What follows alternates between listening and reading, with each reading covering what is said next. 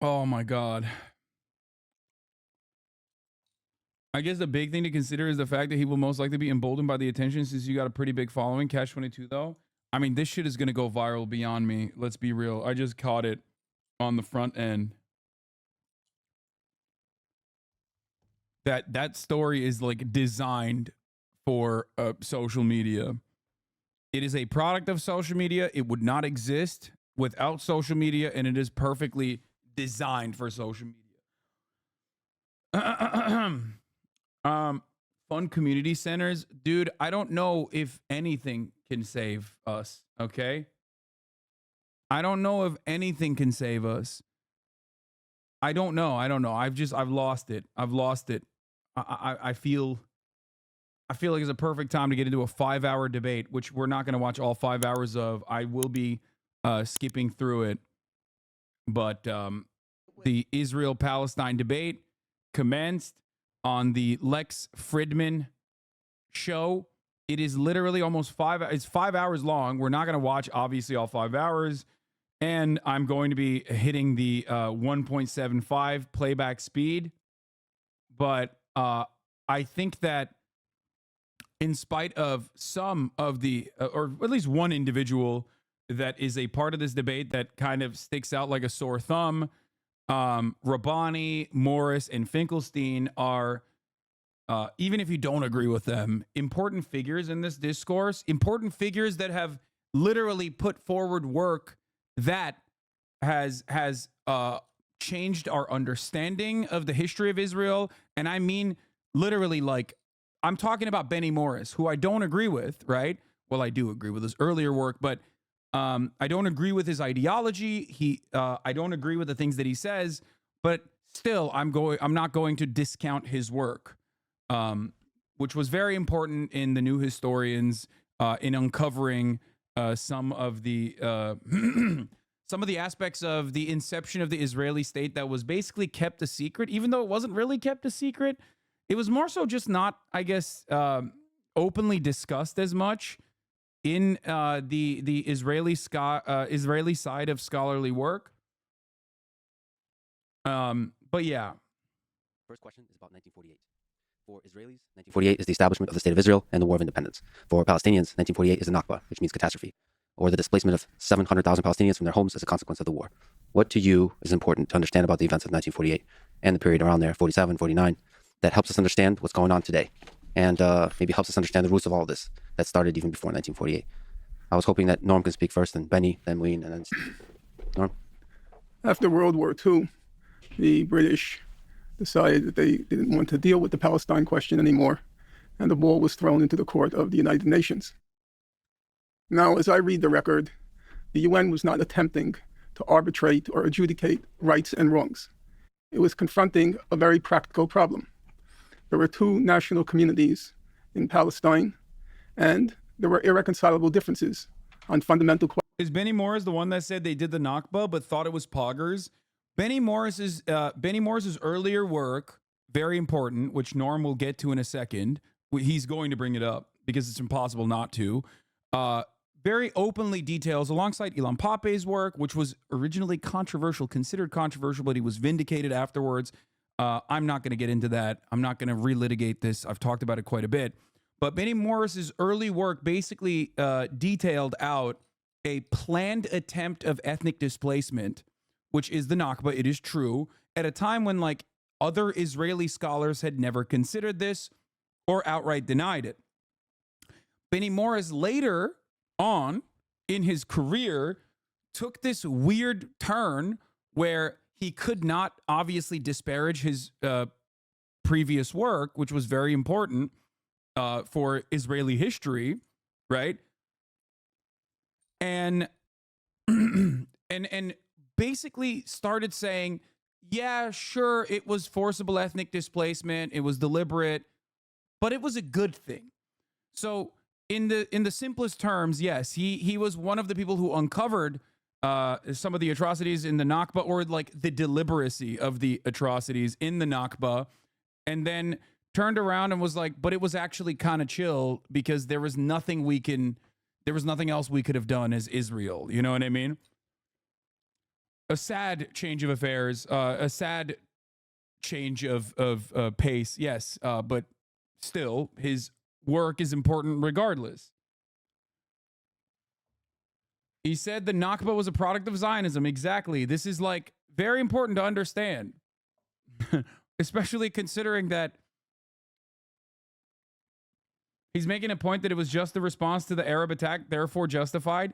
Yeah, except it doesn't really matter because he openly fucking was the one who said there was a deliberate attempt, which a lot of other historians have used his work and investigated further to find that like this deliberate attempt was also calculated, crafted. He didn't say that. You're just making this up. You're just lying. Benny Morris's thesis in Birth was that it was not a systematic plan. It was a complicated process.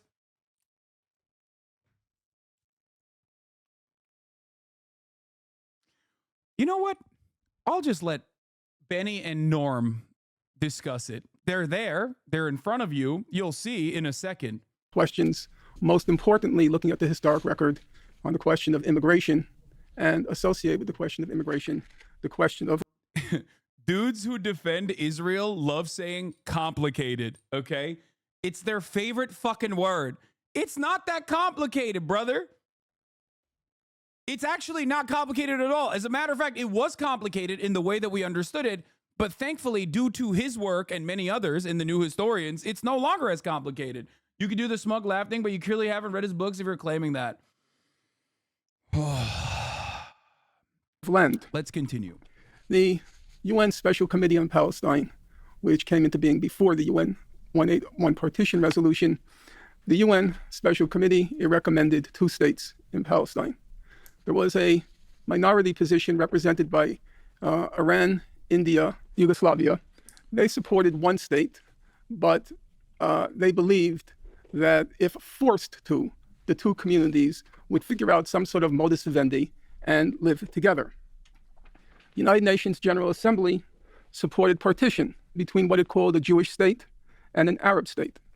Now, in my reading of the record, and I understand there's new scholarship on the subject, which I've not read. My favorite part of this process, we're not going to talk about contemporary Israeli history and like what this version of the genocide looks like, is that like there is a 3,000-year jump that you need to have to be able to justify even the buildup to the Nakba.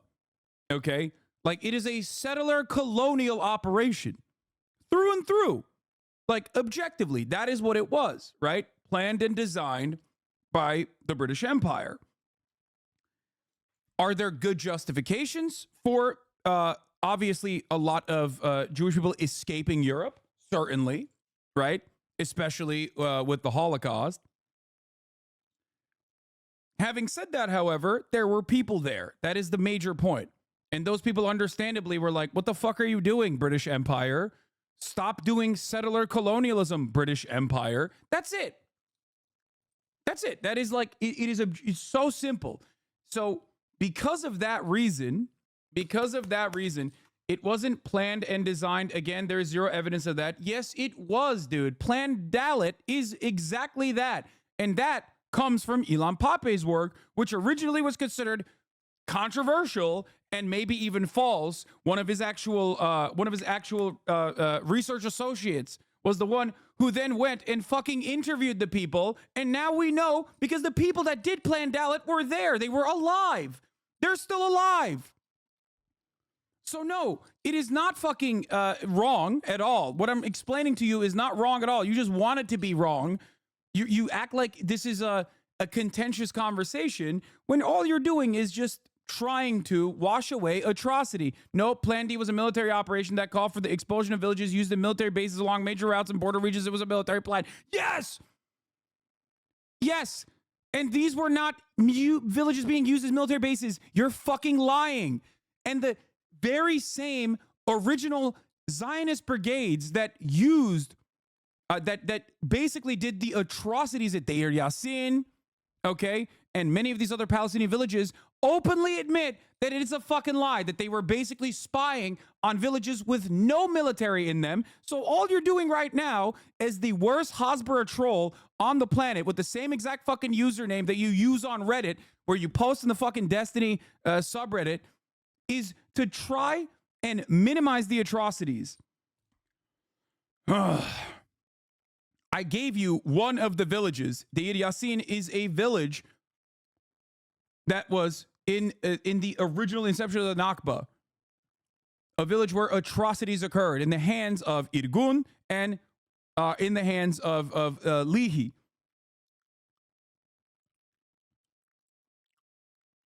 Why do you know that? You know why we know that? You know why we know that? Because the motherfuckers that did the atrocities are still very much alive. And some of the people were left alive as well, so they could go and carry on the fear to the other Palestinian villages, so the forcible expulsion would be easier when they inevitably move to other Palestinian occupied areas. Palestinian occupied areas, I can't believe I'm using that terminology. It's not even occupied, it's just where they lived. The notion that, like, yeah, Tantura is another one. The notion that this is like controversial, if anyone fucking tells you this, if anyone tries to tell you this is a controversial thing, okay? I'm talking about knowing his Reddit because I have the CIA in here. Immediately, they fucking found out that he has the same exact, he has the same exact fucking name on Reddit, and people were talking about it in the chat.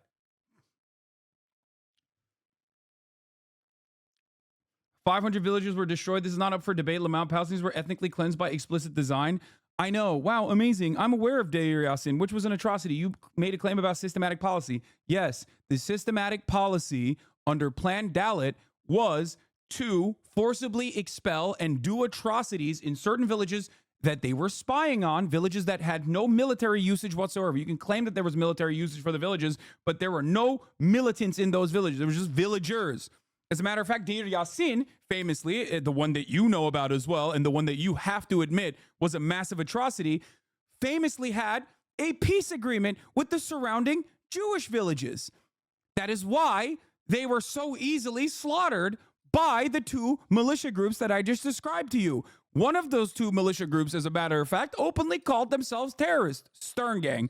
Lihi is literally a terror cell, participated in the King David bombing, but also beyond that, openly fucking consider themselves terrorists. Why do you have to look into who I am? Fucking weird. That's not what Plan D was. There were literally battles in these villages. Oh my God. Okay.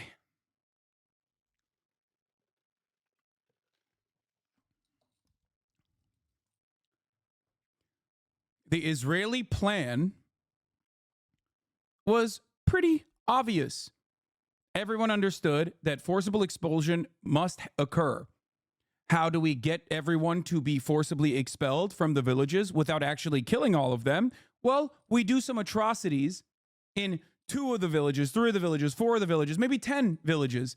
And then when we go to the other places where there's a shit ton of Palestinians, we can just do psychological operations, psyops. That's the modern terminology for it.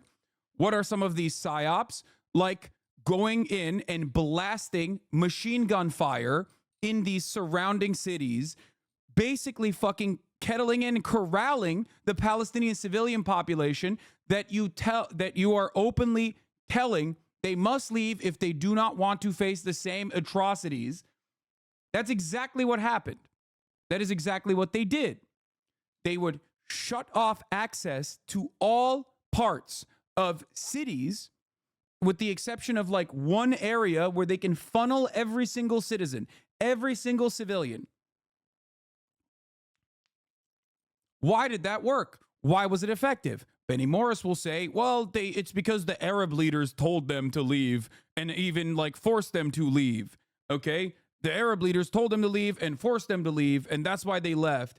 Meanwhile, the real reason as to why many left, which, by the way, even if the Arab leaders told them to fucking leave, it doesn't matter. They should have still been allowed back in. And then the IDF, after the formation of the Israeli state, definitely still kept killing Palestinian villagers that were trying to sneak back into their fucking homes or sneak back to tend their own crop, mind you.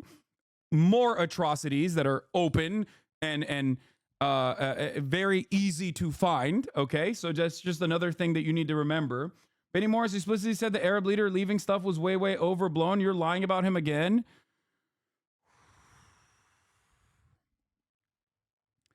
Benny Morris in this conversation is going to literally bring up Arab leadership also telling people to leave. It does not matter. It's the major reasons as to why people left from these villages, even if it was literally Arab leaders who said, leave the fucking villages, we will surround them and we will save you, and then you can come back. It still doesn't matter because these are civilians, dumbass. Unless you think Arabs are a fucking monolithic barbarian horde that must be ethnically cleansed by the supreme Jewish state that came afterwards. And the reality is you do think that because you're a fucking Zionist. And that's what Zionism is. Literally Judeo-supremacy, an ethno-state that must be built. And how do you build that demographic nightmare of an ethno-state? Well, you build it by forcibly displacing Palestinians that live there that aren't Jewish. That's how you do it. That's the whole point. These are civilians. These are farmers, okay? The fact that they were not allowed back into their homes is fucking unacceptable. Even if the Arab leadership was like, yes, leave now and you can come back, which disputed, right? Obviously, if that was the case, then they wouldn't have needed to do Deir Yassin and Tantura and many other atrocities so that they could fucking put the fear of God into the hearts of all these Palestinian civilians that were forcibly displaced, okay? The notion, interesting how debate weirdos usually aren't this bad when you aren't watching specific people. Yes, of course, it's Destiny's fucking audience of like psychotic Hasbara defenders. It's so weird. It's so fucking weird too. Already said that Benny Morris changed his stance and further research expanded on his original ideas. I don't know what you're tripping about the semantics for because he has nothing to do. The only thing he has is semantics because he's butthurt and trying to defend a person's earlier work that was formative and important, as I openly recognized and mentioned, while simultaneously parse it from a pro-Zionist position. But so far as I've read the record, there's no clarity on what the United Nations General Assembly meant by a Jewish state and an Arab state, except for the fact that the Jewish state would be demographically, the majority would be Jewish, and the Arab state demographically would be Arab. The UNSCOP, the UN Special Committee on Palestine, it was very clear, and it was reiterated many times, that in recommending two states, each state, the Arab state and the Jewish state, would have to guarantee full equality of all citizens with regard to political, civil, and religious matters. Now, that does raise the question, if there is absolute full equality of all citizens, both in the Jewish state and the Arab state, with regard to political rights, civil rights, and religious rights, apart from the demographic majority, it's very unclear what it meant to call a state Jewish or call a state Arab. In my view, the partition resolution was the correct decision. I do not believe that the Arab and Jewish communities could, at that point, be made. For the record, it's pretty gross to call me a Zionist ethno-supremacist when I'm just disputing you historical claims. Apparently that's all you can do, though. Keep fucking crying, bitch. What do you mean? Are you not? Are you an anti-Zionist? Is that your claim here? Is that what you're going to do? You're an anti-Zionist? You're an anti-Zionist Benny Morris defender? Like, what's going on? So you disagree with Benny Morris?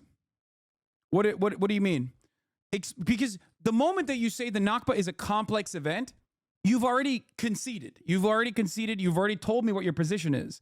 I'm not staking a political position. I'm interested in the fucking history. Yes, you are. Yes, you are. You are a cowardly fence sitter who's not actually a fence sitter at all. Because guess what, dude? Neutrality in the face of clear opposition is siding with the oppressor. And that's precisely what you're doing. And you're doing it in the most cowardly way possible. Oh, I'm not a Zionist. But also, the forcible ethnic displacement of 750,000 Palestinians that was a deliberate attempt made by the inception that followed the inception of the Israeli state actually is not that much of a catastrophe. As a matter of fact, even if it is a catastrophe, it had to happen. So yes, why did it have to happen? So that there could be a majority Jewish state planted on top of this indigenous population that was forcibly expelled from their lands. You are no different in many respects to a Holocaust denier trying to be like, well, I'm just asking questions, bro. Is it actually 6 million? But the only difference is our reception of this information is not seen the same, because the atrocities obviously are not the same, right? In severity.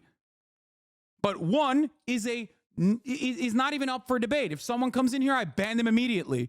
If someone came in here and tried to fucking do this exact same kind of like atrocity denial, I would ban them for the Holocaust. I would ban them. Understandably so, because why the fuck would I debate a fascist? But when it comes to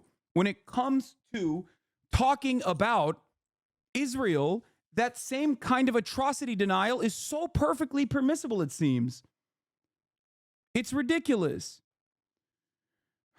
And it's not even just the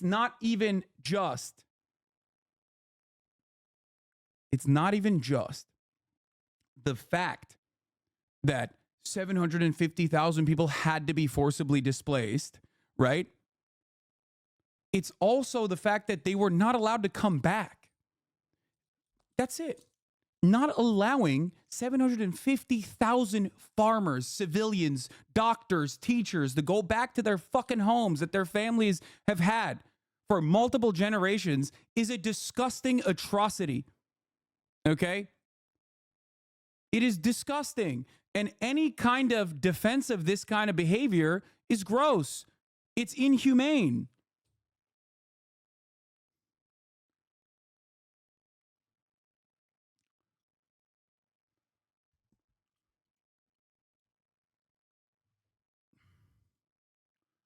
He's just debating the semantics and nitty-gritty facts when it doesn't matter because the displacement and atrocities still happen. Yes. Are you incapable of separating your politics from academic investigation? A complex process can lead to facts that can be endorsed by pro or anti-Zionists. And yes, they barred return. I'm not denying that.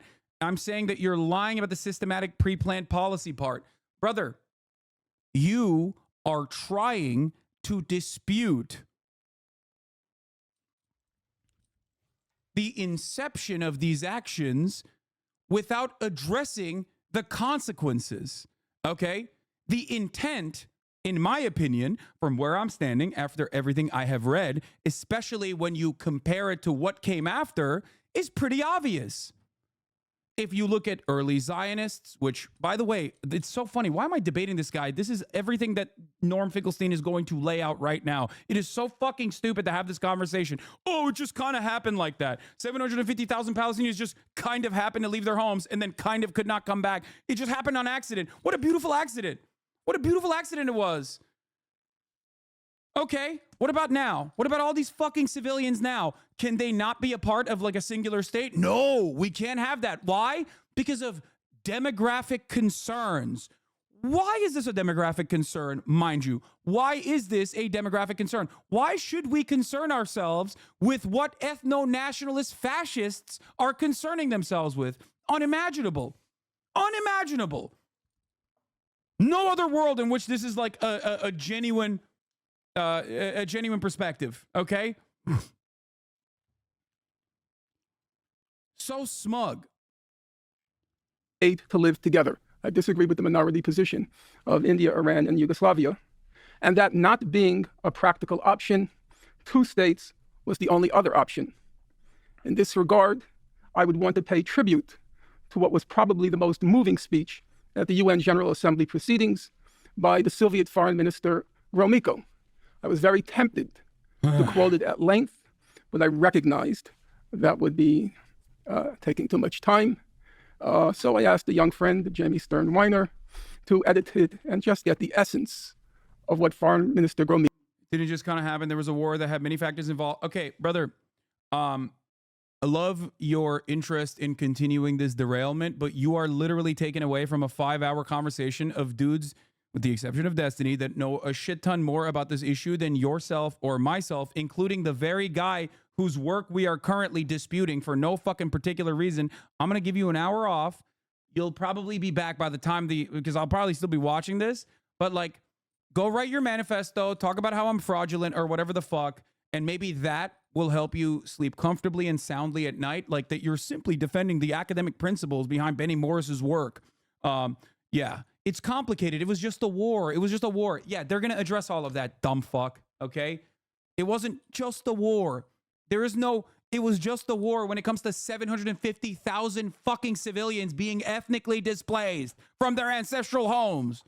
Okay? What comes after just the war is it only works if you legitimately in your mind believe that like Arabs are a monolithic force of barbarian primitives. Okay? Like apes. It's so stupid. Gromyko had to say. During the last war, Gromyko said, the Jewish people underwent exceptional sorrow and suffering. Without any Let's be honest, would you cover this debate if D wasn't in it?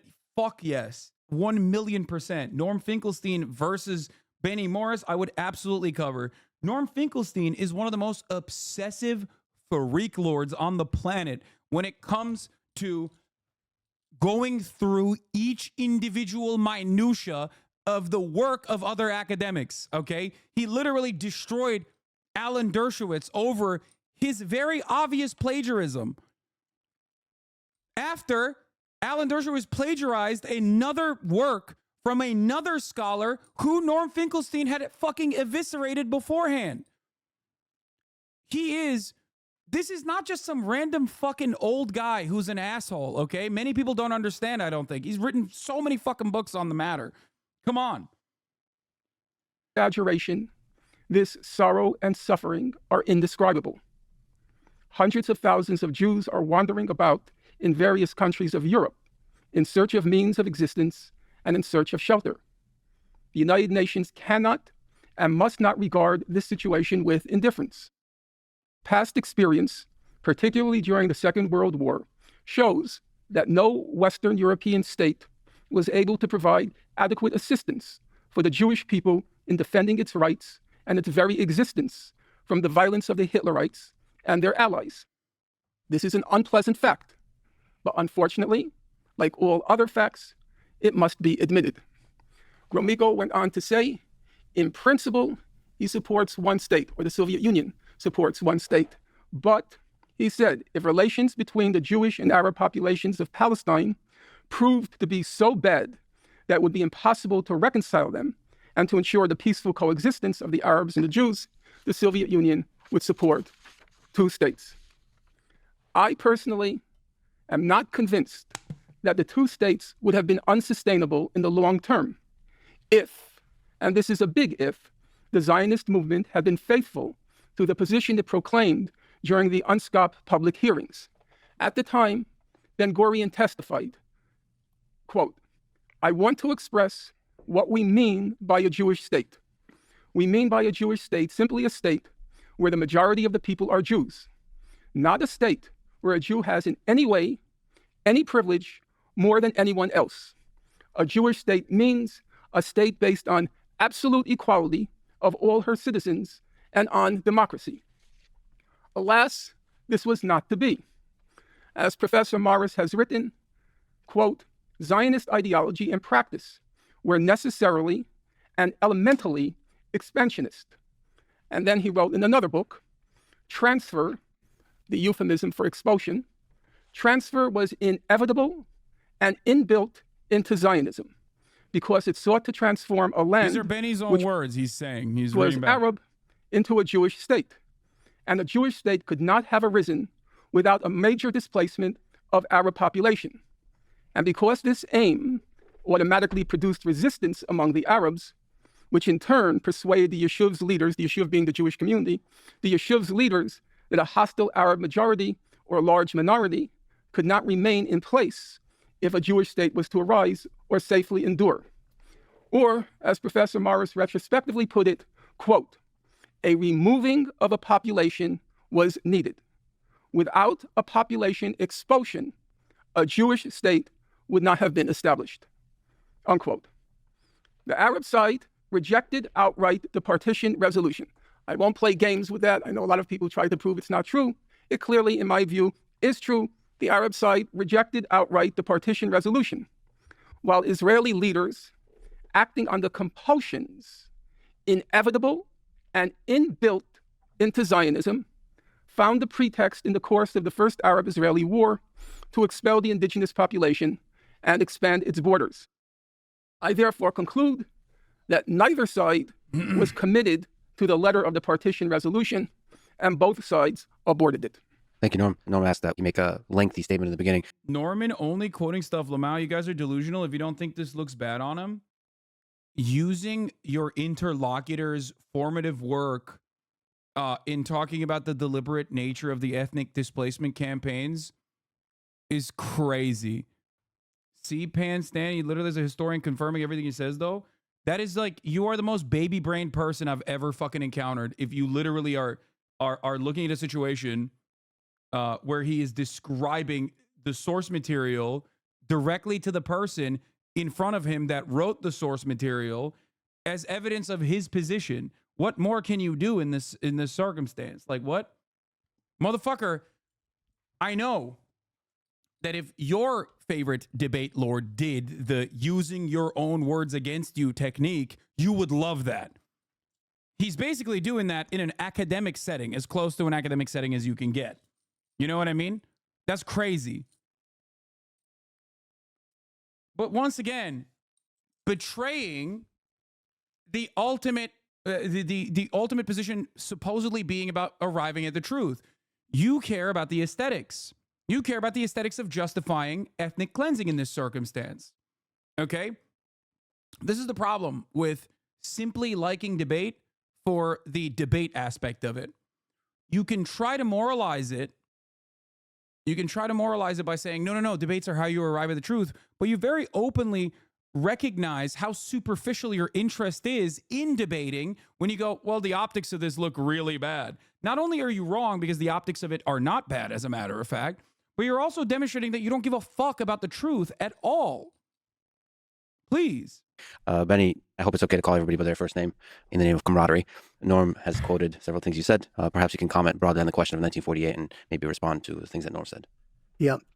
UNSCOP, the United Nations Special Committee on Palestine, recommended partition. The majority of UNSCOP recommended partition, which was accepted by the UN General Assembly in November 1947, essentially looking back to the Peel Commission in 1937. 10 years earlier, a British commission had looked at the problem of Palestine, the two warring national groups who refused to live together, if you like, or consolidate a unitary state between them. And Peel said there should be two states. That's the principle. The country must be partitioned into two states. This would give a modicum of justice to both sides, if not all their demands, of course. And the United Nations followed suit. The United Nations, UNSCOP, and then the UN General Assembly, representing the will of the international community, said two states is the just solution in this complex situation. The problem was that immediately with the passage of the resolution, the Arab states and the Arabs of Palestine said no, as Norman Finkelstein said. They said no, they rejected the partition idea, the principle of partition, not just the idea of what percentage which side should get, but the principle of partition they said no to. The Jews should not have any part of Palestine for their sovereign territory. Maybe Jews could live as a minority in Palestine. That also was problematic in the eyes of the Palestinian Arab leadership. Hussein had said only Jews who were there before 1917 could actually get citizenship and continue to live there. But the Arabs rejected partition, and the Arabs of Palestine launched, in very disorganized fashion, war against the resolution, against the implementation of the resolution, against the Jewish community in Palestine. And this was their defeat in that civil war between the two communities while the British were withdrawing from Palestine, led to the Arab invasion, the invasion by the Arab states in May 1948 of the country. Again, basically with the idea of eradicating or preventing the emergence of a Jewish state in line with the United Nations decision and the will of the international community.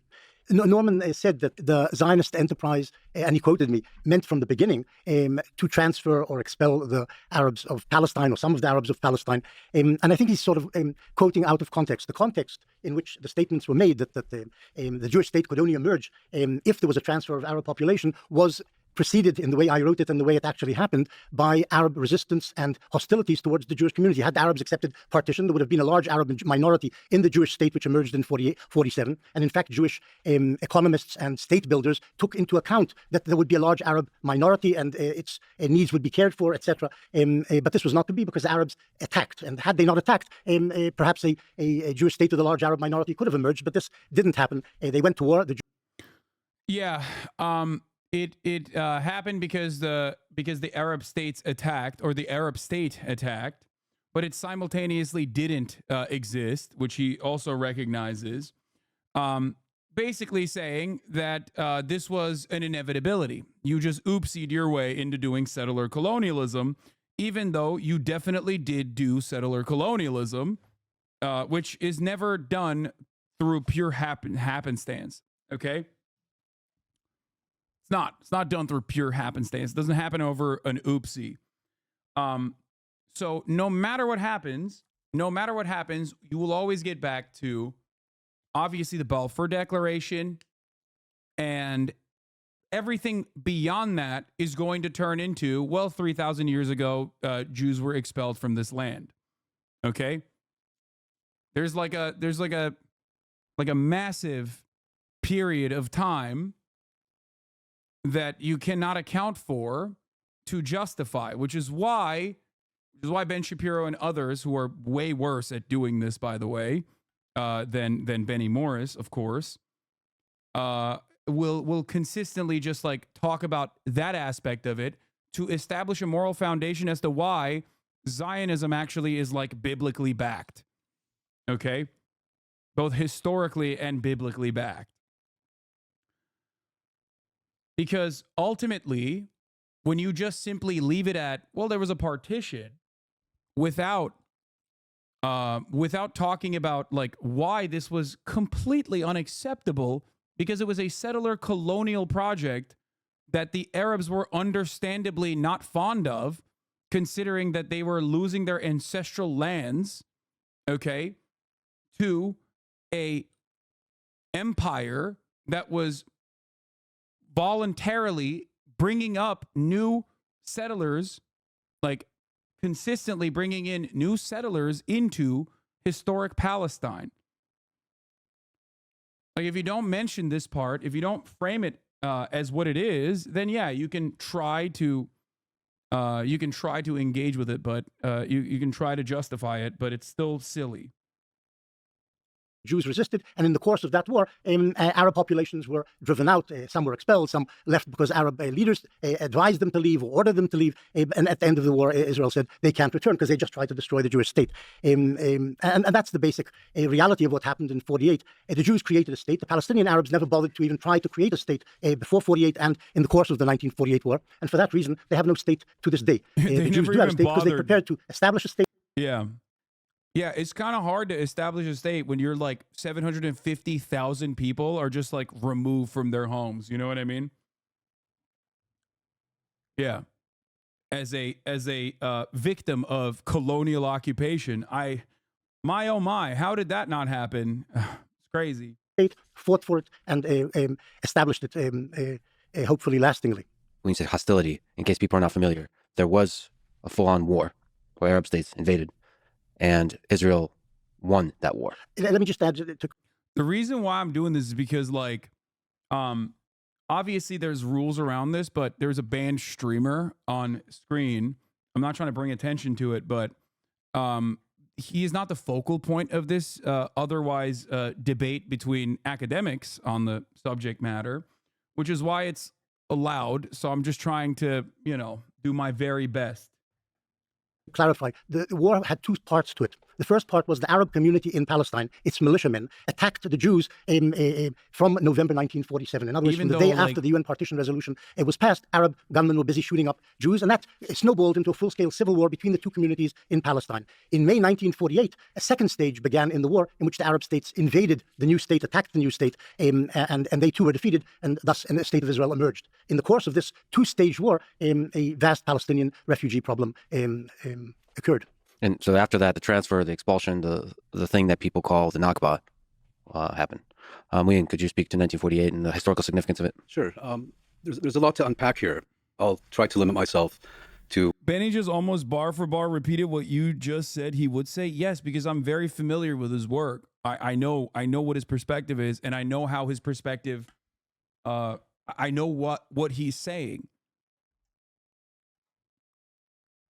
That is why it's not like it's not pre-watching something. It's just knowing that it's just knowing what he is going to say, because I've read his work. Just a few points regarding Zionism and transfer. I think Chaim Weizmann, the head of the World Zionist Organization, had it exactly right when he said that the objective of Zionism is to make Palestine as Jewish as England is English or France is French. In other words, as Norman explained, a Jewish state requires Jewish political, demographic, and territorial supremacy. Without those three elements, the state would be Jewish in name only. And I think what distinguishes Zionism is its insistence, supremacy, and exclusivity. That would be my first point. The second point is, I think what the Soviet foreign minister at the time, Andrei Gromyko, said is exactly right, with one reservation. Gromyko was describing a European savagery unleashed against Europe's Jews. At the time, it wasn't Palestinians or Arabs. The savages and the barbarians were European to the core. It had nothing to do with developments in Palestine or the Middle East. Secondly, at the time that Gromyko was speaking, those Jewish survivors of the Holocaust and others who were in need of safe haven were still overwhelmingly on the European continent and not in Palestine. And I think, given the scale of the savagery, I don't think that any one state or country should have borne the responsibility for addressing this crisis. I think it should have been an international responsibility. The Soviet Union could have contributed. Germany certainly could and should have contributed. The United Kingdom and the United States, which slammed their doors shut to the persecuted Jews of Europe as the Nazis were rising to power, they certainly should have played a role. But instead, what passed for the international community at the time decided to partition Palestine. And here I think we need to judge the partition resolution against the realities that obtained at the time. Two-thirds of the population of Palestine was Arab. The Yishuv, the Jewish community in Palestine, constituted about one-third of the total population and controlled even less of the land within Palestine. As a preeminent Palestinian historian, Walid al-Khalidi has pointed out, the partition resolution, in giving roughly 55% of Palestine to the Jewish community, and I think 42% to the Arab community, to the Palestinians, did not preserve the position of each community or even favor one community at the expense of the others. Rather, I'm cringing so fucking hard at my community. Listen to the words that are coming out of these people's mouths instead of hyper-focusing and hyper-fixating like a bunch of brain-broken, drama-obsessed fucking perverts about why destiny is there. We already fucking covered it, okay? Stop. Jesus Christ. I'm not watching this because destiny's there, okay? Please stop obsessing. You are behaving exactly in the same way that his community obsesses. Please. Jesus Christ, dude. Just like you're missing the forest for the trees. I've seen thousands of comments at this point in the chat, hyper focusing, hyper fixating on one aspect of this. Okay?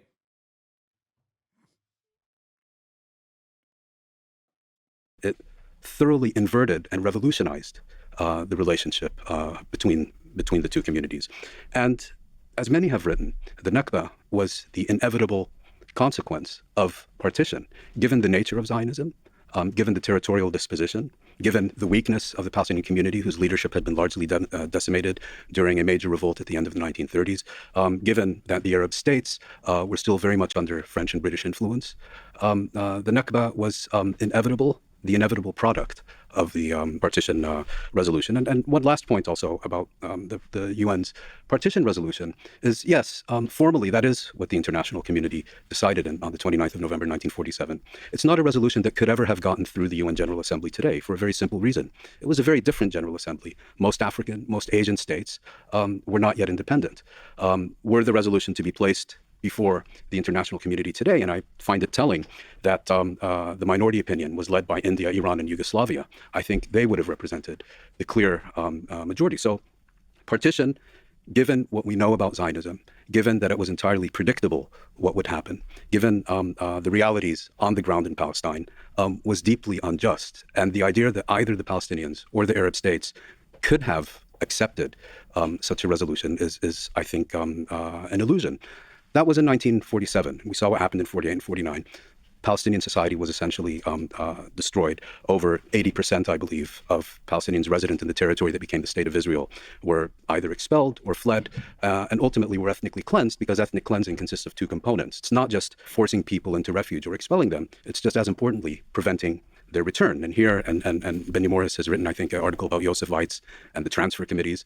There was a very detailed initiative to prevent the return, and it consisted of razing hundreds of Palestinian villages to the ground, which was systematically implemented, and so on. And so Palestinians became a stateless people. Now, what is the most important reason that no Arab state was established in Palestine? Well, since the 1930s, the Zionist leadership and the Hashemite leadership of Jordan, as has been thoroughly researched and written about by the Israeli-British historian Avi Shlaim, essentially colluded to prevent the establishment of an independent Arab state in Palestine in the late 1940s. There's much more here, but I think those are the key points I would make about that. Also beyond the already 750,000 people being forcibly moved and not allowed to return to their homes at gunpoint is kind of a big deal. Basically destroys any kind of like state development project that you could have had. You know what I mean? A lot of this argument basically does resort back to, always reverts back to might is right. That's it. Might is right politics. Like the Europeans got to do a little bit of a colonialization. Why can't we type shit? 1948. We may talk about Zionism, Britain, UN assemblies, and all the things you mentioned. There's a lot to dig into. So, again, if we can keep it to just one statement moving forward, sure. After Stephen, if you want to go a little longer. Also, we should acknowledge the fact that the speaking speeds of people here are different. Stephen speaks about 10 times faster than me. Stephen, do you want to comment on 1948? Yeah, I think it's interesting where people choose to start the history. I notice a lot of people like to start at either 47 or 48 because it's the first time where they can clearly point to a catastrophe that occurs on the Arab side that they want to ascribe 100% of the blame to the newly emergent Israeli state to. But I feel like when you have this type of reading of history, it feels like the goal is to moralize everything first and then to pick and choose facts that kind of support the statements of your initial moral statement afterwards. Whenever people are talking about 48 or the establishment of the Arab state, I never hear about the fact that a civil war started in 47. That was largely instigated because of the Arab rejectionism of the 47 partition plan. I never hear about the fact that the majority of the land that was... Yeah, the rejectionism comes from rejecting a settler colonial operation that the British Empire had put forward, and it predates 1947 as well. Just for the record. Bro's so scared of zest and he's covering his face, or because he's fucking banned, dumbass. You know.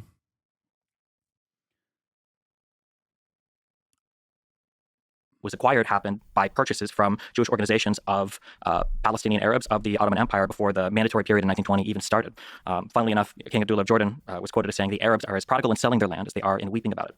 I never hear about the multiple times that Arabs rejected partition, rejected living with Jews, rejected any sort of state that would have even had any sort of Jewish exclusivity. It's funny because this is literally rehashing like all the things that they just talked about, by the way. It was brought up before that only being presented as like, well, it's really interesting that you're refusing to reckon with some of these facts, right? The partition plan was unfair, and that's why the Arabs rejected it, as though they rejected it because it was unfair, because of the amount of land that Jews were given, and not just due to the fact that Jews were given land at all, as though a 30% partition or a 25% partition would have been accepted, when I don't think that was the reality of the circumstances. I feel like most of the other stuff has been said, but I noticed that whenever people talk about 48 or the years preceding 48, I think the worst thing that happens is there's a cherry picking of the facts where basically all of the blame is ascribed to this. Cherry picking of the facts. Dude, okay. I just want to point out something here, but there is no... This is basically just a rehashing of you know, the argument that Benny Morris presented, which in the simplest, perhaps a little too reductive, but in the simplest terms, is ascribing blame to the victims of ethnic displacement. They deserved it, and also everything that came afterwards, they also deserved. And you can't really make this argument unless you are personally of the mind, the mindset, the opinion that, like, again, Arabs are monolithic and also cannot be reasoned with. They only understand force, and also other than the fact that Arabs are monolithic, that they were asking for it. Like, they were asking for this ethnic displacement to occur And that is why, beyond the ethnic displacement that the Palestinians were subjected to, there's a good reason for why they also were made to not return to their ancestral homelands after as well. Like they resisted settler colonialism, and therefore, Might is right. They resisted settler colonialism, and that's why we had to, carve out the Israeli state in the way that we did. This built-in idea of Zionism that because of a handful of quotes or because of an ideology, we can say that transfer or population expulsion or basically the mandate of all of these Arabs being kicked off the land was always going to happen, when I think there's a refusal sometimes as well to acknowledge that regardless of the ideas of some of the Zionist leaders, there is a political, social, and military reality on the ground that they're forced to contend with. And unfortunately, the Arabs, because of their inability to engage in diplomacy and only to use tools of war to try to negotiate everything going on in mandatory Palestine, basically always gave the Jews a reason or an excuse to fight and acquire land through that way because of their refusal to negotiate on anything else, whether it was the partition plan in 47, whether it was the Lausanne Peace Conference afterwards, where Israel even offered to annex Gaza in 51, where they offered to take in 100,000 refugees. Every single deal is just rejected out of hand because the Arabs don't want a Jewish state anywhere in this region of the world. I would like to engage Professor I mean, he literally did say that. Okay. He said Arabs cannot be reasoned with, basically. Like, that's insane. The problem is that this kind of argumentation does work when the audience that's like receiving this information also kind of has that same underlying assumption due to war on terror, Islamophobia, anti-Arab sentiment that is so ever present in American society, in the Western world in general. So, that is, yes, it's motivated reasoning, and a lot of people do have it, and they don't want to go against their learned prejudices, their learned biases that are basically permanent, like always there. So you're not just arguing against, you're not in that situation. You're never really arguing against like the fundamental facts of history. You're basically arguing against like the social conditioning of a person who is going to have this underlying premise that like Arabs, you can't deal with them. You just have to be violent with them. That's the only way you can. That's the only way you can deal with them. Morris, if you don't mind, I'm not with the first name. It's just not my way of relating. You can just call me Morris. You don't need the professor. Okay. There's a real problem here, and it's been a problem I've had over many years of reading your work. Apart perhaps from as grandchild, I suspect nobody knows your work better than I do. I've read it many times, not once, not twice, at least 3 times, everything you've written. And the problem is, it's a kind of quicksilver. It's very hard to grasp a point and hold you to it. So we're going to try here to see whether we can hold you to a point. And then you argue with me the point. I have no problem with that. Your name, please? Stephen Bonnell. Okay. Mr. Bonnell referred to cherry picking and handful of quotes. Now, isn't it funny that the dude in the chat, by the way, was basically repeating exactly what Mr. Bonnell ended up saying, being like, oh, you're cherry picking Benny Morris's work, actually. Turns out I was already fucking duking it out with the video, goddammit, ahead of time. It's true that when you wrote your first book on the Palestinian refugee question, you only had a few lines on this issue of transfer. 4 pages. Yeah. In the first book. In the first book, 4 pages. Maybe 4. I'm not going to quarrel. My memory's not clear. We're talking about 40 years ago. I read it, but then I read other things about you. Okay. And you were taken to task, if my memory is correct, that you hadn't adequately documented the claims of transfer. Allow me to finish. And I thought that was a reasonable challenge because it was an unusual claim for a mainstream Israeli historian to say. The reasonable challenge for me is fucking not getting so invested in this conversation that I forget to run the top of the hour ad break again, and then only running it in the middle of the hour again. 2 hours in a fucking row now. And the challenge for you is to avoid said ad break by subscribing for $5 or for free. Here's a 3-minute ad break now. Say, as you did in that first book, that from the very beginning, transfer figured prominently in Zionist thinking. That wasn't unusual. If you read Anita Shapiro, you read Shabtai Tevitt, that was an unusual acknowledgement by you. And then I found it very impressive that in that revised version of your first book, you devoted 25 pages to copiously documenting the salience of transfer in Zionist thinking. And in fact, you used a very provocative and resonant phrase. You said that transfer was inevitable and inbuilt into Zionism. We're not talking about circumstantial factors, a war, Arab hostility. You said it's inevitable and inbuilt into Zionism.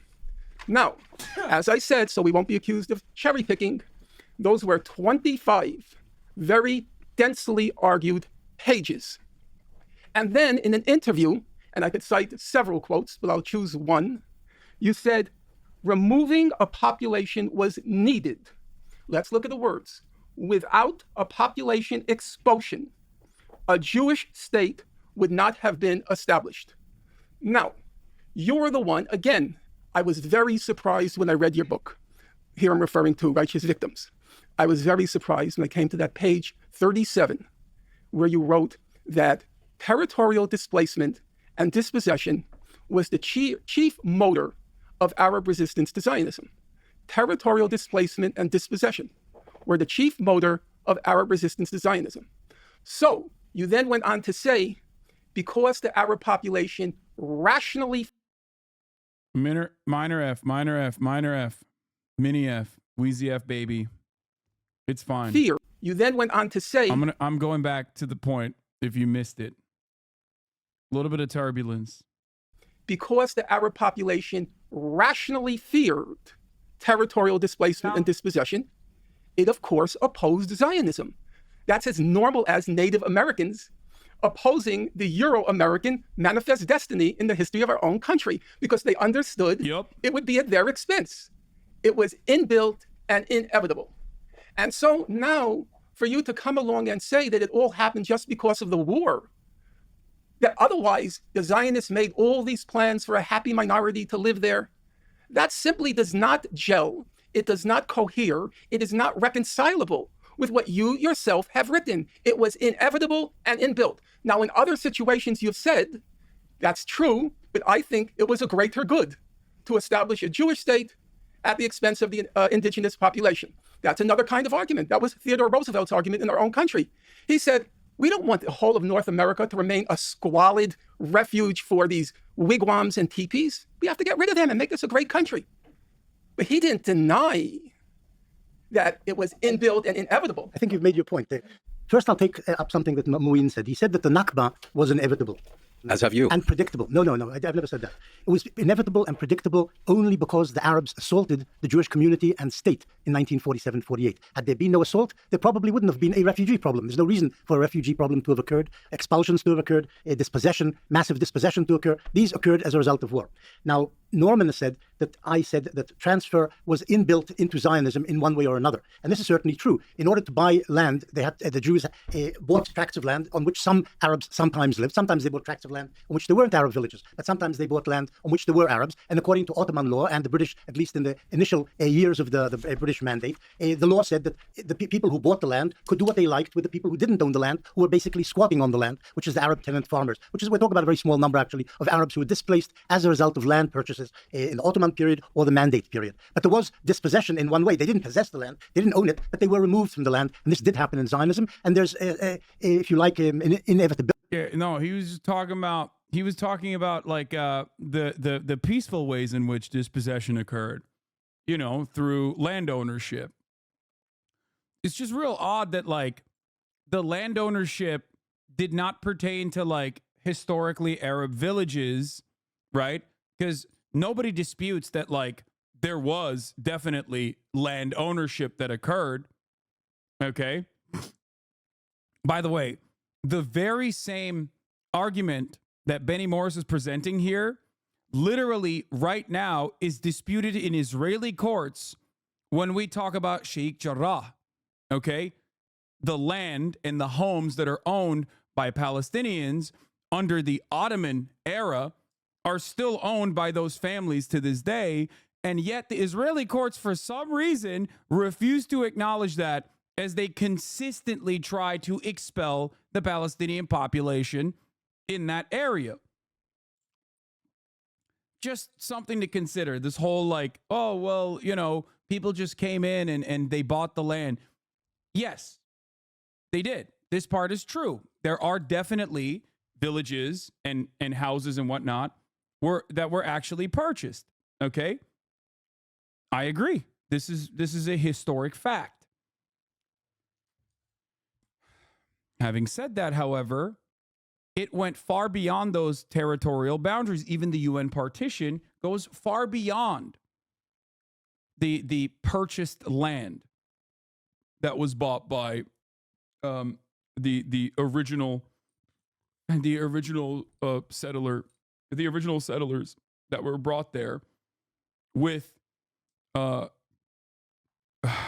they were brought there by the British Empire. Ability in Zionist ideology of buying tracts of land and for the record, you know, it is really funny to bring this up as an American, you know, like as we are living in the United States of America, because the inception of Israel and the claim that like, well, you know, some of the land was actually purchased by the settlers is pretty funny. Yeah, dude. You know, we did that too. I don't know if you know that.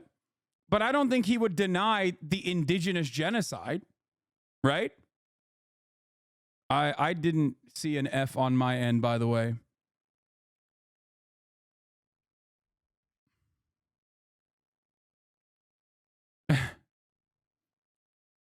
I don't think Benny Morris, I don't know, maybe he denies maybe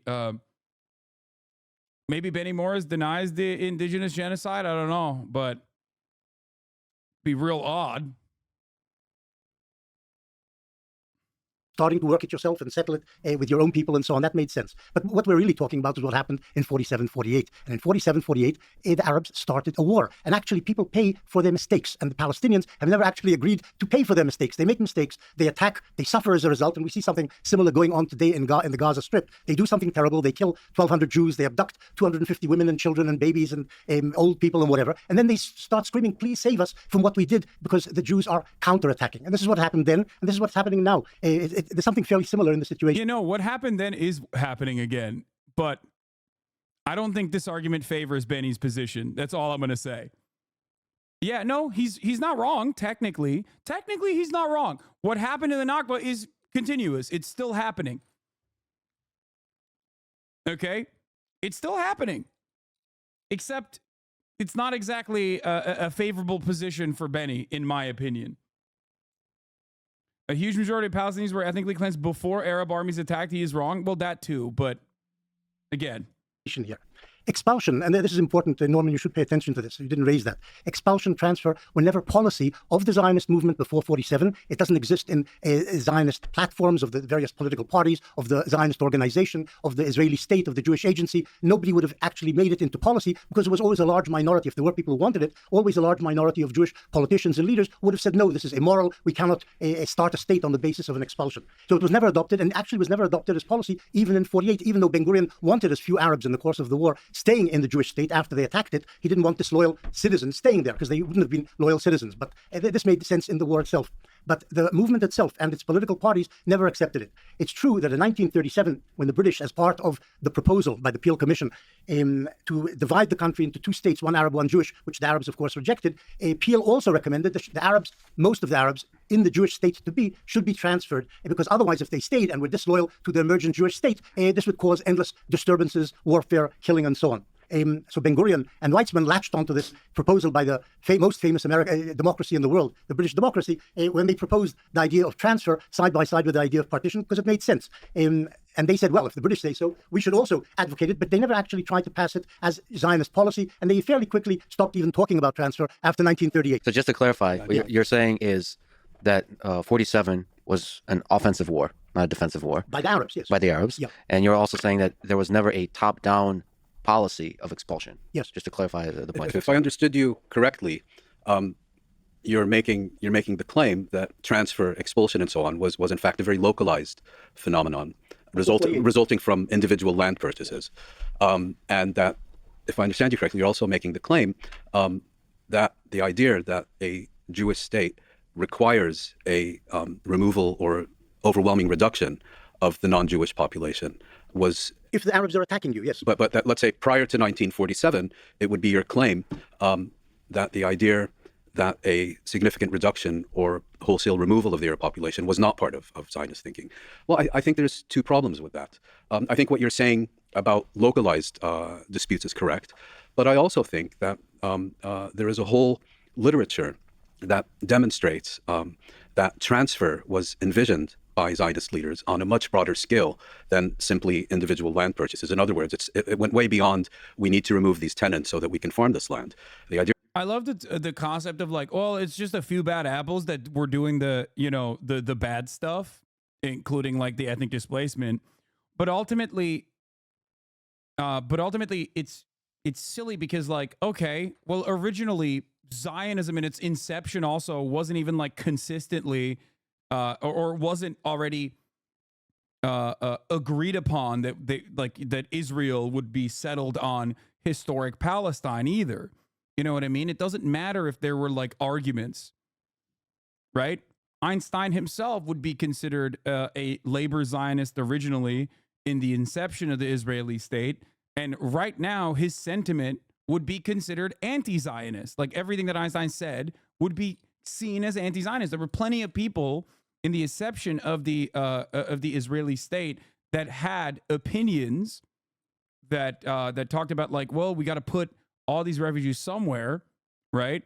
That would now, if you look at their entire body of work, especially on the development of the Israeli state, would be considered anti-Zionist, like rugged anti-Zionist. Idea was we can't have a state where all these Arabs remain and we have to get rid of them. And the second, I think, impediment to that view is that long before the UN General Assembly convened to address the question of Palestine, Palestinian and Arab and other leaders as well had been warning ad infinitum that the purpose of the Zionist movement is not just to establish a Jewish state, but to establish an exclusivist Jewish state, and that transfer, forced displacement, was fundamental to that project. And just responding to, sorry, was it Bunnell or Donnell? Yeah. With a B? Yeah. Yeah. You made the point that the problem here is that people don't recognize is that the first and last result for the Arabs is always war. Yeah, show the contradiction. Benny is not showing problem in the idea that colonization may have been nonviolent, which is impossible because you can't colonize without the removal of peoples. Exactly. Like, Benny's argument ultimately reduces to, because of his earlier work, basically mapping out the expulsion of and the ethnic transfer of Palestinians from their ancestral homes, almost always will result in either A, it was for a higher purpose that was ultimately good, which then still justifies the same colonial endeavors, or basically this false reality that never happened, that oh well, they intended to do like a peaceful colonial project without any resistance whatsoever, and because the people that were there resisted at the incredibly violent means that the early Zionist brigades took in this forcible ethnic displacement campaign, that they kind of asked for it. They were just deserving of this this inevitable ethnic displacement. Or I think there's a problem with that. I think you might do well to recall the 1936 general strike conducted by Palestinians at the beginning of the revolt, which at the time was the longest recorded general strike in history. You may want to consult the book published last year by Laurie Allen, A History of False Hope, which discusses in great detail the consistent engagement by Palestinians, their leaders, their elites, their diplomats, and so on, with all these international committees. If we look at today, the Palestinians are once again going to the International Court of Justice. They're consistently trying to persuade the chief prosecutor of the International Criminal Court to do his job. They have launched widespread boycott campaigns. So, of course, the Palestinians have engaged in military resistance. But I think the suggestion that this has always been their first and last resort, and that they have somehow spurned civic action, spurned diplomacy, I think really has no basis in reality. I'll respond to that, and then a question for Norm, take into account, I think, when he answers Benny. Because I am curious. Obviously, I have fresher eyes on this, and I'm a newcomer to this arena versus the three of you guys for sure. A claim that gets brought up a lot has to do with the inevitability of transfer in Zionism, or the idea that as soon as the Jews envisioned a state, fresher for sure, considering that one, didn't know where Israel was on a map. Two, thought Recep Tayyip Erdogan was the president of Israel at a certain point. So yeah, I mean, this was of course after he had already made up his mind on why genocide is definitely what must happen. Everything is post hoc rationalizations after that original point that he made weeks before he even started looking at. Oh, did he say Erdogan was the president of Egypt? Is that what you mean? So, you know, he does definitely have fresher eyes on it. in Palestine, they knew that it would involve some mass Yeah. Fresher eyes, like I'm rushing to do my homework after I refused to do it until the very last moment. transfer of population, perhaps a mass expulsion. I'm sure we'll talk about Plan Dalet or Plan D at some point. The issue that I run into is, while you can find quotes from leaders, while you can find maybe desires expressed in diaries, I feel like it's hard to truly ever know if there would have been mass transfer in the face of Arab peace, because I feel like every time there was a huge deal on the table that would have had a sizable Jewish and Arab population living together, the Arabs would reject it out of hand. So for instance, when we say that transfer was inevitable, when we say that Zionists would have never accepted, a sizable Arab population, how do you explain the acceptance of the 47 partition plan that would have had a huge Arab population living in the Jewish state? Is your contention that after the acceptance of that, after the establishment of that state, that Jews would have slowly started to expel all of these Arab citizens from their country? Or how do you explain that in... Well, here's a really good argument for that, but the Palestinian citizens of Israel didn't actually get full-blown rights until 1967, so it was already an apartheid state from its inception. So yeah, I think it's a pretty solid argument to present that, yeah, no, Israel had no interest in like making the lives of the Arab citizens that were now living in what we know as Israel meaningful or fine. I think that they were doing exactly what they are doing in the West Bank right now on occupied territory that they're illegally occupying. But they were doing that to the Palestinian citizens of Israel that lived inside of the territorial boundaries of what we know as Israel between the time frame of 1948 till 1967. For those of you who don't know, until 1967, Palestinian citizens of Israel, the Arab Christians and Arab Muslims living inside of the Israeli territory, were not subjected to the normal civil court system that Israeli citizens, Jewish citizens of Israel, were utilizing. Even now, by the way, Palestinian citizens of Israel, post-1967, when they were afforded the same, due process instead of being subjected to the martial court, the army court, okay, they still, for example, can be expelled from neighborhoods or be refused entry into, well, not entry, but be refused if they want to like rent an apartment, for example, in a community that is designed specifically for Jewish people. This happens right now, by the way, in 2024, inside of the territorial boundaries of Israel, where Israel consistently says, well, what are you talking about? We have a Arab Supreme Court justice in our Supreme Court. You know what I mean? Like, how could you say this is an apartheid state? This is before we, of course, consider the millions of people trapped inside of Gaza and the millions of people that are trapped under the brutal, oppressive apartheid regime of Israel in occupied West Bank. Lausanne a couple years later that... By the way, before we move on with this, I do have to say here that like Lex having Destiny on to argue on behalf of Israel is kind of really bad for Benny Morris, because while he is good at invoking emotion and trying to like point out inconsistencies and flaws in the arguments by using like quips and whatnot, ultimately, Norm is a massive debate lord himself, 100%, and he is infinitely more well-versed in this subject matter. This is his life's work, you know what I mean?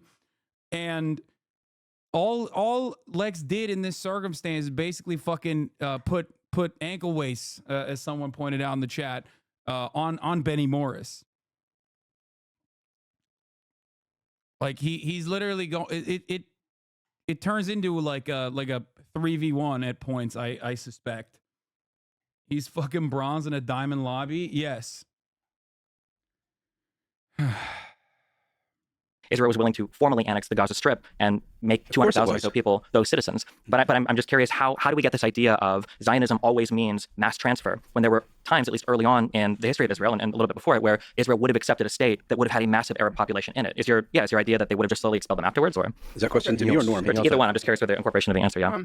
There's some misunderstandings here, so let's try to clarify that. Number one, it was the old historians who would point to the fact, in Professor Morris's terminology, the old historians, what he called not real historians, he called them chroniclers, not real historians. It was the old Israeli historians who denied the centrality of transfer in Zionist thinking. It was then Professor Morris who... He's laughing because, once again, Benny's in already a shitty position because of his work.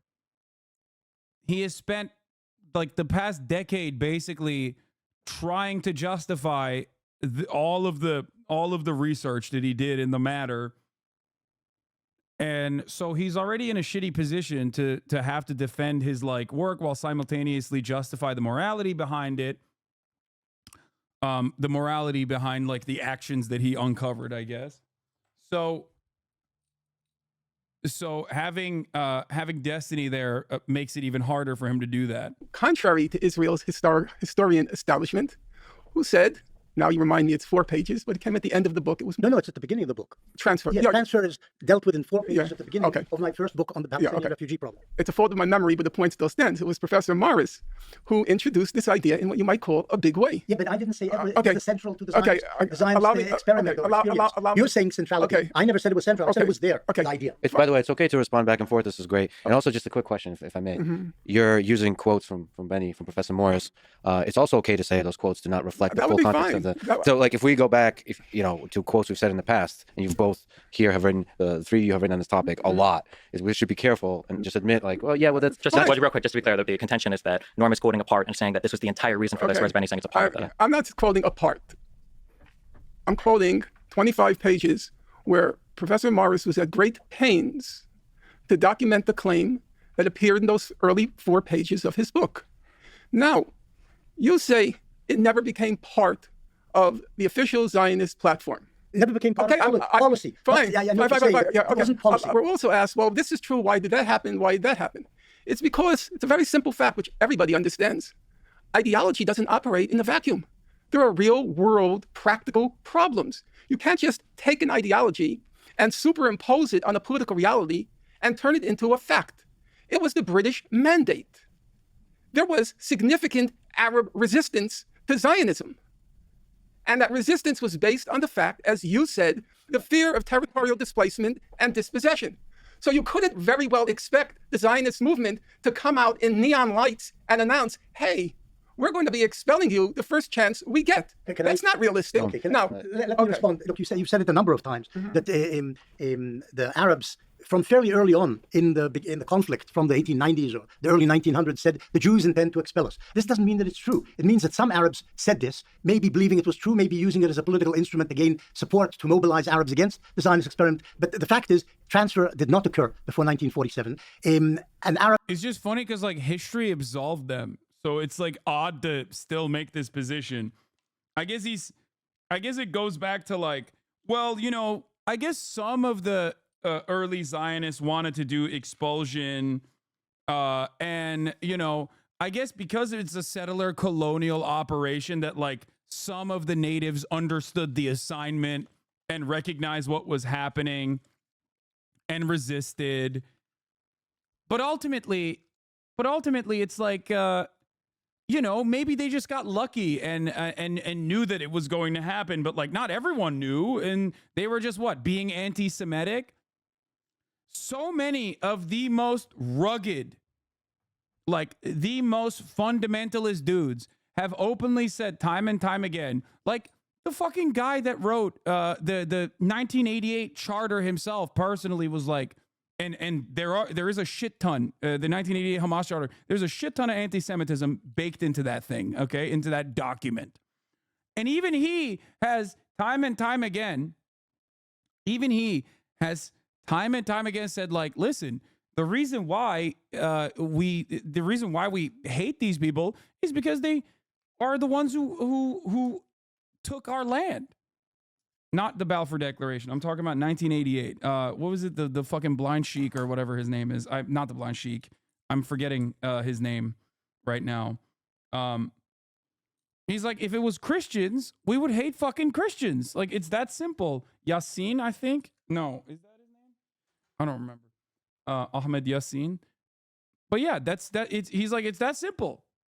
Arabs later said, and since then, have said that the Jews want to build a third temple on the Temple Mount, as if that's what really the mainstream of Zionism has always wanted and always strived for. But this is nonsense. It's something that Husseini used to use as a way to mobilize masses for the cause, using religion as the way to get them to join him. The fact that Arabs said that the Zionists wanted to dispossess us doesn't mean it's true. It just means that some Arabs thought that, maybe said it sincerely and maybe insincerely. Professor Morris. Later it became a self-fulfilling prophecy. This is true. Professor because Morris, the Arabs attacked the Jews. Professor Morris, I read through your stuff. Even yesterday, I was looking through Righteous Victims. You should read other things. You're wasting your time. No, actually, no.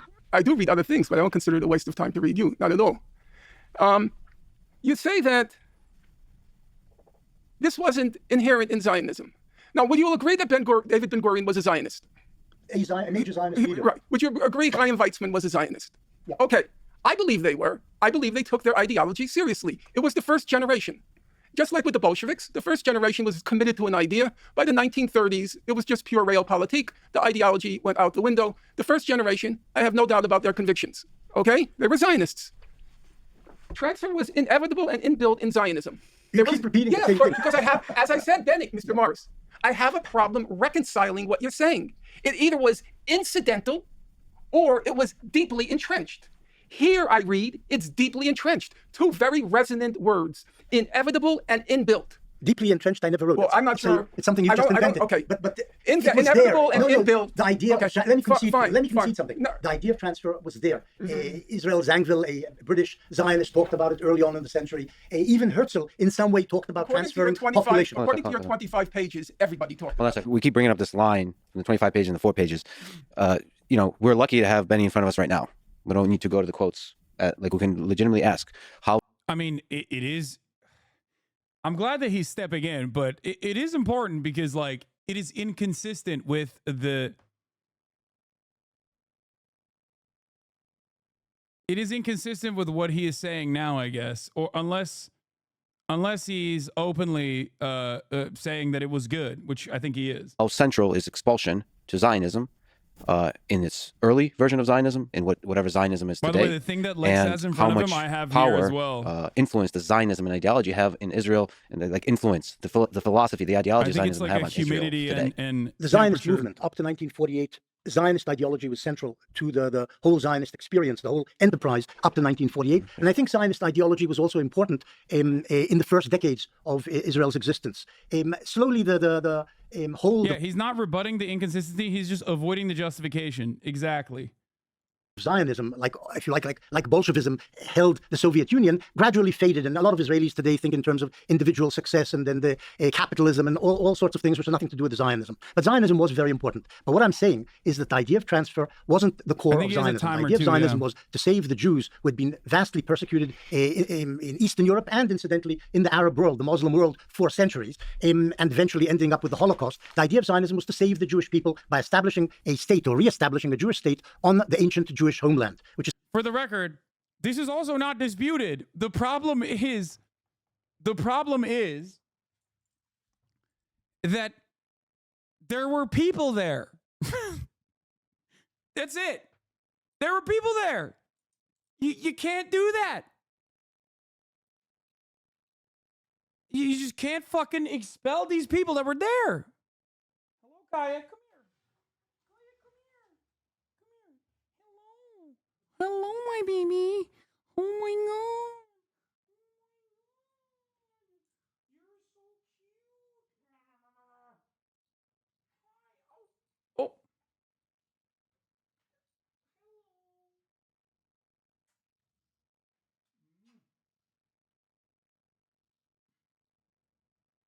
What a cutie patootie she is. Okay, place. I'm gonna give you We'll give you a treat. Place. Good girl. Good girl. Look at this. What is this? A banana.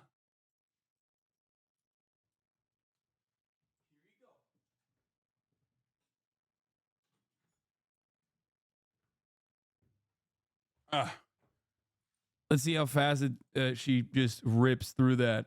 The fact that they use the saying "a land without a people for a people without a land" gives away the game. They clearly wanted ethno state without Palestinians. Or yeah, oopsie, there are people there in the land. Oops.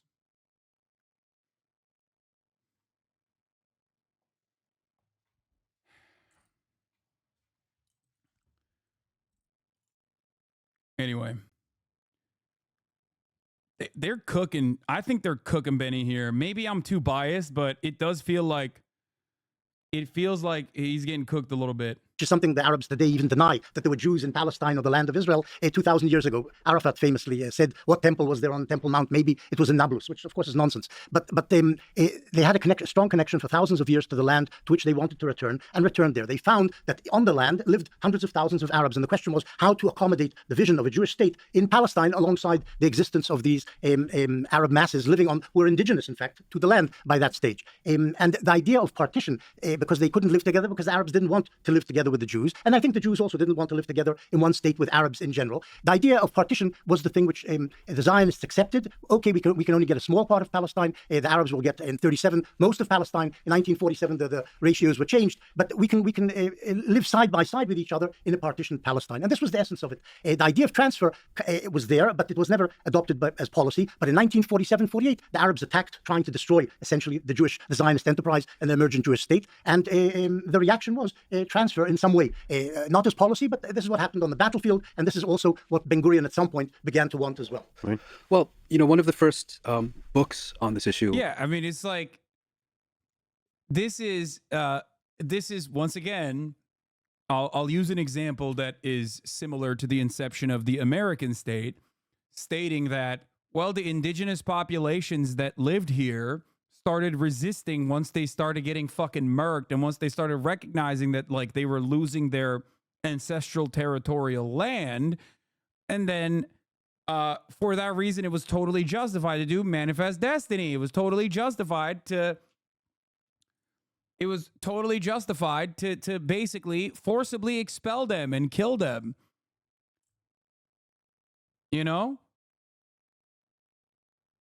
It's ridiculous. Which is why the argument then devolves into, well, who's the real natives to that land? And it's ironic because when people say, well, Jews were native to that land, yeah, the people that they're fucking expelling are also native to that land. Many of them can trace their lineage back. A shit ton of the people that are still being slaughtered have ancestral lineage that can be traced back to the inception of Judaism. The fuck? Yeah. They might no longer be Jewish now, but they were back then. The idea that we can account for 3,000 years of history here and make a blood and soil argument for the inception of the Jewish ethno-state is ridiculous. Okay? It's already ridiculous because that's not an argument you can make. Just like right now, if, let's say, in a magical situation, let's say the indigenous populations, but even before the indigenous populations lived here, because like it's 2,000 years, you know what I mean? It's like you can't make a justification for why, I don't know, the entire territory that spans the fucking France belongs to the Mongols, you know what I mean? Like greater Mongolian territory, like you can't do that. You can't say that. It's not an argument you can make. The entire world belongs to Africa. Like how far back are we going for? How far back are we going until we make a justification? I honestly think Putin has a better argument for annexing Ukraine using this logic. Yeah, I mean, it's ridiculous. It's ridiculous when Putin makes that argument. It's ridiculous when when Zionists make this argument. Anyway, was that a real banana or a toy? It was a toy, of course. I will make a justification for the top of the hour coming exactly at the top of the hour this time. Many of you have reminded me in the chat, I will admit, and the 3-minute ad break is upon us. Now, those who justify the top of the hour ad break most likely are also subscribed. I wonder if they'd be on the side of Native Americans if natives just started just murking Americans. Exactly. Like now, if now Native Americans came in and were just like nuking fucking population dense areas, like people would be like, what the fuck are you doing? That's insane.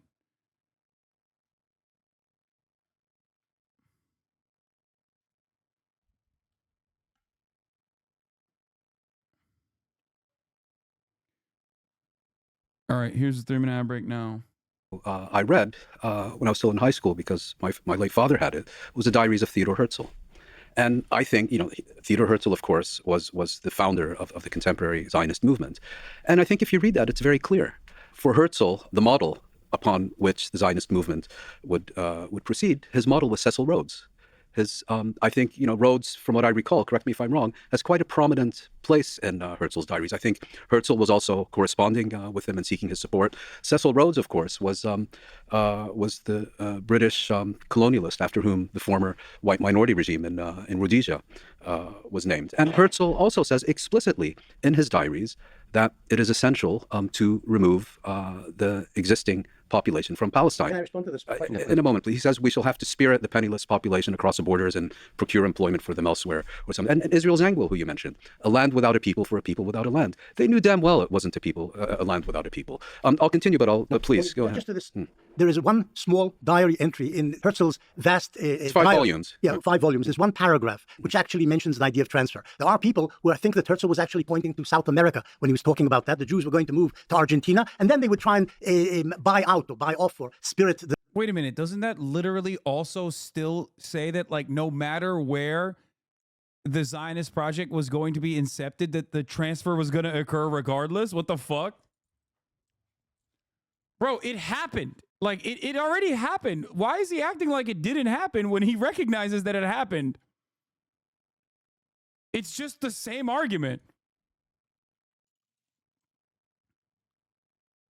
It's such a weird... It's such a weird situation. Okay, the penniless natives to make way for Jewish settlement. Maybe he wasn't even talking about the Arabs in that particular passage. That's the argument of some people. That doesn't even matter. That doesn't even matter because guess what? Whether it's Argentina, whether it is what was it? Was it Alaska? Was another one, and then was it Rwanda or Uganda? I think it was Argentina and Uganda. That were the two places that they were talking about. Part of the reason why Uganda was actually cast aside as a place for the Jewish homeland to exist in was because the British thought that the indigenous tribes there would put up too strong of a fucking resistance, and therefore it would be better to settle the Jewish people living in the British Empire into Palestine, mandatory Palestine. But that still does not change the underlying, very valid argument that no matter where these guys were going to go, they were going to do ethnic transfer, forcible displacement, or rather displacement of some sorts of the ethnicity that already existed in that land through peaceful means somehow. There is, you know what's really funny about this? I remember back in the day when this guy used to debate fucking Nazis and white supremacists and ethno-nationalists of different sorts. I remember very distinctly an argument he used to make that there can never be a peaceful transfer and peaceful ethnic displacement. I remember to the T, one of his arguments, every single time he talked to a Nazi was like, okay, let's say you're an ethno-nationalist. Here's why you can never be a peaceful ethno-nationalist. And then he would walk the Nazis through the steps of argumentation until they had to forcibly concede that, yes, there would always be some kind of violence and the removal of people from the land that they wanted to live in and not leave. I'm sure there are some, Destiny dick riders in the chat or former fans of Destiny that could pull it up personally. Because I remember distinctly him making this argument. Now he's on the other side when it comes to defending Israel, of course, which is, again, still an ethno-nationalist project and therefore just as fascist and just as violent.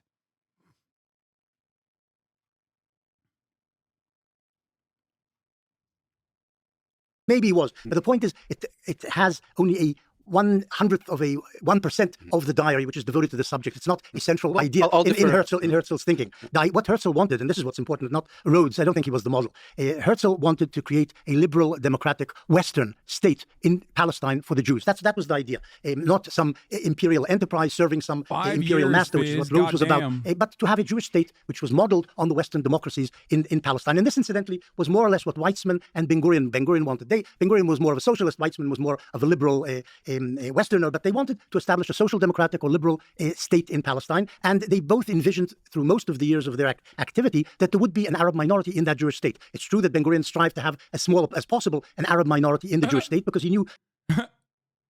Oh, okay. They just, they just wanted to do a little bit of ethnic displacement. You know what I mean? And they wanted to do it peacefully. And, they wanted to make sure it was as small as possible. But hey, look no further. Okay, how?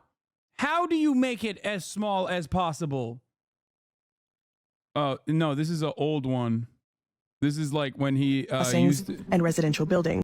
Okay, it's fine. This is the very old debate. That if you want a Jewish majority state, that would be necessary. But it's not something which they were willing to translate into actual policy. Just a quick pause to mention that for people who are not familiar, Theodor Herzl we're talking about over a century ago. And everything we've been talking about has been mostly 1948 and before. Yes. Just one clarification on Herzl's diaries. I mean, the other thing that I recall from those diaries is he was very preoccupied with, in fact, getting great power patronage, seeing Palestine, the Jewish state in Palestine, I think his words, an outpost of civilization against barbarism. Yes. In other words, very much seeing his project as a proxy for Western imperialism in the Middle East. Right, not proxy. He wanted to establish a Jewish state which would be independent. To get that, he hoped that he would be able to garner support from major imperial powers. Including the Ottoman Sultan, who he tried to cultivate. I just want to respond to a point you made earlier, which was that people expressed their rejection of the partition resolution on the grounds that it gave the majority of Palestine to the Jewish community, which formed only a third. Whereas, in fact, if I understood you correctly, you're saying the Palestinians and the Arabs would have rejected any partition resolution. Yeah, I think a couple things. That one, they would have rejected any. Two, a lot of that land given was in the Negev. It was pretty terrible land at the time. And three, the land that would have been partitioned to Jews, I think would have been, I think I saw it was like 500,000 Arabs. It would have been 500,000 Jews, 400,000 Arabs, and I think like 80,000 Bedouin would have been there. So the state would have been. I think you raise a valid point because I think the Palestinians did reject the partition of their homeland in principle. And I think the fact that the United Nations General Assembly then awarded the majority of their homeland to the Zionist movement only added insult to injury.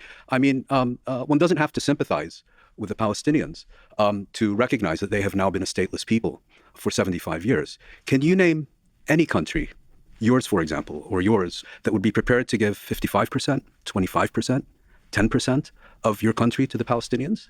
Of course not. And so the issue was not the existence of Jews in Palestine. They had been there for centuries. And of course, they had ties to Palestine, and particularly to Jerusalem and other places, going back centuries, if not millennia. But the idea of establishing an exclusively Jewish state at the expense of those who are... Unless you're Neil Gorsuch, baby. Unless you're Neil Gorsuch and we're talking about the wonderful state of Oklahoma. The only instance in modern society where land has been given back by massive quantities to the indigenous population. Who are already living there. I think it was right to reject that. And I don't think we can look back now, 75 years later, and say, well, you should have accepted losing 55% of your homeland because you ended up losing 78% of it, and the remaining 22% was occupied in 1967. That's not how things work. Yeah. And I can imagine an American rejecting giving 10% of the United States to the Palestinians, and if that rejection leads to war and you lose half your country, I doubt that 50 years from now you're going to say, well, maybe I should have accepted that. Sure. So I like this answer more than what I usually feel like I'm hearing when it comes to the Palestinian rejection of the 47 partition plan. Because sometimes I feel like a weird switch happens to where the Arabs and the He's like, you've presented a good argument, which is why instead of addressing that good argument, I am now going to talk about bad arguments that actually suit my position a little bit better. It's like, bro, you're sitting across the table from academics, dog. What do you mean? Like, well, let me actually now argue against the stupid argument that I think is stupid. And force you to basically defend the argument that I've presented in a way that is probably not going to look good. It's ridiculous. in the area are actually presented as entirely pragmatic people who are simply doing a calculation and saying like, well, we're losing 55% of our land. Jews are only maybe 1/3 of the people here, and we've got 45. And the math doesn't work basically. But it wasn't. By the way, most people don't argue on the way that he is behaving, and also it is still pragmatic. It is still understandable that people were like, hey, what the fuck? We're losing our land to people that just came here 10 years ago. I've been living here for 100 years. My family's been here for 100 years. Okay? So it still makes sense. And history has also, you know, vindicated them in the worst way possible, but still. It wasn't a math problem. I think, like you said, it was a matter of principle. It was an ideology problem. No, it was a matter of principle. Yeah, ideologically driven. That they, as a people, have a right to or are entitled to this land that they've never actually had an independent state on, that they've never had even a guarantee of an independent state on, that they've never actually ruled a government That on. last point is actually not correct, because for all its injustice, the mandate system recognized Palestine as a Class A mandate, which provisionally recognized the independence of that territory. Of what would emerge from that territory, but not of the Palestinian. It was provisionally recognized. But not. Yeah, it's also ahistoric. Like, oh, let's not talk about the morality of the situation is a really fucking cowardly way to talk about the forcible ethnic displacement of an entire population, but it's also ahistorical. But the territory itself was, but not of the Palestinian people to have a right or a guarantee to a government. It was a British mandate. I found the debate where D takes step by step why the ethno-state would be bad. But then we'd still be losing, like, okay, so another big one is, like, I value whiteness and white culture. Okay, there we go. So it sounds like, are you familiar with the term motivated reasoning? I can probably guess what it means. Okay, sure. So just to be clear, like motivated reasoning is, let's say I really want to, let's say that I really want to stick my dick inside of a fucking car exhaust, right? Let's say that I go out and somebody's like, hey, you shouldn't do this. And then I like make like 50 million arguments for why I should be allowed to do it or why it's okay to do it. And you can tell that I'm just arguing it because I really want to be able to do this thing. I don't really care what the argument is. I just really want to get that end result of fucking my car's exhaust. It feels like when I talk to a lot of ethno-state people, it feels like we're engaging constantly in this weird motivated reasoning where it's very clear that you don't want colored people in your country, but why not just do that? Like, let's do the ethical or let's do the philosophical argument of having colored people in the country. Don't bring up like crime or taxes or any weird stuff like that, because it's clear that you don't really care about that. If I just say I just want black colored people gone just because I like white people more, I think it would stand a lot better if if I had some numbers as to why. Well, but the problem is all of those numbers. But the normie. problem is that those numbers betray you. I mean, it works on the average normie because the average. Bro, we know he has no idea now. What is he talking about? Why do we need to listen to him knowing less 5 years ago? Because the argument that he's presenting is not one where you need to have knowledge. He's just logically walking through the steps of why you cannot have a peaceful ethno-state. Okay? In order to develop an ethno-state, you have to engage in population transfer. You don't need Wikipedia pages of historical information to arrive at this conclusion. It's a pretty basic one. I mean, obviously, you know, a little bit of historical lessons could help you, right? But he's actually doing a logical argument here. He's making an argument based on logic. And that argument, if he was actually a consistent person, would absolutely fit the bill when talking about the inception of the Israeli state. The difference is he's on the side of the ethno-nationalists on this issue. That's why I'm showing you this. And I'm also not just showing you this, I'm showing his fans this, because some of his fans probably started watching him after his like red pill debates as he presented himself as like, a pretty solid debater, which I've always said he is, and maybe don't know that like this is actually profoundly inconsistent with his original moral posturing and his positions, or even just it defies pure logic.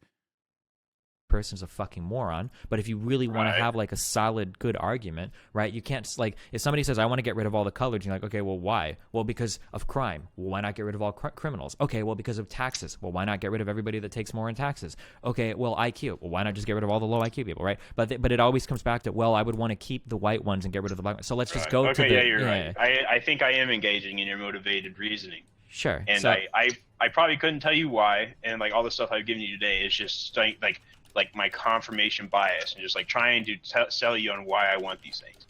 But I probably can't articulate why I want it. I just want it. And okay. I like the I think I can.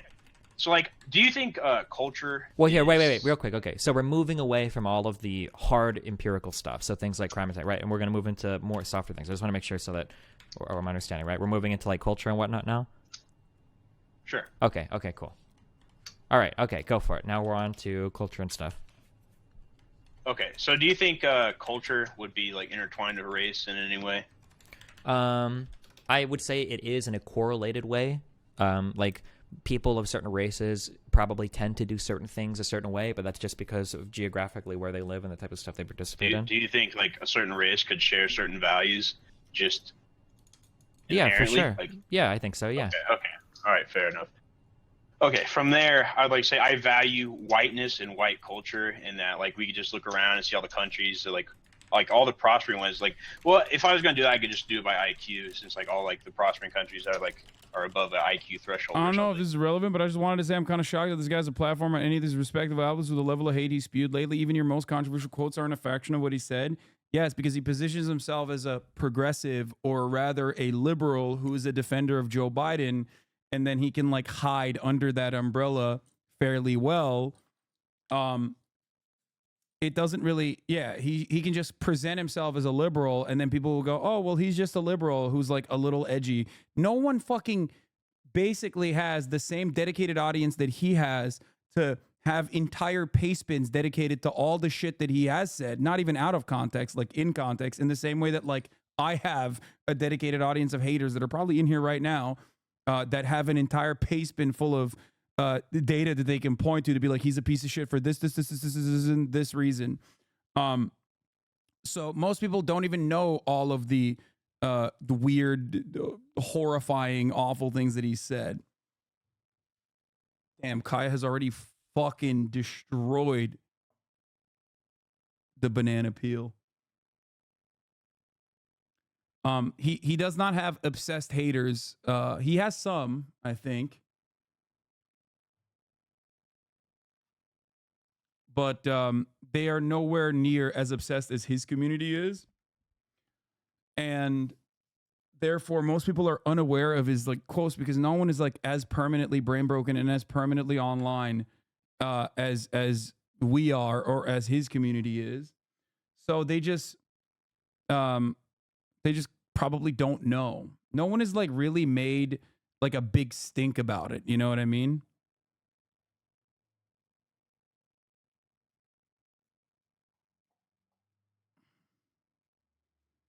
That's it. But another one would be, I would want my Wait, hold on. Because I have to make sure that we're not doing the proxy bullshit again. When you say I could just do it by IQ, does that mean that you think that a white person with an IQ of 120? No, that was just me thinking out loud like a dummy. Okay, so we're getting rid of that because my question is going to be: would a white IQ 120 person share more in common with a black 120 IQ person than with a white 100 IQ person? I'd say no. Okay, so then the IQ, that was total garbage. So I'm throwing that out. Okay, go ahead. So we're at value, whiteness, and white culture. White. Oh yeah, value, whiteness. Oh yeah. So it's just like I think whites. Oh, because we can just look at like voting patterns. Okay. I don't care about the voting patterns. I'm fairly certain that he walks him through the steps of like how you can't have a peaceful transfer of an ethnic population here. See, like, okay, so I have to. Like first, second, overwhelmingly for these things like smaller government, individual liberties and whatnot, like First, Second Amendments. And this is not the best part of this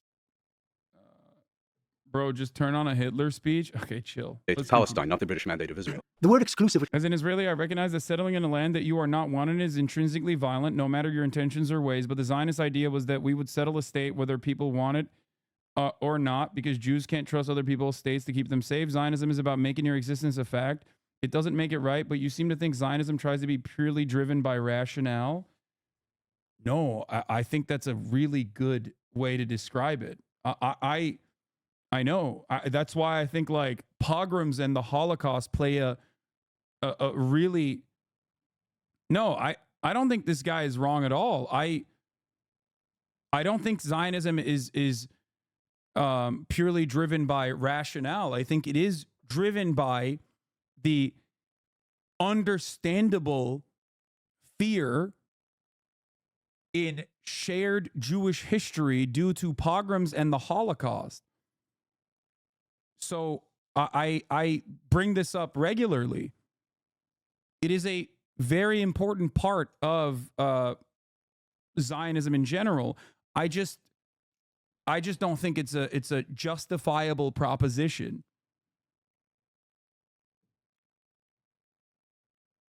If that makes sense. I do believe that this guy is definitely an Israeli, by the way, because like most people don't even understand this aspect of it. And usually just like repeat Hasbara or shit that they've heard or shit that they learned in school. Do you really agree with what he said? Doesn't that justify anti-immigration somehow? No, I don't agree. I agree with what he's saying, which is facts. He literally is saying it doesn't make it right, but you seem to think Zionism tries to be purely driven by rationale, like rational thinking. No, I do think it's driven by understandable fears. It's driven by understandable fears. Fears of centuries of shared Jewish history, from pogroms to the Holocaust, that this is like, if there isn't a Jewish only state, then it'll happen again, right? That is the underlying fear. And that fear is understandable, but fear makes you do irrational things. So I don't think that it is the intergenerational trauma justifies the actions that the early Zionists engaged in.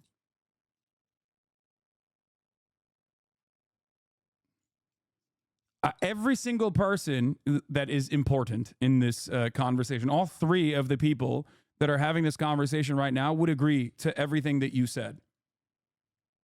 They would probably take a different approach to it, though. Like,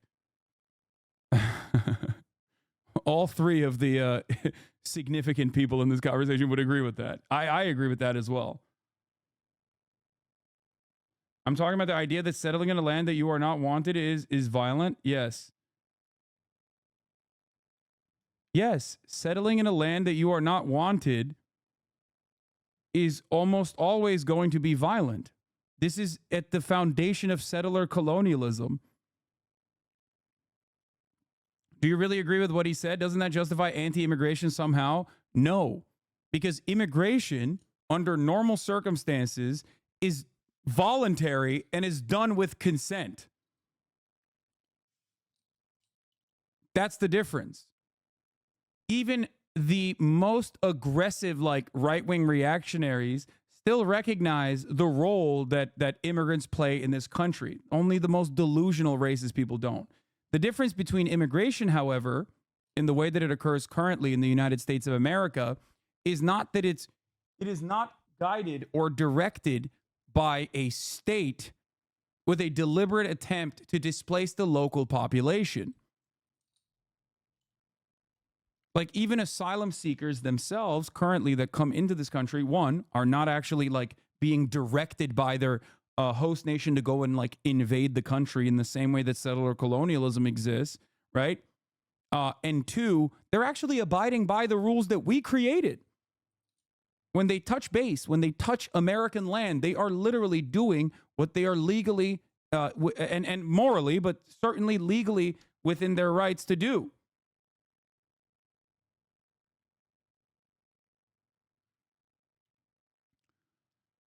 Immigrants are not trying to displace America. They are trying to become a part of America. That is the major difference. Settler colonialism does not have the ultimate goal of being a part of the local population.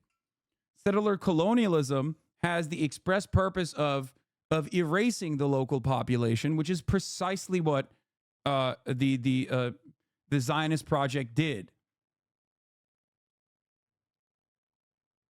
which you keep using is nonsense. The state which Ben-Gurion envisioned would be a Jewish majority state, as they accepted the 1947 partition resolution, as Stephen said, that included 400,000 plus Arabs in a state which would have 500,000 Jews. So the idea of exclusivity wasn't anywhere in the air at all among the Zionist leaders in 47, 48. They wanted a Jewish majority state, but were willing to accept a state which had 40% Arabs. That's one point. The second thing is the Palestinians may have regarded the land of Palestine as their homeland, but so did the Jews. It was the homeland of the Jews as well. The problem was the Arabs were unable and remain to this day unable to recognize that for the Jews, that is their homeland as well. And the problem then is, how do you share this homeland? Either with one binational state or separate, it's partitioned into two states. The problem is that the Arabs have always rejected both of these ideas. The homeland belongs to the Jews, as Jews feel, as much as it does, if not more than for the Arabs. Jews. I would say for the Jews. It's the Jewish people's I would also, homeland. real quick, I just want for both of you guys, because I haven't heard these questions answered. I really want these questions to be, I'm just so curious how to make sense of them. It was correctly brought up that I believe that Ben-Gurion had, I think Shlomo Ben-Ami describes it as an obsession with getting validation or support from Western states, Great Britain, and then a couple decades later, That explains the Suez War. The Suez crisis. Exactly, correct. That was one of the major motivators, the idea to work with Britain and France on a military operation. Imperial stooge. But then the question again I go back to, if that is true, if Ben-Gurion, if the early Israel saw themselves as a Western fashion nation, how could we possibly imagine that they would have engaged in the transfer of some 400,000 Arabs after accepting the partition plan? Would that not have completely and totally destroyed their legitimacy in the eyes of the entire Western world? Would it not have been? How not? Well, first of all, I think that the Zionist leadership's acceptance of the partition resolution, and I think you may have written about this, that they accepted it because it provided international endorsement of the legitimacy of the principle of Jewish statehood. And they didn't accept the borders, and in fact, later expanded the borders. Second of all, for that previous ethno-state video, while it's him not walking through the logical conclusion, it's a summary of your point you make. It's at 1:08:30. What, in this one?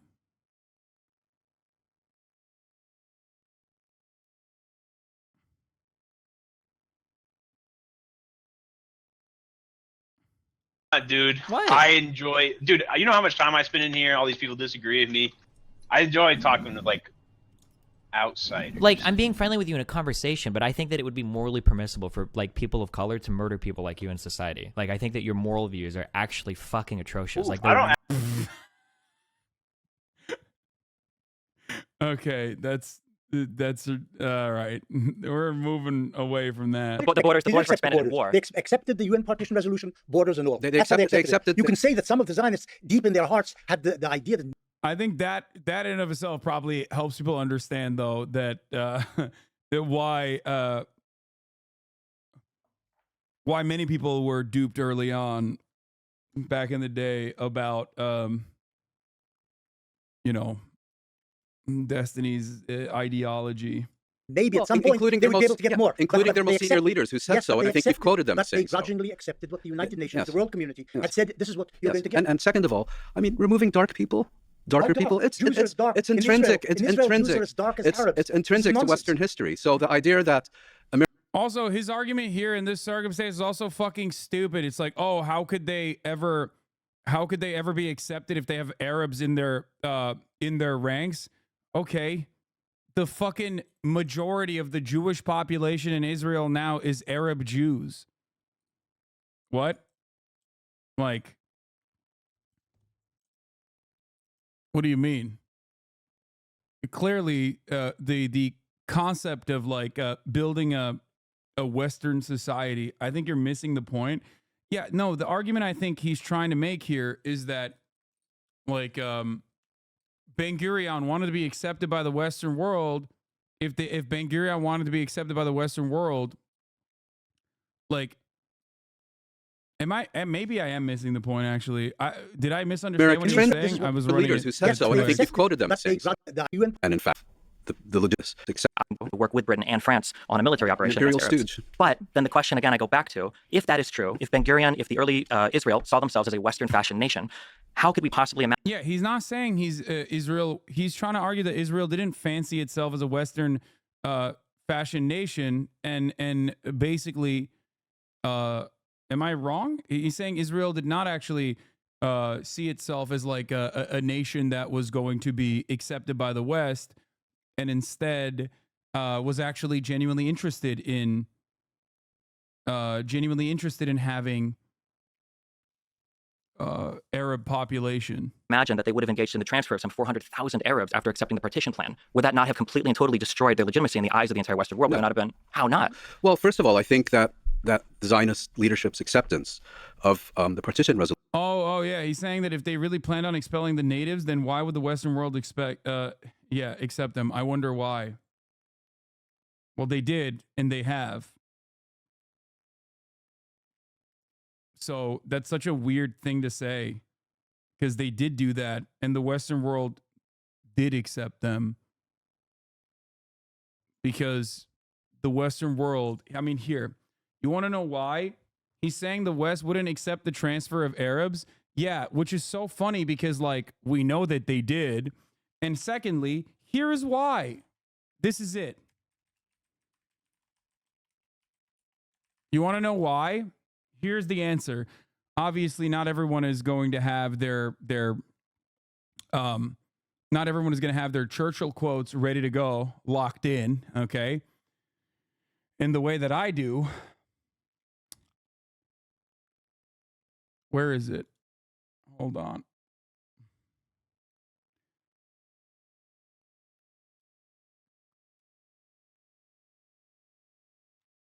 Where the fuck is his take about how the Palestinians are dogs? And I do not believe that you let the dog. I'm not locked in. I'm paraphrasing the. Here's what he said, and I'm going to paraphrase it. A dog in the manger. There it is. Winston Churchill. I think the Winston Churchill example is inappropriate. Winston Churchill compared Palestinians in 1937 to the dog in the manger after reading the Peel Commission, which suggested partitioning British-mandated Palestine into Arab and Jewish states. Churchill said of the Palestinians in 1937, "I do not agree that the dog in a manger has the final right to the manger, even though he may have lain there for a very long time. I do not admit that right. I do not admit, for instance, that a great wrong has been done to the Red Indians of America or the black people of Australia. I do not admit that a wrong has been done to these people by the fact that a stronger race, a higher grade race, a more worldly wise race, to put it that way, has come in and taken their place." So basically, the stance that he's taking here is exactly why the stance that he's taking here is exactly the reason why they would not have cared, and they didn't, and they haven't. Like, historically, if you look at it, this is not something that I think anyone on that table would disagree with. Ethnic transfer did happen, right? Whether it was inevitable due to the circumstances of the Arab states, like warring with Israel, or whether it was because of a deliberate attempt to create an ethno-state with a overwhelming majority Jewish population. Ultimately, it did happen, and the Western world did actually totally abide by that and thought it was okay. So the fact that he would bring this up in this circumstance is kind of silly. Resolution. And I think you may have written about this, that they accepted it because it provided international endorsement of the legitimacy of the principle of Jewish statehood. And they didn't accept the borders.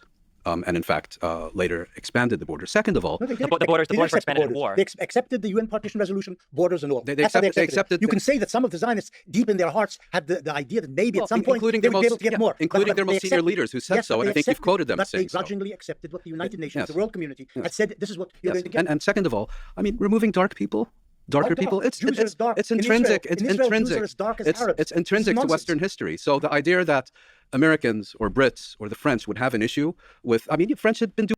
That's why it's good to bring the Churchill quote in this situation, because he's right, but he could just either I think the better argument here is to either mention the Churchill quote, or B, just simply say, well, they clearly had no issue with the ethnic transfer of Palestinians. As you can see, the Western world is offering full support to Israel as is currently conducting its genocidal campaign right now, and historically also offered full support to Israel when it was doing the forcible ethnic transfer.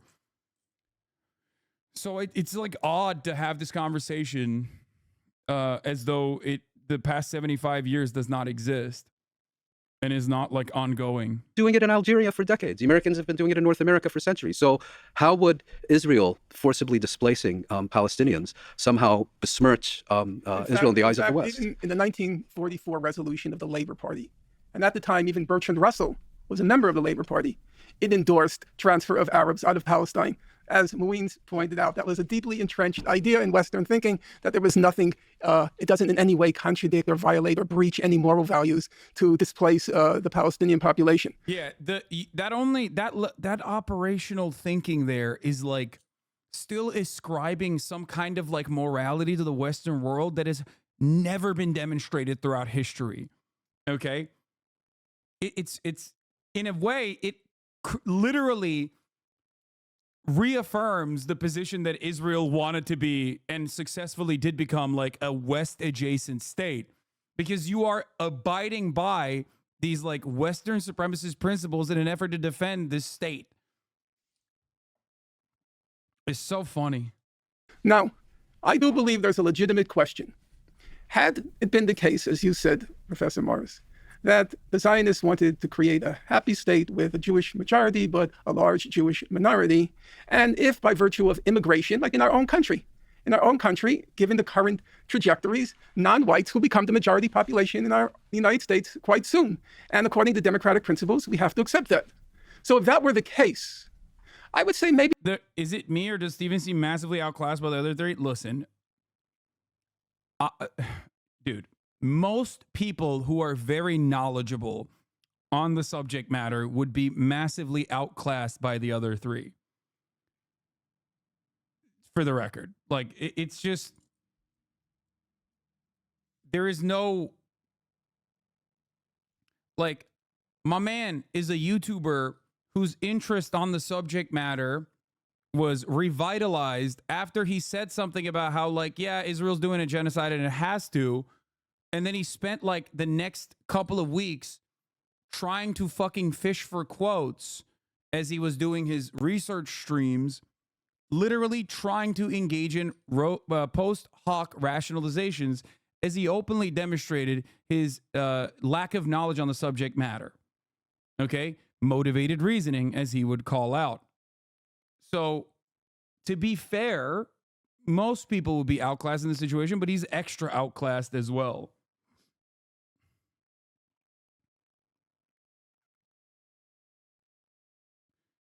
It's like he was brought to represent the stupid faction of the Palestinian-Israel conversation.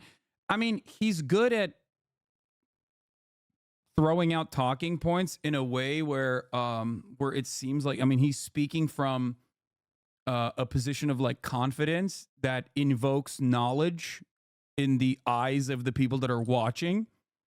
So I think he's very good at being like he's very good at presenting the pro-Israeli position, I will say, because the pro-Israeli position does not require you to legitimately know history. As a matter of fact, you're worse off, like Benny Morris, when you are a legitimate Israeli historian in the argument, because then they can use your fucking work against you.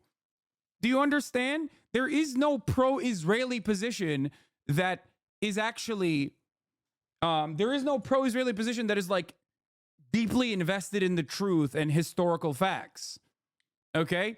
It's kind of better if you don't have any fucking understanding of the situation and you're just trying to like find good ways of massaging the narrative, because ultimately most people kind of cringe at the idea of an ethno-state, and most people kind of cringe when they have to reckon with the reality of what it takes to maintain an ethno-state, what it takes to create an ethno-state, which is ethnic transfer of a population, like forcible ethnic displacement, death, destruction, genocide, all the things that Israel's doing right now.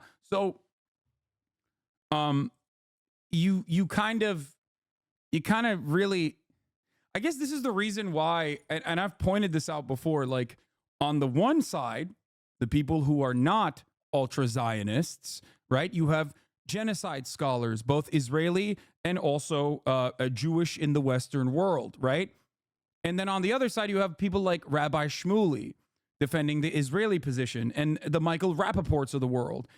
And that is not because, you know, that is not because like Israel wants to present the worst possible argument possible. That's because there aren't that many people with like actual backing in academia that will present a reasonable argument when it comes to Israel. Do you understand? That's why all of these debates always look very slanted in one direction, because it's very difficult. You have to have like a fraudulent individual like Alan Dershowitz or Rabbi Shmuley defend apartheid, because most people with historical knowledge on the matter is going to come across like Benny Morris. Benny Morris is probably the best person that you can bring to the table as an academic, and his work reflects Israel's actions being unjustifiable and violent in today's moral lens. Does that make sense? Do you guys understand what I'm trying to say? That's why you're always going to have a PragerU guy versus like academics. Yeah, it is the exact same reason why the right spectrum politics never occur naturally in academics unless you're talking about like business school or some shit. Okay? That is the same reason why on the issue of like vaccines, for example, you have one side that's fucking slanted, chock full of like scientists, and then the other side is like a chiropractor. Because it's just objectively, you're supposed to objectively defend something that is objectionable and untrue. So you can't do it.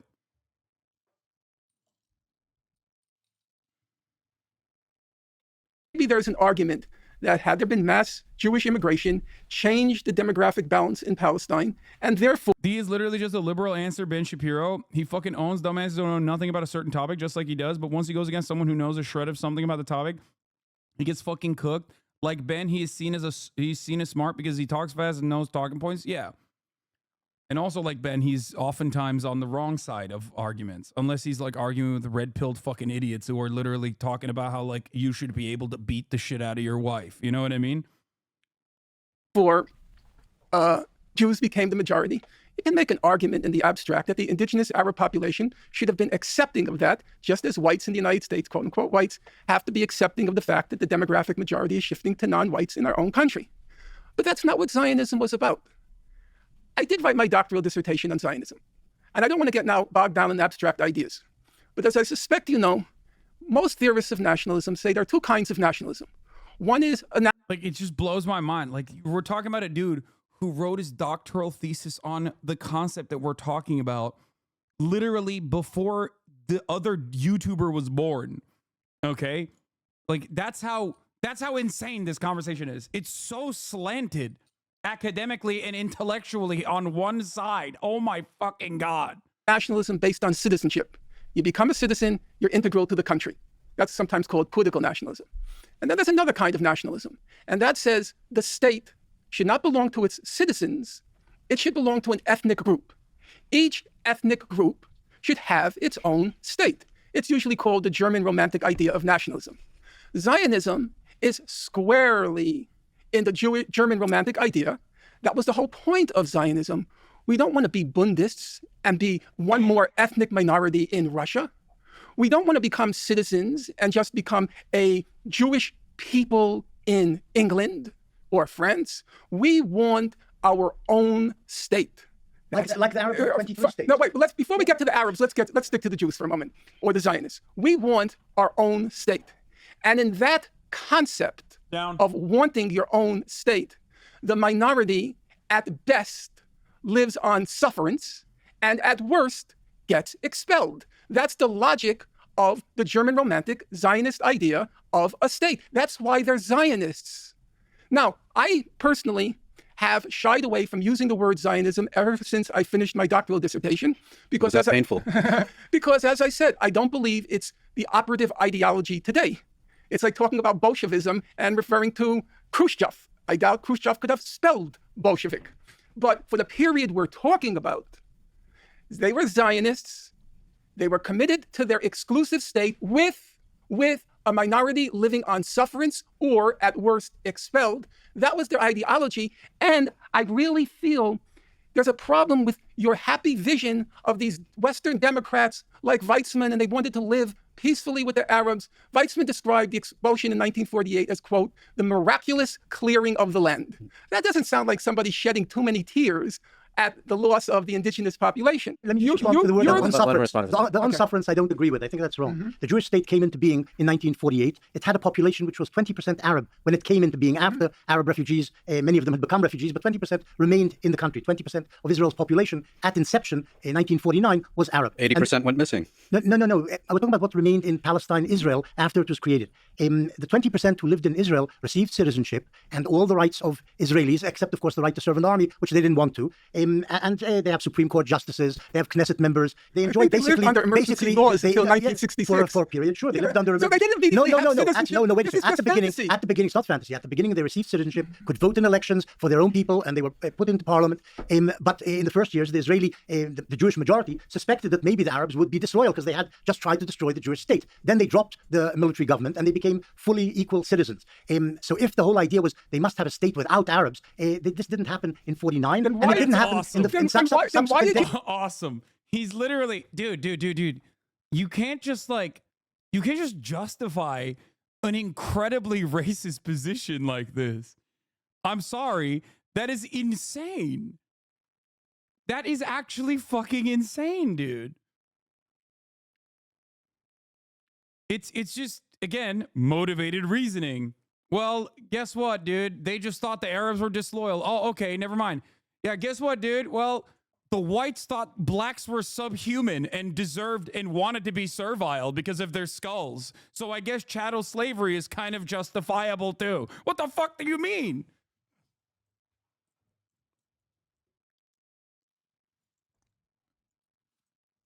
He didn't completely skip over the emergency rules for 20 years. He's justifying the emergency rules for 20 years. That is a ridiculous thing to say. Or wait, did he skip over it? I thought he was trying to justify it by saying, well, the Israeli state originally thought that they were disloyal. I am sorry, but this argument is insane. You say state with the Jewish majority suspected that maybe the Arabs would be disloyal because they had just tried to destroy the Jewish state. Then they dropped the military. He is justifying the first 20 years between 1948 and 1967. Palestinian citizens of Israel did not have any rights that the Israeli citizens of Israel had. Palestinians, like Arabs who were Christian and Arabs who were Muslim, did not get the same rights as the Jewish citizens living inside of the boundaries of Israel. He is justifying this. The same exact thing that was happening in the West Bank was happening to the Palestinian citizens of Israel then.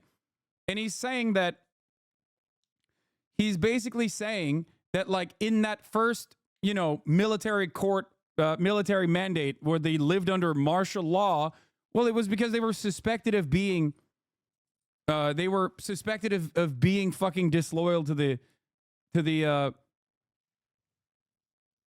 Israeli state. Government, and they became fully equal citizens.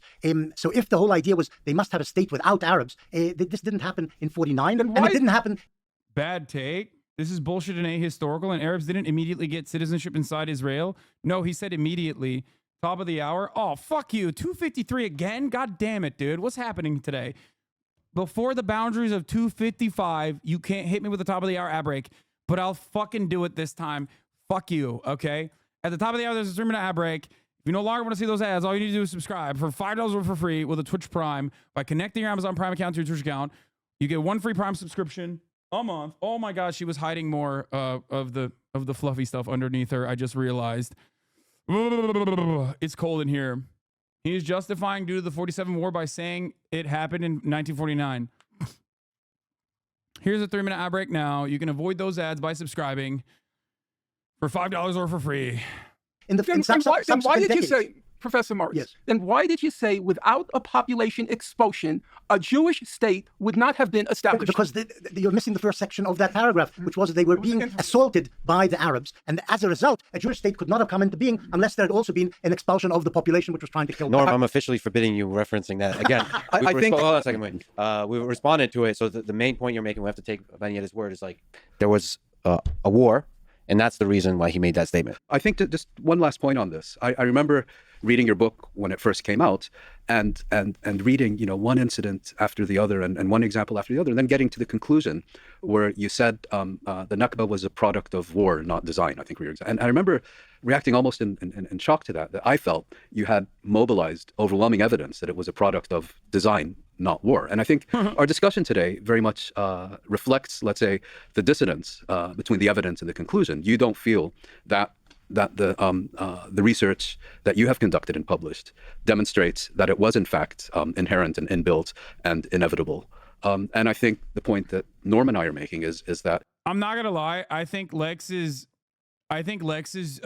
approach here, forbidding Norm from addressing Benny's take, it comes across as one-sided, but it's actually good.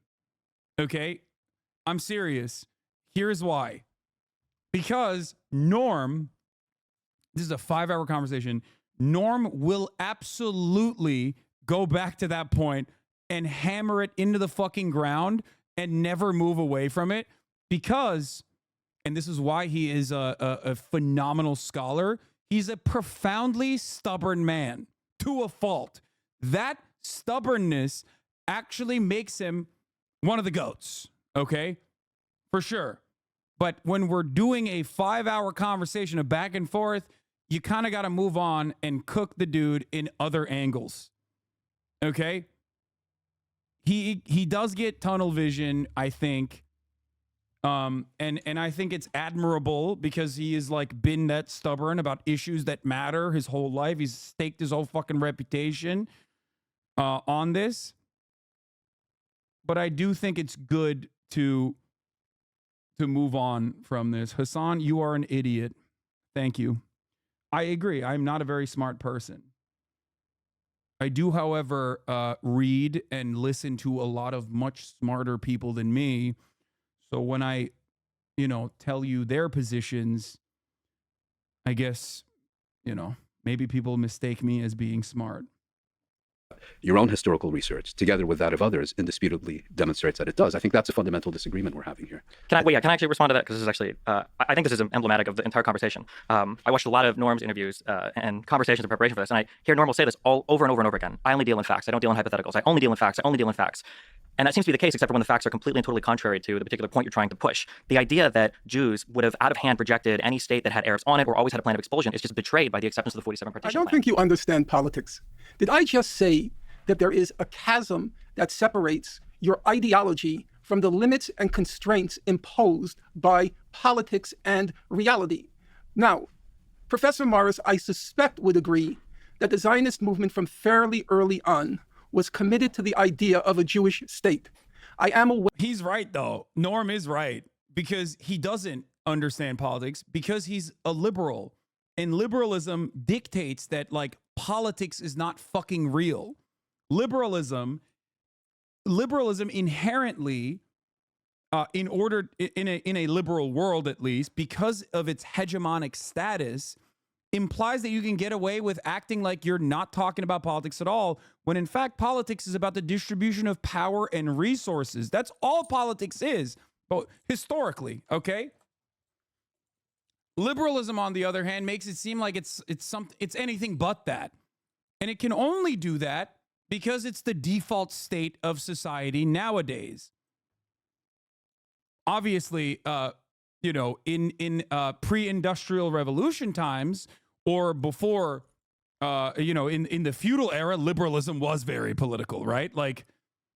But the I guess liberals of that time, or rather those who are defenders of the existing constructs at that time, could get away with claiming that they were not being political and simply pointing to everything and going, well, this is just how things are and it's good. aware of only one major study, probably written 40 years ago, the binational idea in mandatory Palestine by a woman. I forgot her name now. You remember her? I'm trying to. Yeah. Okay. But you know the book. I think so. Yeah. She is the only one who tried to persuasively argue that the Zionist movement was actually, not formally, actually committed to the binational idea. But most historians of the subject agree the Zionist movement was committed to the idea of a Jewish state. Having written my doctoral dissertation on the topic, I was confirmed in that idea because Professor Chomsky, who was my closest friend for about 40 years, was very committed to the idea that binationalism was the dominant trend in Zionism. I couldn't go with him there. But Professor Morris, you are aware that until the Biltmore Resolution in 1942, the Zionist movement never declared it was for a Jewish state. Why? Because it was politically impossible at the moment until 1942. There is your ideology, there are your convictions, there are your operative plans, and there's also separately what you say in public. The Zionist movement couldn't say in public, we're expelling all the Arabs. They can't say that. And they couldn't even say we support a Jewish state until 1942. You're conflating two things. The Zionists wanted a Jewish state, Yes. correct?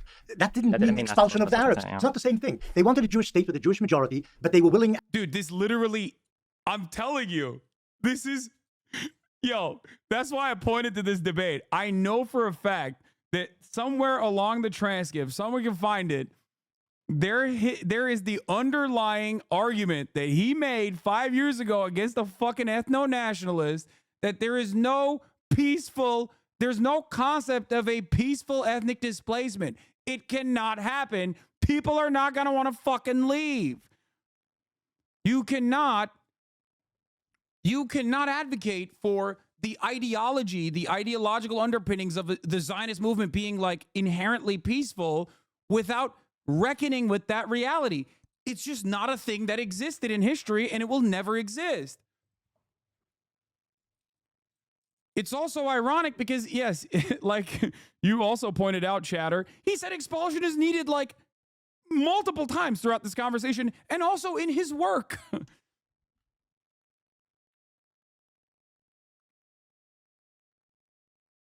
It's crazy. As it turned out, both in 37 and in 47, and subsequently, to have an Arab In 37 minority, was a transfer. large Arab In 37, minority. there was a They were transfer. willing to have a large Arab minority come in the on. country, and they ended up with a large Arab minority in the country. 20% of the They population ended in up- 49 they was ended Arab, up- and it's still They ended up for 21%. about 5 minutes before they were expelled. They agreed to it No, until 47, and then they were gone by March 1949. What happened in between the rejection of the partition plan and the expulsion of the Arabs? The Arabs launched the war. Well, yeah, well, I mean, like it wasn't random. Like there's a potential I that agree, it even wasn't random. there was- I totally agree with that. Yeah, It but was by design. you can It say wasn't that. random. You can say that, but in this case, the facts betray you. There was no Arab acceptance of anything that would have allowed for a Jewish state to exist. course Number not. one, and number two, I think that it's entirely possible, given how things happen after war, that this I think like we have to pull ourselves out for a second. Whoa, whoa, whoa, whoa. Yeah, get back on there. That's crazy. Y'all see that? Y'all see that? She just took one little baby step off that. Okay. Oh my God. Okay. That's crazy. She tried it. If colonization of the Americas happened today, they would justify the native resistance to colonization as a justification to exterminate them. Yes, I made this point earlier. And pretty sure many people do that already right now. Like, if you pull yourself out of this conversation, you are forced to reckon with the reality that one side is currently saying, why didn't the Palestinian population sit back and take their ethnic displacement? And the other side is saying, why the fuck would the indigenous population sit back and take their fucking ethnic displacement, which inevitably happened?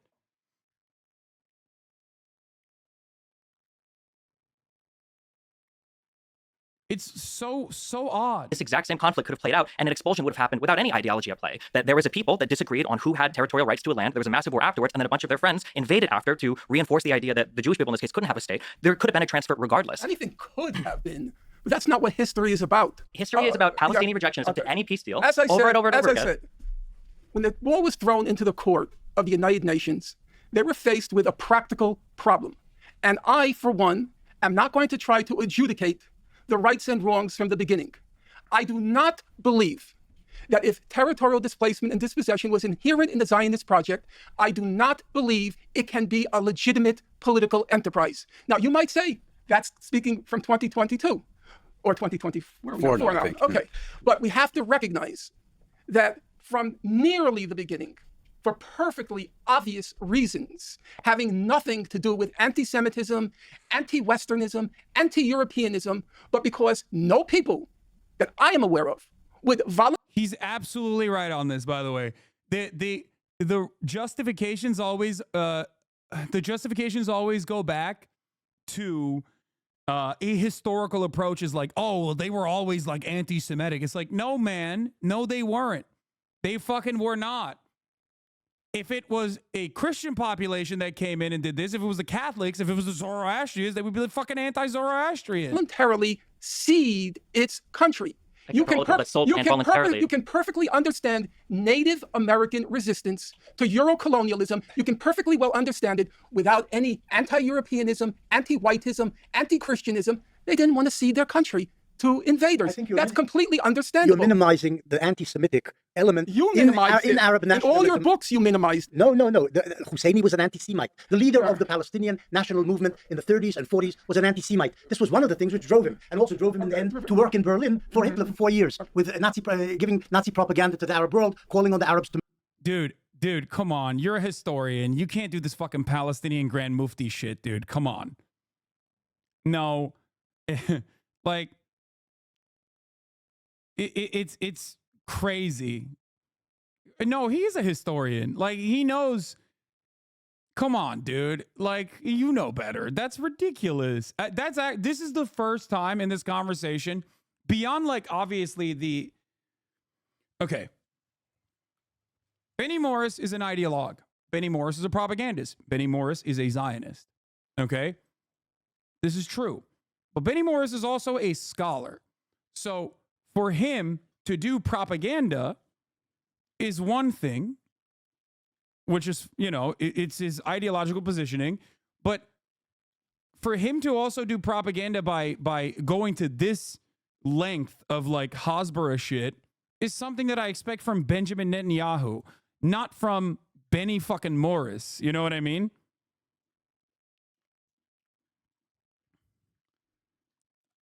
It just... like, this is the type of shit that, like, I would suspect most historians would look at and go, what the fuck, dude, come on. The other stuff, at least you can kind of try and justify by being like, well, you know, that's his underlying position. It's fine. But I think he's like, he's getting a little riled up here to take it to this level, because it's a level of intellectual dishonesty. To claim that it was anti-Semitism as the leading motivator in the refusal of the indigenous population to just sit back and idly stand by and take their ethnic displacement is a ridiculous fucking approach. It's so silly. Murder the Jews. That's what he did in World War II. That's the leader. Did he say it was a leading motivator? Oh, dude, if you're doing that to try and justify, why would he bring it up if it wasn't a leading motivator? Like, he said it played a factor. Why is he bringing it up? First of all, it did not play a fucking factor. It's ridiculous. It is an intellectually dishonest argument. He's bringing it up because anti-Semitism is a real problem. Anti-Semitism is a real bigotry, and you're only bringing that up to basically provide underlying justifications for why the Zionists behaved in the way that they did, in the violent ways that they behaved. Okay? Surely it played a factor? No, the fuck it didn't. Especially because I assume that you are unfamiliar with how the fucking Palestinian Mufti came into power to begin with, which was, again, a fucking British... He was like a British mandate Palestinian position of power. He was brought into that position, not because he was, beloved by all. More Palestinians died in World War II fighting against Nazi Germany. Not only is this ahistorical, but it's also completely fucked to bring this up. Palestinians died fighting against Nazi Germany. It is utterly irrelevant in the subject matter because the real reasons were resisting against settler colonialism. But that's a valid reason. And in order for you to reckon with the invalid and immoral aspects of the Zionist project, you can't look at the valid reasons. You have to desperately grab onto anything that you can to basically minimize their moral justification. Because inherently, you also recognize that they are morally just in resisting settler colonialism. History has absolved them 10 times over, but even back then. No, you're minimizing the genocide of... What? You're being as dishonest as he is? Oh. Okay, he was talking to the chatter. I thought he was talking to me. I was like, what the fuck?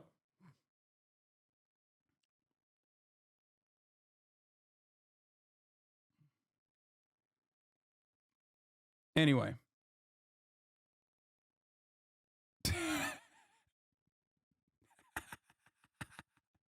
You guys are so dumb. Okay. Where the fuck was I? Jesus Christ. Oh my Lord. Of the Palestinian Arab national movement. Why is it, and he wasn't alone. He wasn't Professor alone. Morris, why is it that if you read your book, Righteous Victims, you can read it and read it and read it and read it, as I have, you will find barely a word about the Arabs being motivated by anti-Semitism. It exists, though. I didn't say it doesn't exist. You agree that it exists. Hey, I don't know a single non-Jew who doesn't harbor anti-Semitic We're talking sentiment. about Arabs now. Yeah, but I don't know anybody. That's just part of the human condition. Just Anti-Semitism. Husseini was a order And among the Arabs. So, Professor Morris, here's my problem. I didn't say... Damn, Norm, chill. Bro really said anti-Semitism is natural. What does he mean? Oh no, he's cooking too hard. Uh-oh. What the fuck? that in your Righteous Victims. Even when you talked about the first Intifada, and you talked about the second Intifada, and you talked about how there was a lot of... Why do you find that funny? Because it's an insane thing to say. And if you know anything about Norm, he does have some insane tendencies. So it's textbook. It's a textbook Norm Finkelstein moment.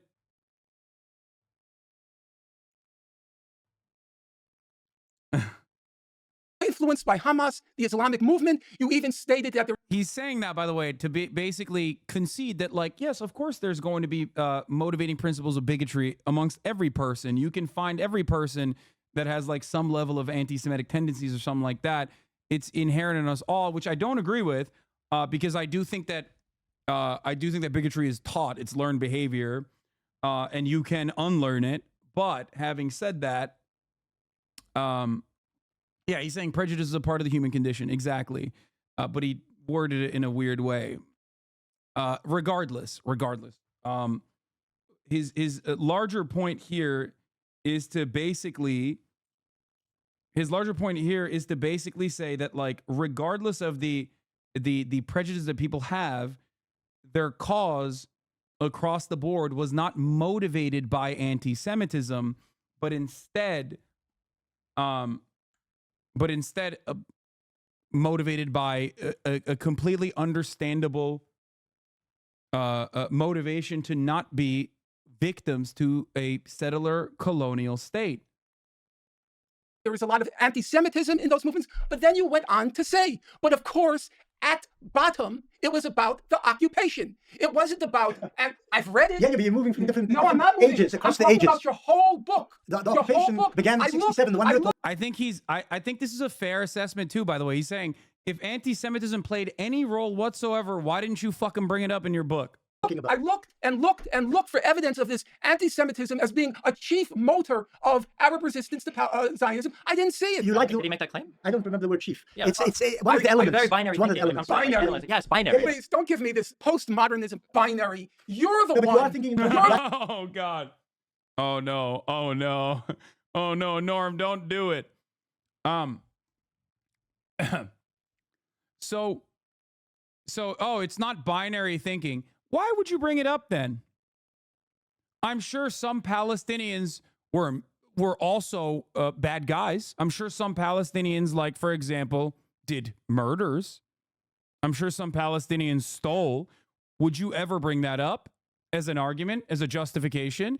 No, you only are bringing the anti-Semitism aspect, even though it is nowhere near an important motivator in Palestinian emancipation, to justify your position, to justify the fears, to justify why Israel had to be violent. That, in my opinion,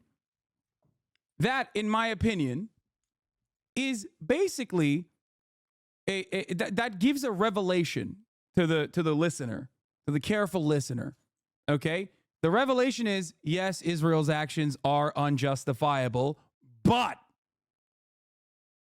because if Israel's actions were totally justifiable on its face, you wouldn't have to grasp at like random, nonsensical,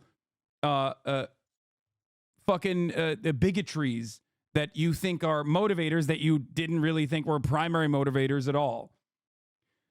This is reactionary thinking in display. For those of you who don't understand, this basically goes back to, old colonialist justifications of civilizing the barbarians. It happened in the Roman times, and it happened during the conquistadors in their conquests. It happened in Manifest Destiny. It is always the same exact. They're barbarian. They're fucking violent, and they want to kill us, and that's why we have to civilize them. What I said, the chief motor. Do you have your book here? Talk about page 137. You talk in black and white. Page 37. You're talking in black and white concepts when history is much grayer. Lots of things happen because of lots of reasons, not one or the other. And you don't seem to see that. Can I ask you a question? Because it's for them to talk to. Just a very quick question. What do you think the ideal solution was on the Arab side from 47? What would they have preferred? And what would happen if? And then the second one, what would have happenpened if Jews would have lost the war in 48? What do you think would have happened to the Israeli population? I think the Palestinians and the Arabs were explicit that they wanted a unitary, I think, federal state, and they made their submissions to UNSCOP. They made their appeals at the UN General Assembly. What do you mean by unitary? It always goes back to the they weren't perfect victims narrative, by the way. Notice. They were not perfect victims. The Palestinians were not perfect victims. This victim of police brutality is not a perfect victim. You only bring up George Floyd's track record if you want to justify why he was executed. Okay? You don't just bring that up randomly in a situation where like one party is doing an objective wrong. You're doing it because, you just want to be like, they were asking for it, right? I mean, think about it. It's a little valid.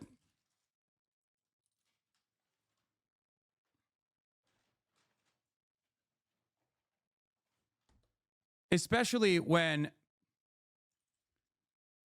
that track record or that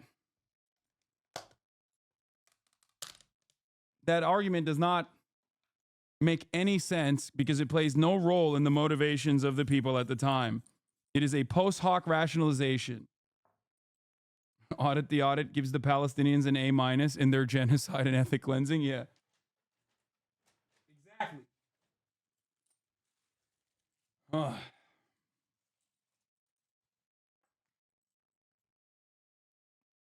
And federal. I don't get that.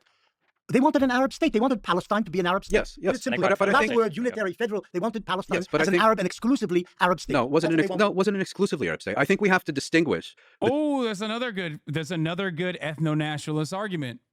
Okay. There were Jews that were Arab. There were Jews living there that were Arab in historic Palestine, in mandatory Palestine. He's trying to be like, oh, well, the Palestinians were trying to do Israel, but Arab, the Arab version of Israel. What about the Christians, Lamau? No. That's he says Arab because he's using the current Israeli state's demographic designation because he is a Zionist and he does agree with that, right? So this is also always a losing argument in the Western world. You can only present it as such if the audience that's listening in are completely devoid of the knowledge. Because Judaism is a religion, but Jewish is an ethno-religion, right? It contains multiple different ethnic backgrounds, including Arabs. As a matter of fact, a big chunk of Arabs. But when he's talking about it, he's simply mentioning Muslims and Christians. Okay?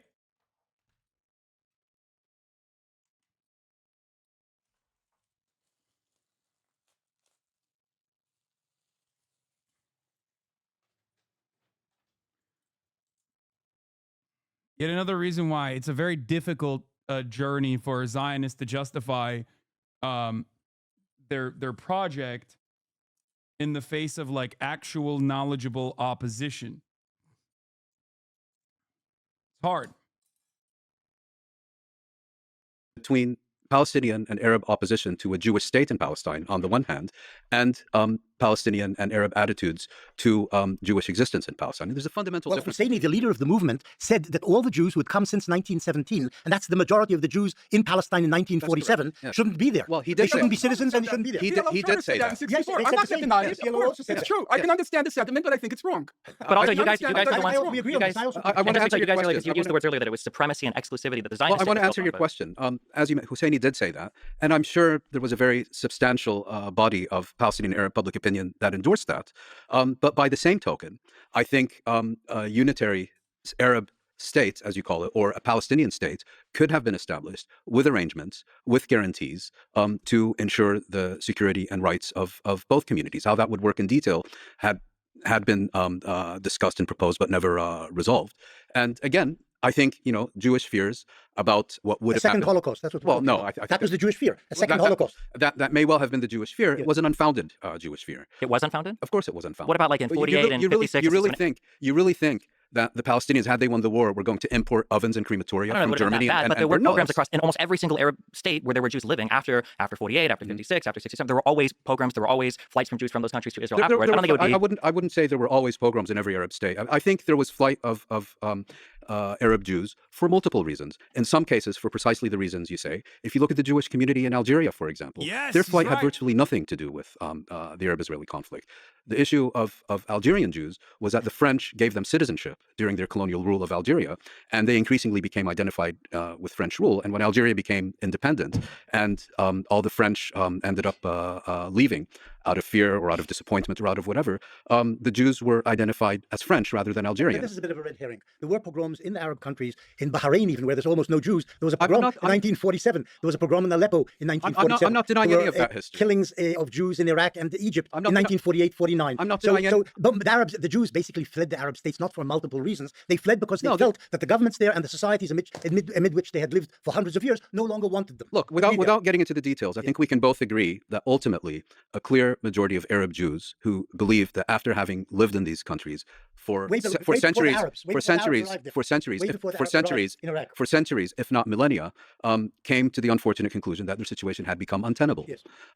I also think that we can both agree that this had never been an issue prior to Zionism and the emergence of the state of Israel. Look, I'm not. Pogroms didn't begin with Zionism. Oh, that's a disingenuous. Pogroms didn't begin with Zionism is disingenuous. Pogroms didn't begin with Zionism is a correct take historically if you're talking about fucking Europe. There's a reason why you're bringing up.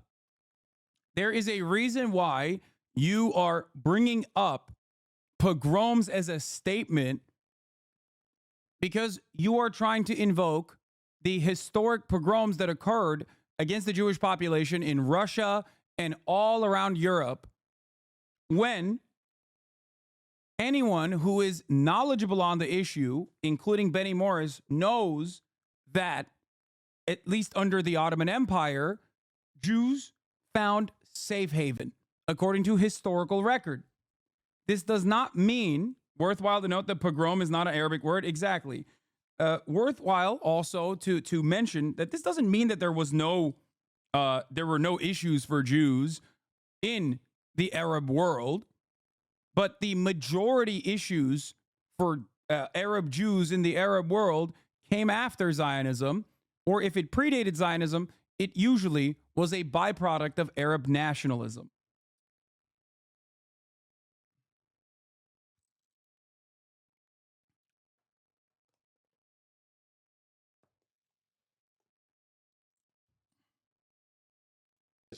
In the Arab world. The issue is the point I raised, which is whether these communities had ever come to a collective conclusion that their position had become untenable in this part of the world. No, they were Arab Jews. Well, because untenable meant there was no alternative. But with the creation of Israel, there was an alternative, right? A place where they could go and not be discriminated against or live as second-class citizens or be subject to Arab majority states. I also think it's interesting that, like, when you analyze the flight of Jewish people, and I've seen this, that it wasn't just, I agree with you, it wasn't just a mass expulsion from all the Arab states. There were definitely push factors. There were also pull factors. Now, I don't know how you guys feel about the Nakba, but when the analysis of the Nakba comes in, again, it's back to that, well, that was actually just a top-down expulsion. The retreat of wealthy Arab people in the 30s didn't matter. Any of the messaging from the surrounding Arab states didn't matter. It was just an expulsion from Jewish people or people running from their lives from Jewish massacres. Again, it's like I feel like that's selective. It's a selective critical analysis of the term Jewish here, because it wasn't the Jews of England or the Soviet Jews. Why say Jewish? Because prior to 48, saying Israeli. I think it's useful to say refer to Zionists before 1948 and Israelis after 48. We don't need to implicate.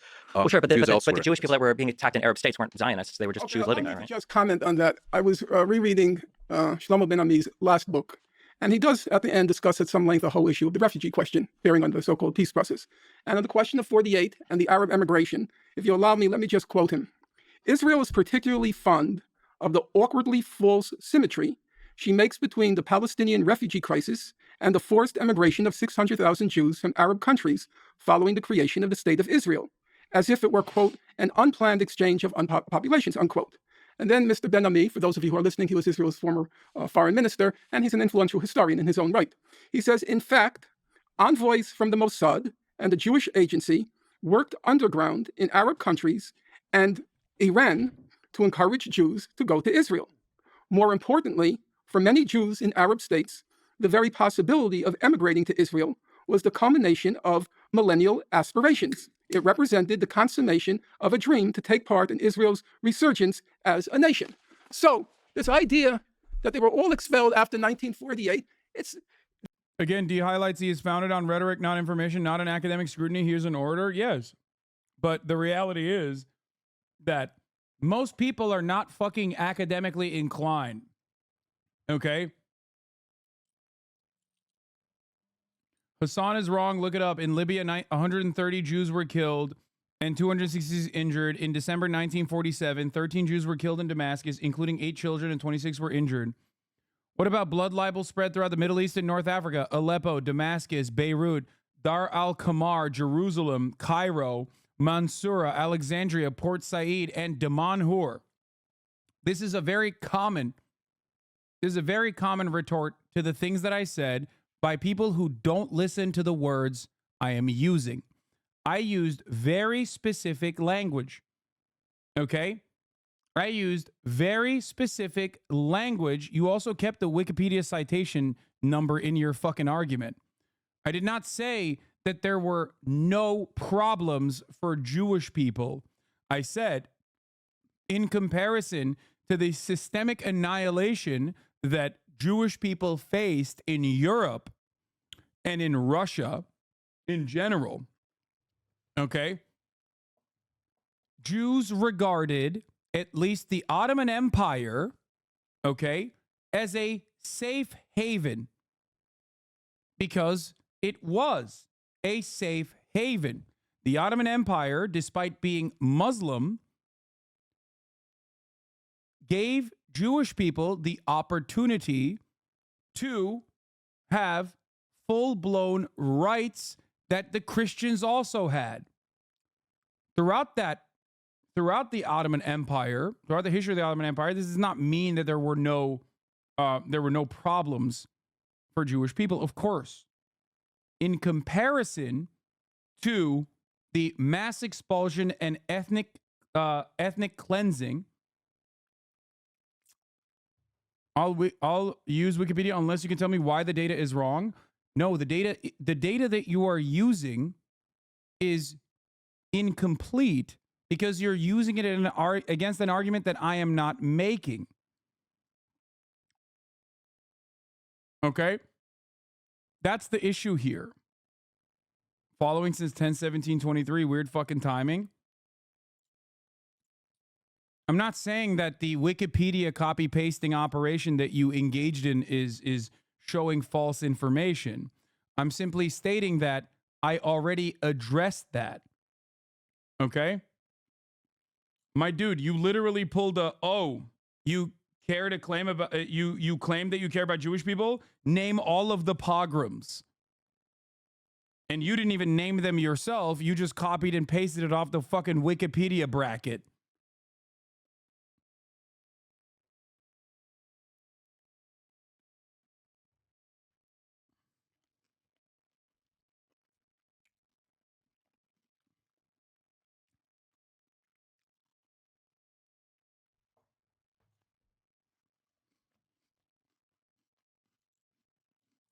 No, Wikipedia can be a reliable source of information. It's just that if you don't understand what your interlocutor is saying, you end up just copy pasting something, basically like a AI bot. That's one area, Professor Morris, I defer to expertise. That's one of my credos in life. I don't know the Israeli literature, but as it's been translated in English, there's very little solid scholarship on what happened in 1948 in the Arab countries and which caused the Jews to leave. Arab Jews. Arab Jews, right. But Shlomo Ben Ami knows the literature. He knows the scholarship. He He's a also comes from historian. Tangiers. Yeah, He's from exactly, Morocco. right. So You he have Abi knows this. Schleim from Iraq. And- He's written on this issue. And they wrote Oh. that the Jews in the Arab lands were not pro-Zionist. They weren't Zionists at all. So certainly Avi Schleim's family was anti-Zionist. And Abi It implied that Benny's claim was disingenuous based on your statement. It mainly came from the West, when not a single piece of Benny's literature primarily blames. What?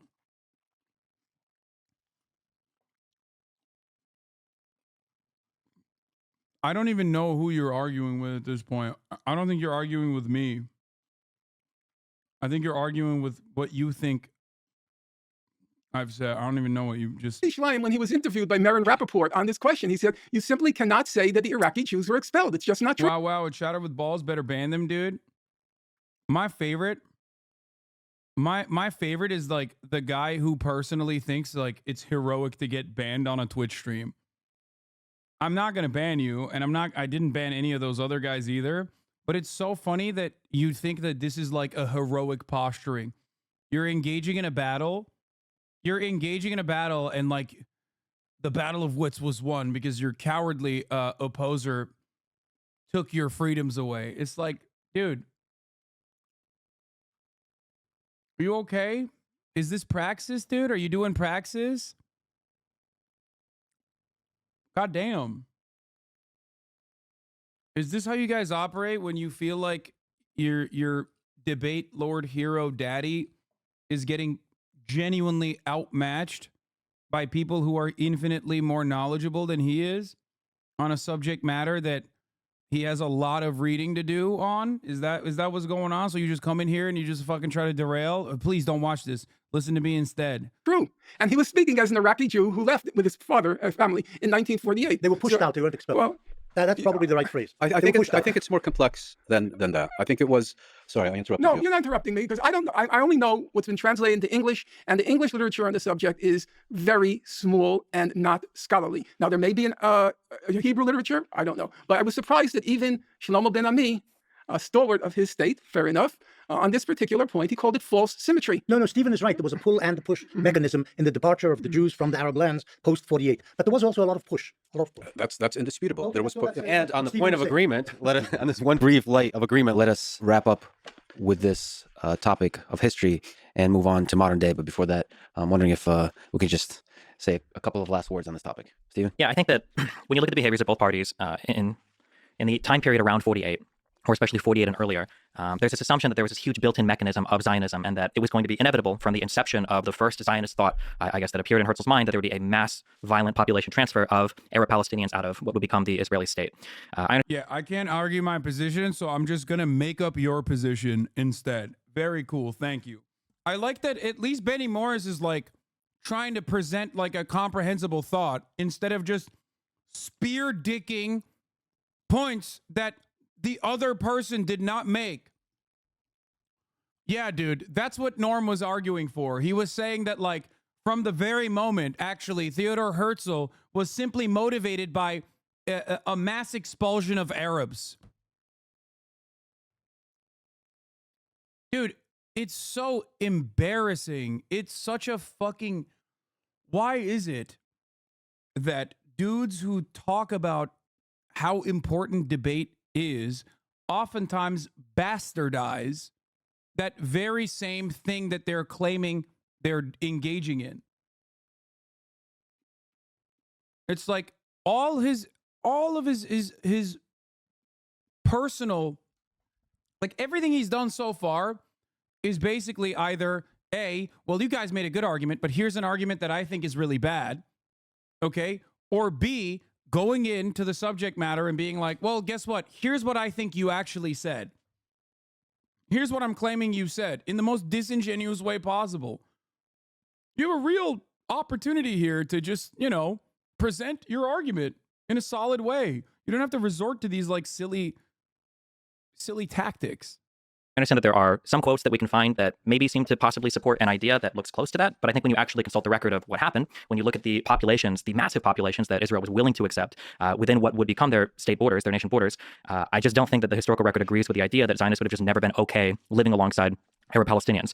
But when you look at the other side, Arabs would out of hand reject literally any deal that apportioned any amount of that land for any state relating to Jewish people or the Israeli people. I think it was said even on the other end of the table that Arab Palestinians would have never accepted, the Arabs would have never accepted any Jewish state whatsoever. So it's interesting that on the ideology part, where it's claimed that Zionists are people of exclusion and supremacy and expulsion, we can find that in diary entries, but we can find that expressed in very real terms on the Arab side, I think in all of their behavior around 48 and earlier, where the goal was the destruction of the Israeli state. It would have been the dispossession of many Jewish people. It probably would have been the expulsion of a lot of them back to Europe. And I think that very clearly plays out in the difference between the actions of the Arabs versus some diary entries of some Jewish leaders.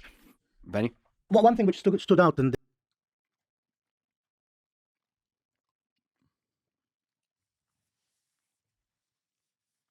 That's the most insane thing I've ever heard.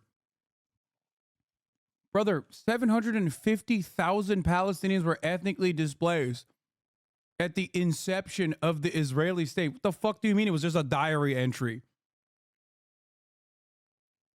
This is such a fucking idiotic, like, what a stupid point. No, man, it's not just diary entries. What the fuck?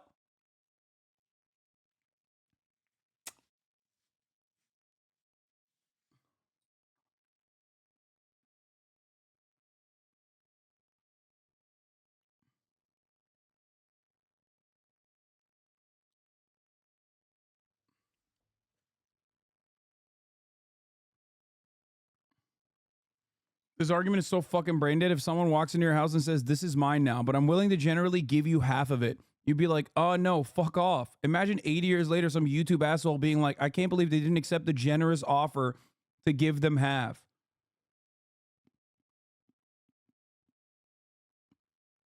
Yeah, the funniest part is, it's not even just directly like some asshole comes into your fucking house and takes half of it. There is another much larger asshole that owns the house that you're renting and goes, yeah, guess what, dude? Half of this is now going to belong to this guy who I brought in here. Okay. And then they turn around and go, actually, you know, we're bringing more people. His entire family's coming here, and they're going to murder some of your family members. And also now half of the house is definitely permanently his.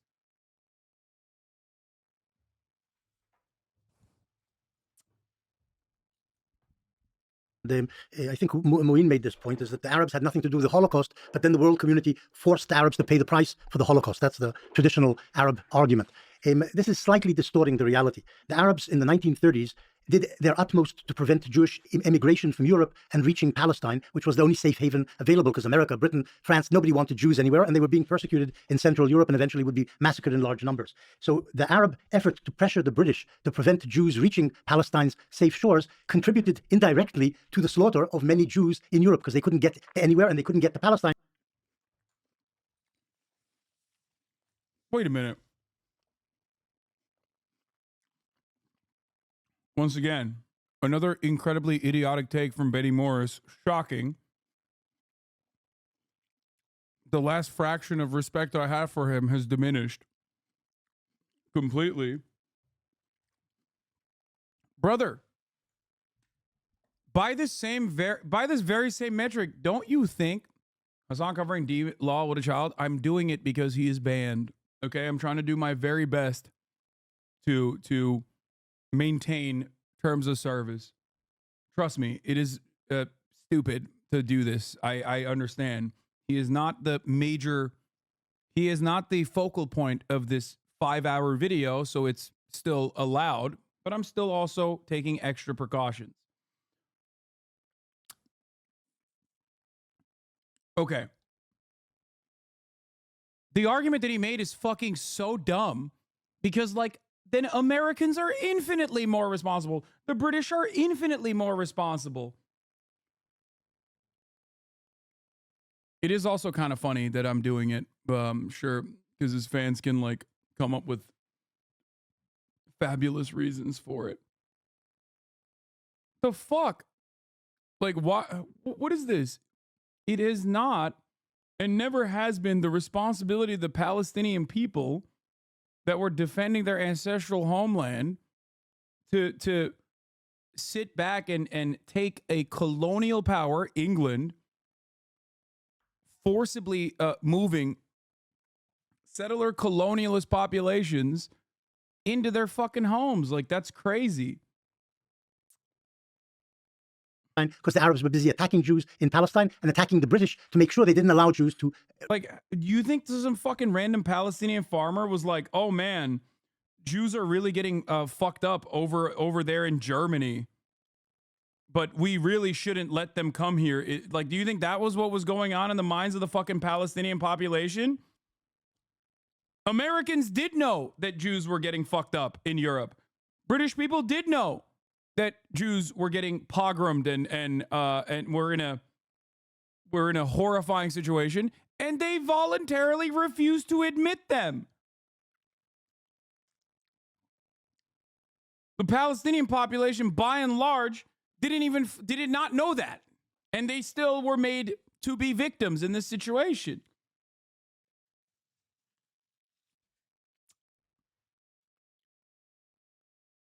Yeah, Benny straight up just said, UK and US wouldn't allow Jews in, so of course we should force Arabs to give up their land instead, and yet it is the Arabs who are the bad guys here somehow. Blows my fucking mind.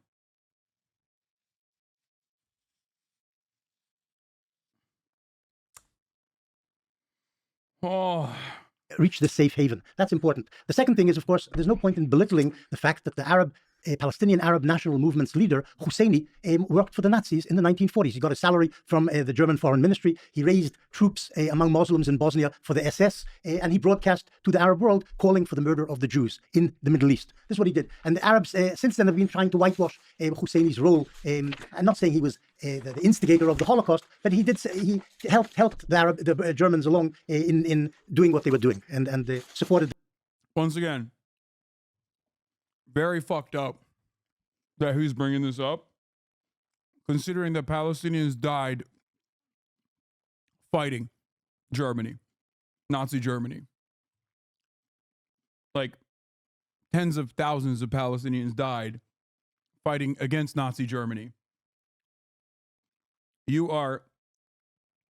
didn't go the Benjamin Netanyahu route of, like, saying Hitler learned about hatred of the Jews from the Palestinian Mufti, which is direct Holocaust revisionism.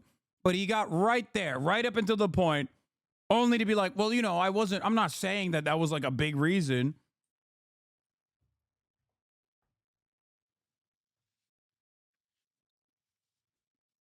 That's crazy, bro.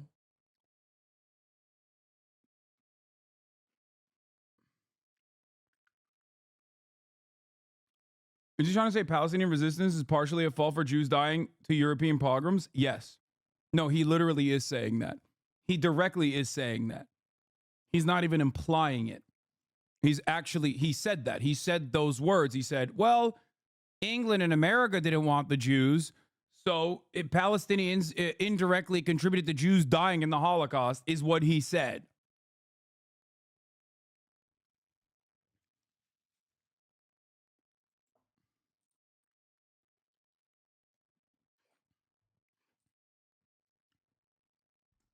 Yeah, I mean, Itzhak Shamir broke with the Irgun to form Stern Gang because he felt that the British were the bigger enemy and wanted to work with the Nazis. And Shamir ended up being Israel's prime minister in the 1980s. So there are two different agreements about the Havara agreement with Nazi Germany originally, and also after that as well, where there were obviously deviations from the Zionist project that thought that Nazi Germany could potentially be a better ally, more valuable ally. Now, that is extreme. And the reason why I don't pay any fucking emphasis or attention to that is because it's idiotic.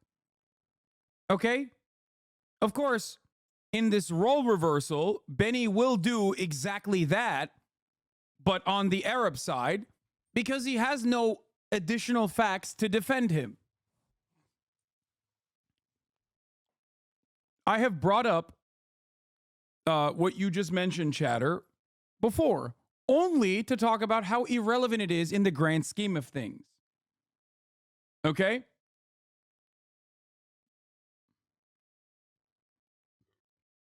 Them in doing that. So this can't be removed from the fact that the Arabs, as you say, paid a price for the Holocaust, but they also participated in various ways in helping it happen.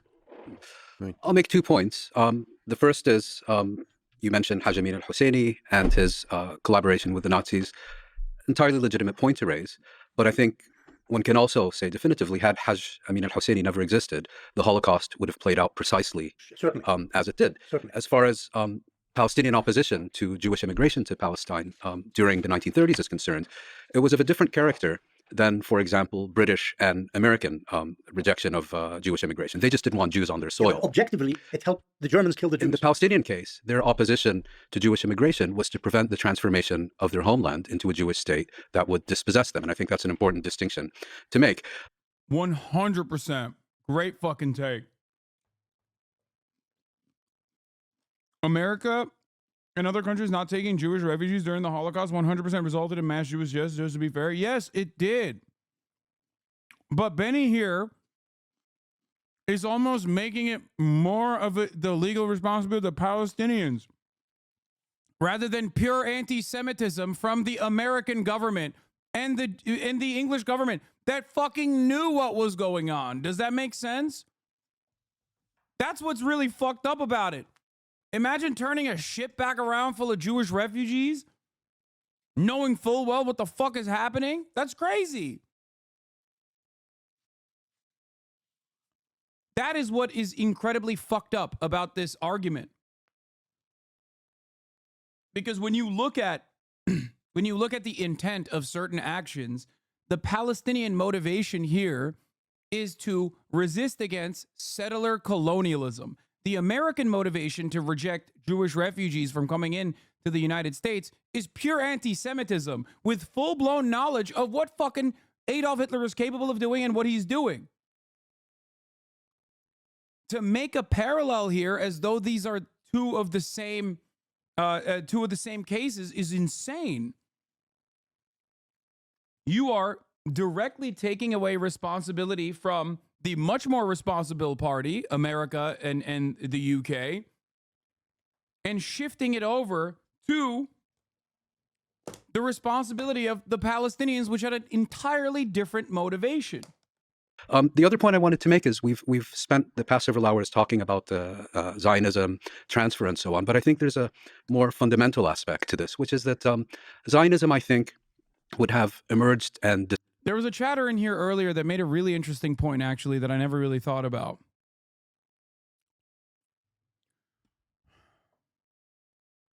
The Palestinian Jewish population, before mass settlements, was around 4% to 7%, depending on what time frame we're looking at. No, the chatter's name is Layum. Okay?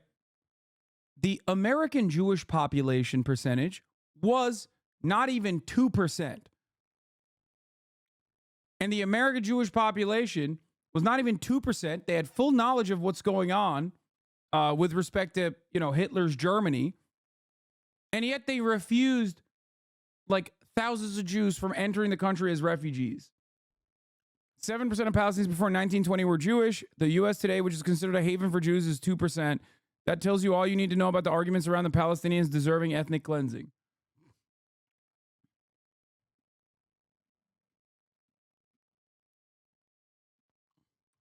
Yeah. Husseini was an insignificant character appointed by the Brits. No one followed him in Palestine. Yeah.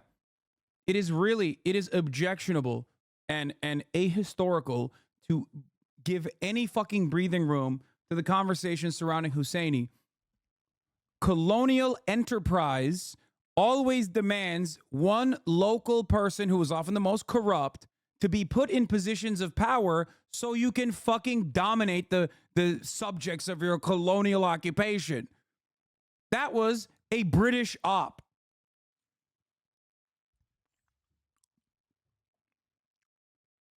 It's literally the same as like looking at Latin American countries, right? That we played a role in Latin American countries that we played a role in like destabilizing. Like, it's like saying Pinochet and everything he did is a product of the nation state itself, and the population demanded it, and not we put him into into a position of power. Disappeared as... Yeah, also look no further than the current Palestinian Authority if you want to understand how colonial entities operate. Look at the Palestinian Authority, the second most unpopular organization in the eyes of the Palestinians after Israel.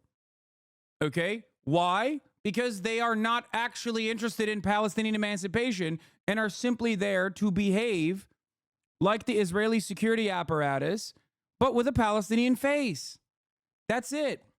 Yet one more utopian political project. Had it not been for the British, what the preeminent Palestinian historian Walid Khalidi has termed the British Shield. Because I think without the British sponsorship, we wouldn't be having this discussion today. The British sponsored Zionism for a very simple reason, which is that during... But Hasan, the Havara Agreement does a really good job, in my opinion, of showing to the layman immediately how Zionism can be very much friends with Nazism. It's not extreme in contrast, and a very good thing to bring up. How is it irrelevant? It is irrelevant in the grand scheme of things because of what the fucking Nazis did to the Jews. It's ridiculous to fucking point to this as though it's like, it is like an existing agreement that like two ethno-nationalist projects, one which directly, forcibly cleansed one ethnicity.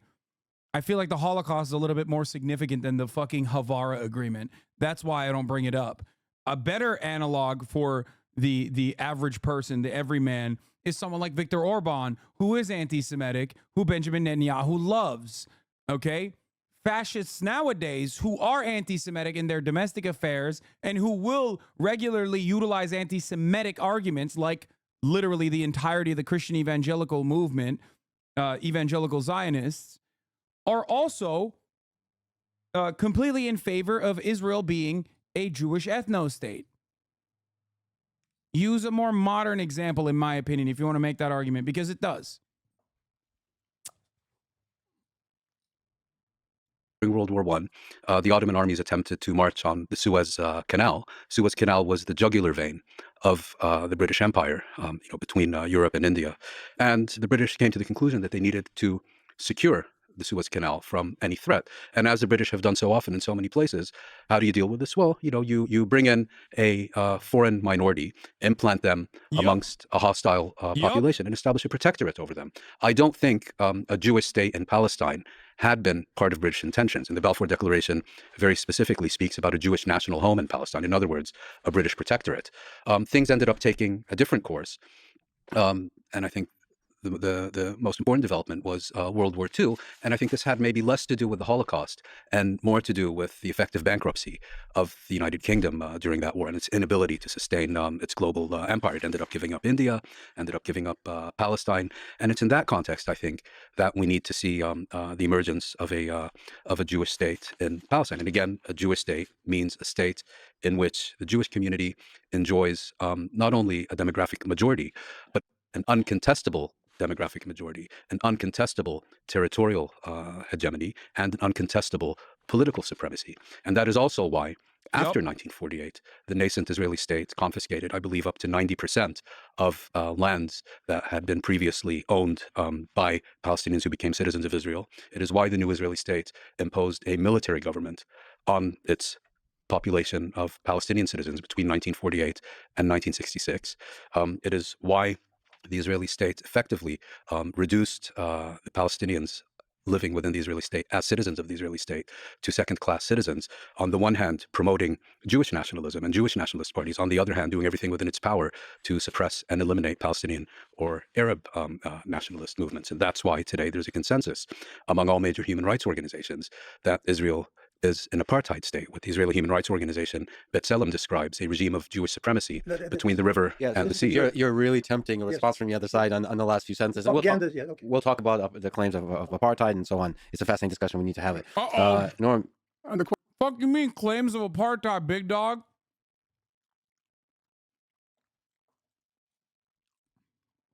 Come on, Lex. You literally interviewed Palestinians. You know it's apartheid. Get out of here.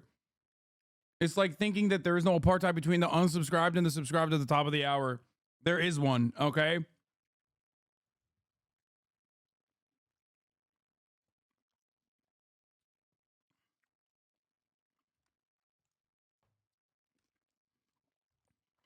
I had to get one off. I'm sorry.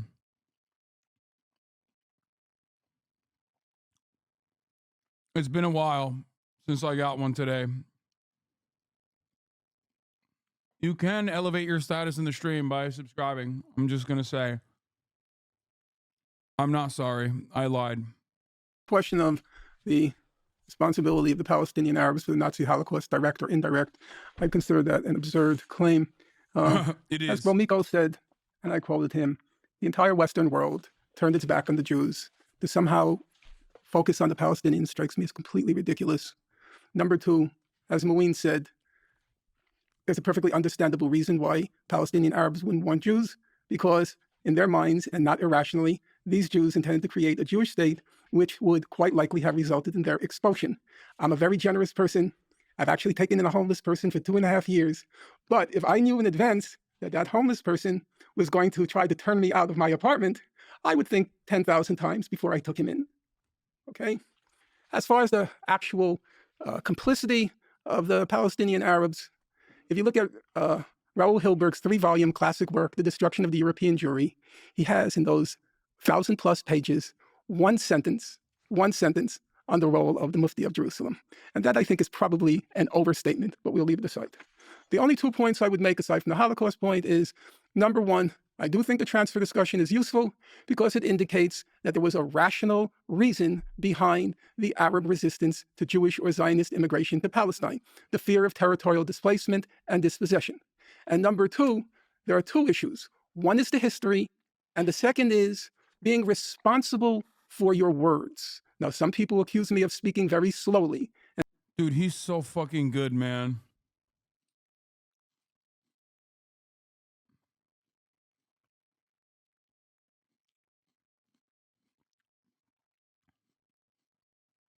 This debate is also another one of those demonstrations of that thing you say where it takes mountains of words to disprove a falsehood and only one sentence to completely demolish it. Accurately representing history being an uphill battle is so sad. I fucking love Norm so much. Like, on this issue, he is the GOAT. And they're advised on YouTube to turn up the speed 2 to 3 times whenever I'm on. One of the reasons I speak slowly is because I attach value to every word I say. And it is discomforting, disorienting, where you have a person who's produced a voluminous corpus, rich in insights and rich in archival sources, who seems to disown each and every word that you pluck from that corpus by claiming that it's either out of context or it's cherry picking. Words count. And I agree with Lex. Everybody has the right to rescind what they've said in the past. But what you cannot claim is that you didn't say what you said. I'll stick to the history, not the current propaganda. 1917, the Zionist movement began way before the British supported the Zionist movement for decades. In 1917, the British jumped in and issued the Balfour Declaration supporting the emergence of a Jewish national home in Palestine, which most people understood to mean eventual Jewish statehood in Palestine. Most people understood that in Britain and in Israel, among the Zionists and among the Arabs. But the British declared the Balfour Declaration, or issued the Balfour Declaration, not only because of imperial self-interest, and this is what you're basically saying. They had the imperial interests, a buffer state which would protect the Suez Canal from the east. The British also were motivated. No, the British were also motivated by anti-Semitism. And he knows that too. Please, come on. Like, Balfour was an anti-Semite. Bro, they literally were like, oh yeah, dude, fucking let's send him to the desert. That's awesome. I don't want to live with no Jews in my country. Send him to the fucking desert. That's great. Straight up.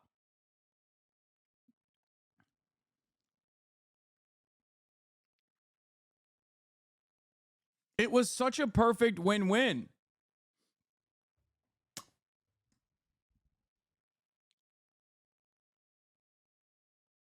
I don't understand. He literally just, the population knew it would mean an eventual Jewish state. So why would the Arabs not resist against that? Yeah, well, he's trying to say, and doing a pretty bad job at this, to be fair. He's trying to say that, like, they were only against it because of anti-Semitism. He won't say that because that would be ridiculous. But he's like leaning, he's implying. That's the difference between a guy like him and a charlatan like Destiny. Destiny will literally openly state such ahistorical claims, but ultimately Benny Morris is still a historian, so he has to like weasel around the argument.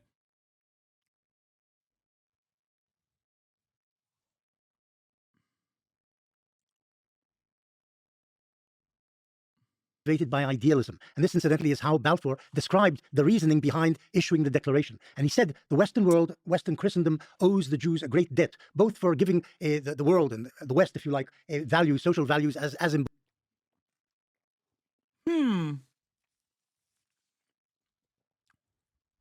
Not a big enough debt to allow them to escape Nazi Germany, though.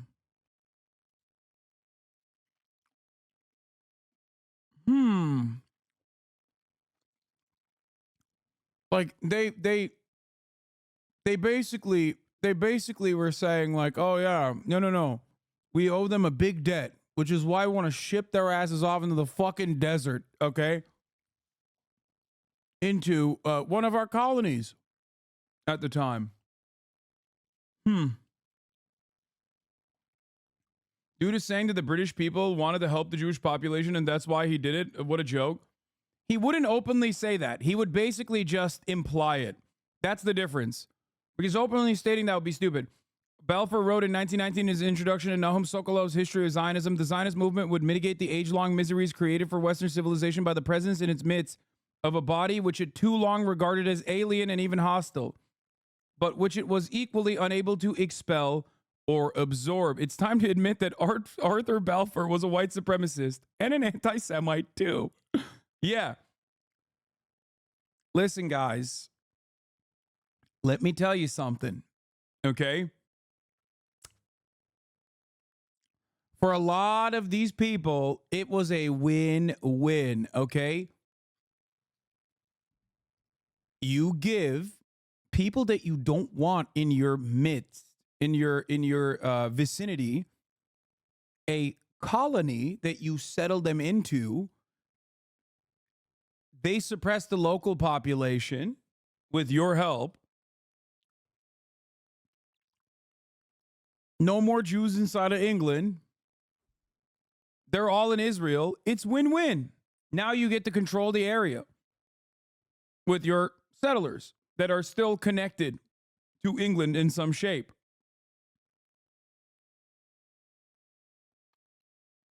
He just loved Jews so much they would distract him if they were close to him. Yeah.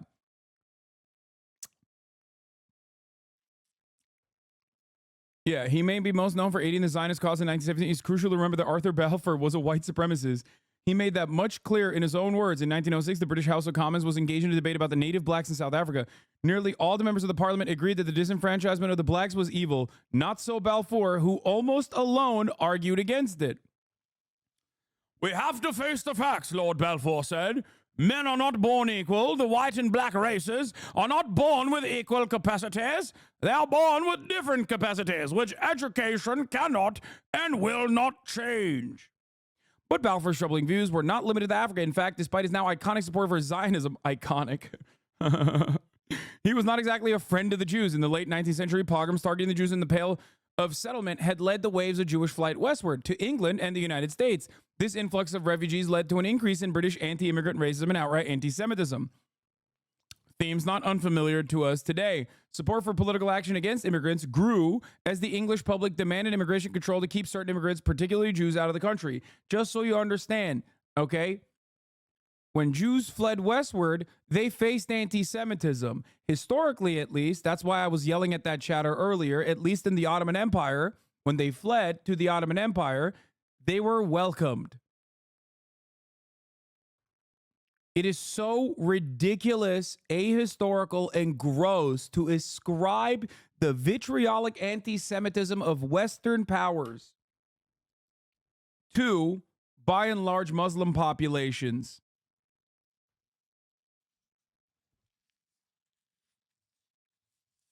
That's part of the reason why everybody loves the Israel cause, especially Germans. One, because of the collective guilt of the Holocaust, which they should feel, by the way, the collective guilt of. And two, it's a perfect way to deflect away the responsibility because, like, oh, dude, you know what's really bad, actually? Don't worry about the Holocaust. That was really bad. Yeah, we're right. That was really bad. But you know what's even worse? Arab Holocaust that is happening to the Jews right now.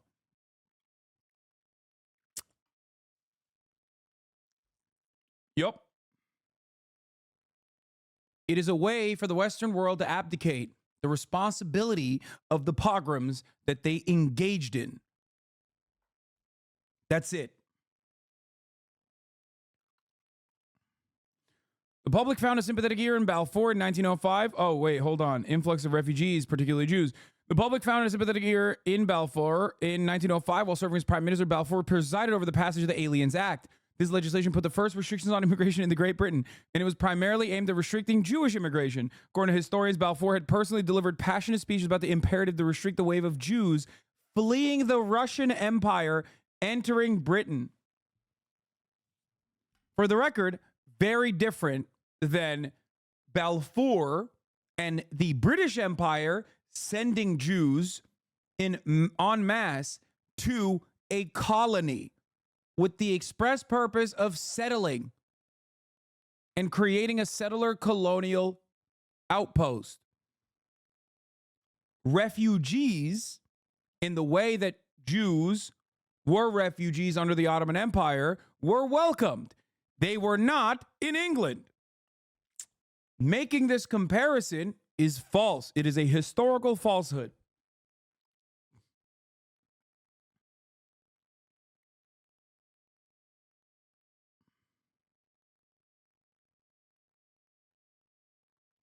I remember a while ago you said the goal of anti-racism was not to make people feel guilty. That's useless. But to make them understand systems of oppression. Now you say Germans should feel guilty. Why? Oh, because it's the same as like white people that should feel guilty about slavery because they deny it. Germans will talk about the Holocaust and act like they are very sorry for it while simultaneously shifting the attention away in the way that I just described to you to the Arabs. Germans basically go, it's perfect. Israel is perfect for us. You know, united enemy and all. So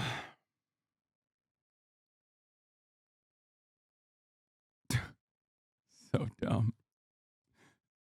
Y'all are dumb as fuck.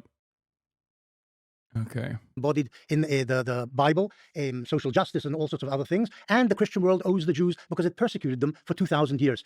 This debt we're now beginning to repay with the 1917 declaration favoring Zionism. But it's also worth remembering that the Jews weren't proxies or attached to the British imperial endeavor. They were happy to receive British support in 1917, and then subsequently when the British ruled Palestine for 20, 30 years, but they weren't part of the British imperial design or mission. They wanted a state for themselves, the Jews, happy to have the British support them, happy today to have the Americans support Israel. But it's not because we're stooges or extensions of American imperial interests. The British, incidentally, are always described in Arab narratives or propaganda as consistent supporters of Zionism. They weren't. The first British rulers in Palestine, 1917, 1920. Herbert Samuel. No, before Herbert Samuel. Samuel came in 1920. The British ruled there for 3 years previously, and most of the leaders, the British generals and so on, who were in Palestine, were anti-Zionist. And subsequently, in the 20s and 30s, the British occasionally curbed Zionist immigration to Palestine, and in 1939 switched horses and supported the Arab national movement and not Zionism. They turned anti-Zionist and basically said, you Arabs will rule Palestine within the next 10 years. This is what we're giving you by limiting Jewish immigration to Palestine. But the Arabs didn't actually understand what they were being given on a silver platter, Husseini again, and he said, no, we can't accept the British White Paper of May 1939, which had given the Arabs everything they wanted, basically, self-determination in an Arab majority state. So what I'm saying is the British, at some point, did support the Zionist enterprise, but at other points were less consistent in the support, and in 1939, until 1948, when they didn't vote even for partition, for Jewish statehood in Palestine, in the UN. Yeah, bro, the only time where they curbed immigration was literally because of fucking mass upheaval. The fuck?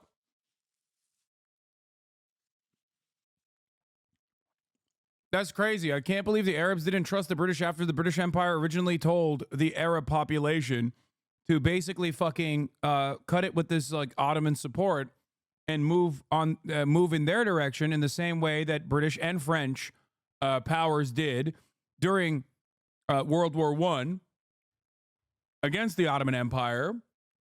And then basically the British, for the Palestinians, were like, yeah, just kidding. We're not going to do anything about that. Here are a bunch of people that we're shipping over there with the express purpose of doing settler colonialism.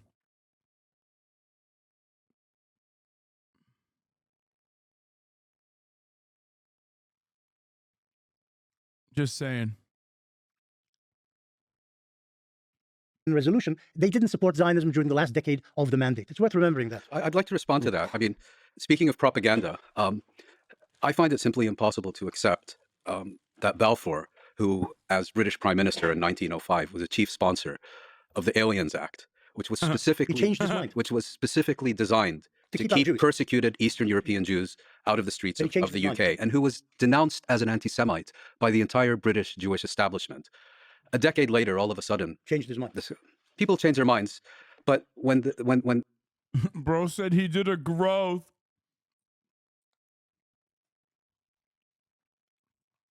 Yeah, he did a growth, man. He changed his mind.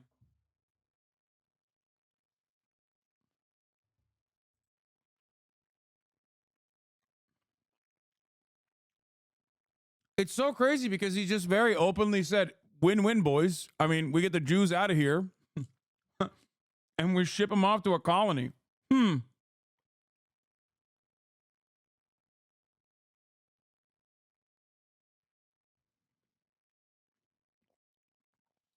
Naruto convinces him to be a good guy. Yeah.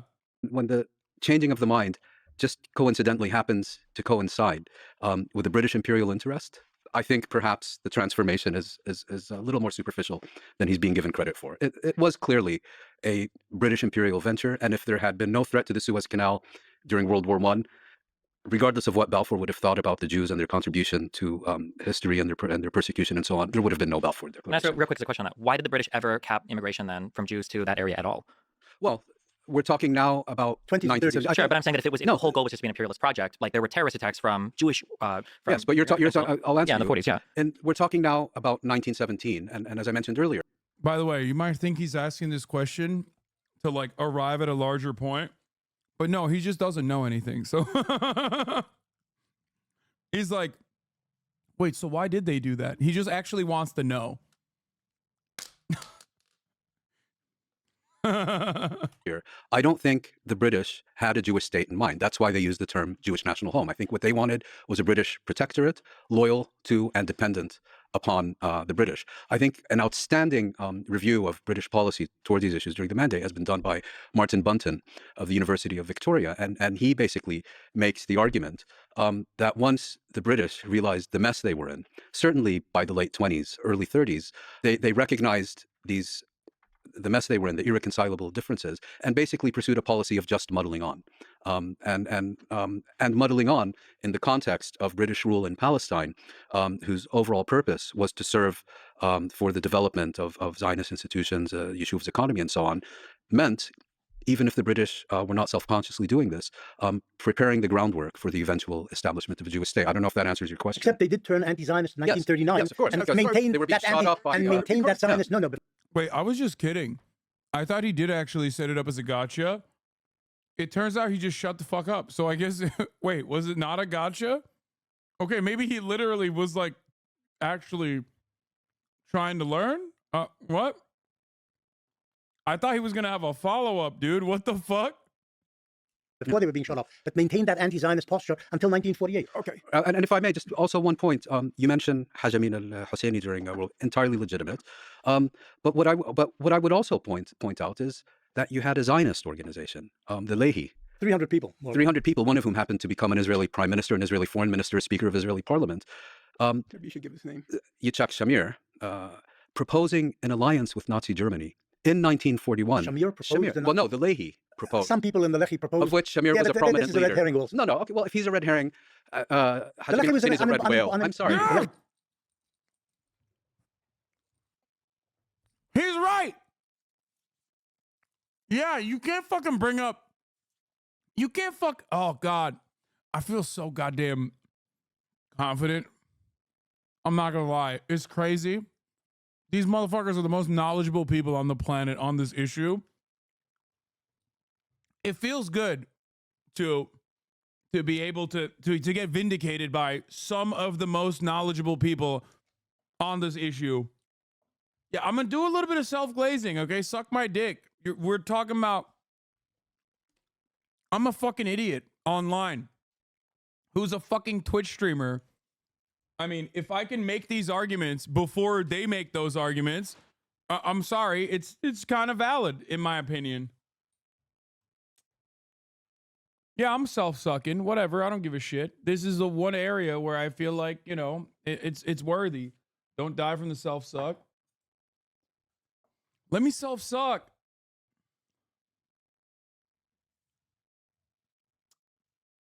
It was an unimportant organization in the Yishuv. 300 people versus 30,000 belonged to the Haganah. So it was not a very important organization. It's true, before the Holocaust actually began, they wanted allies against the British where they could find them. We're talking 1941 here, not 1931. 1940. 41 from what I recall. 1940. They approached the German emissary in Istanbul or something. Yes. Istanbul. And if I may, proposed an alliance with Nazi Germany on what the Lehi described as on the basis of shared ideological principles. Well, they said they did. No, they reviled. Why are you doing these things? Of the course Lehi they was said it. reviled You by the know the majority. state, but The you Lehi know was that reviled. you know what the statement said on the basis of a shared ideology. They're cooking them. Look. All I'm saying is, I don't use the Havara agreement as a counter because I think it's a fucking red herring. I told you. But if you use the Mufti, then then it's the same exact principle. Utilizing the Mufti as an indication of like the broader Palestinian project, as though like ideologically some fucking dumbass Mufti that the British Empire put in a position of power, as they always do, is somehow reflective of the vows of the Palestinians and is like motivated by anti-Semitism, is no different than saying that like Jews were motivated by Nazi principles. It's ridiculous. How come D isn't helping his boy out? Dude, he is so out of his goddamn element. It is not even fucking funny. He is learning new words, trying to fucking scroll on his iPad to like look at the corresponding Wikipedia page. He doesn't have his chat of little Hasbara trolls who are autistically fucking feeding him talking points about about how, like, this is what you should say in this circumstance, okay? He doesn't have any of that shit. He is outclassed, outmatched. You can fucking scan Wikipedia pages for as long as you can. You got like 8 fucking talking points. You're cooked. No factorio, no nothing. Bro sitting there like a fucking iPad kid. Goddamn. Of course, what is he gonna do? How is he gonna fucking chime in, dude? He's gonna get destroyed every time he does.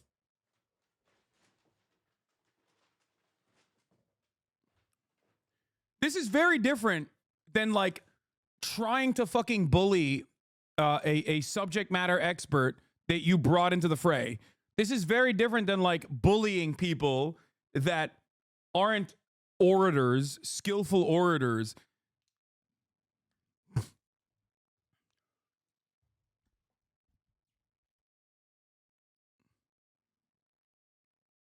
That's why it reads, every time Destiny has had like debates of this sort, whether it be Richard Wolff, whether it be Michael Brooks, whether it be like a knowledgeable person on the issue that he's talking about, it always turns into a like a one-on-one educational seminar. And basically, yeah, it turns into a one-person lecture. And then his fans will basically use it. Like it happened with Mark Lamont Hill, apparently. I didn't even know that one. Where people will then turn around and be like, see, he's so open-minded. He's like listening. He's sitting his white ass down and he's listening. And it's like, no, it's just because he couldn't fucking debate them in the same indecent ways that he can try and debate others. That's it. It is still wholly inconsistent with his overarching framework. It's just that, I mean, the Ben Shapiro conversation, I would say, is the greatest example because, like, Ben Shapiro is not knowledgeable on the issues that he speaks on, just like in the same exact ways that Destiny isn't. Okay? The difference, however, is that Ben Shapiro has more experience in being a skilled orator than Destiny does. So he fucking whooped his ass in that conversation, and he turned docile like he always does whenever he's outclassed by his opponent. And then his fucking entire fan base turns into cope mode and goes, well, it's because he was being nice because he's not supposed to be fucking aggro every time he talks to people. No, he's only got that smoke for some like random trans person on Twitter, okay? That he's like ripping to fucking shreds. He doesn't have that smoke for Ben Shapiro because Ben Shapiro's better than him at the same fucking thing he's trying to do. Not knowledgeable, neither is Destiny, but at least he's fucking better at him in rhetoric because he has a lot more runtime in this space. That's it. And before all you little boys cope, okay? Before all you little boys cope, Hasan debates against videos where no one can reply to him. Well, I've debated a shit ton of people. I've debated people on television. I debate people all the fucking time. Okay? You have made this up in your hug box that I do not debate. I debate people all the time. I just think that there are people who are valuable to debate. People with big audiences, people who have actual genuine societal harm. I don't debate for the purpose of debating because debating is not my primary content. Okay?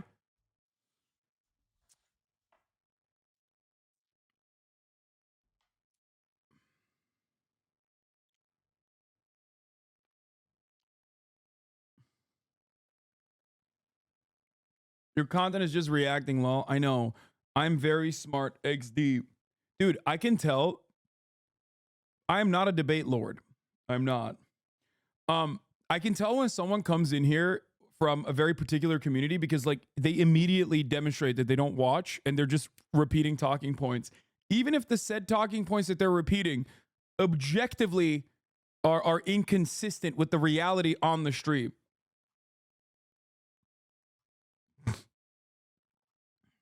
It's so funny. Let's continue. Why do you say no? Do you think You that could the just- Lefty when you people say- were Nazis? Is that what you're saying? I'm saying You that. saying You that? said. No, you saying that. Forget Okay. statements. You like to Okay. quote things, but I were would like they to quote things. It's Nazis? called Were facts. the Lechi Nazis? That's what I'm asking. What did he Some of just them say? supported Stalin, Did he say that the incidentally. basis of the pact was their agreement on ideology? There wasn't any pact. They suggested. I they said, proposed an wasn't it agreement. right? And what did the agreement say? They wanted arms against the British. That's what they did the wanted. Yeah, agreement well, that's say? what Hajjami al-Husseini wanted also. That's what No, but others they didn't. in India... The Lechi people didn't work in Berlin helping the Nazi regime. I mean, it's what the IRA wanted also. No, but this is what Hasan Husseini did. You know that he was an anti-Semite. You've probably read some of his works. Yes. He wasn't just anti-British. and- He was also anti-Semitic. And They had a common ground with Hitler. I It's as think simple as that. we can Not agree. every anti-Semite is a Hitlerite. I think we thought can... that part. He literally didn't worked even with the have to Nazis say. to recruit people. He wasn't just a Yes, guy and posting. he was an absolutely revolting, disgusting human being. This I'm happy I to have hear. no.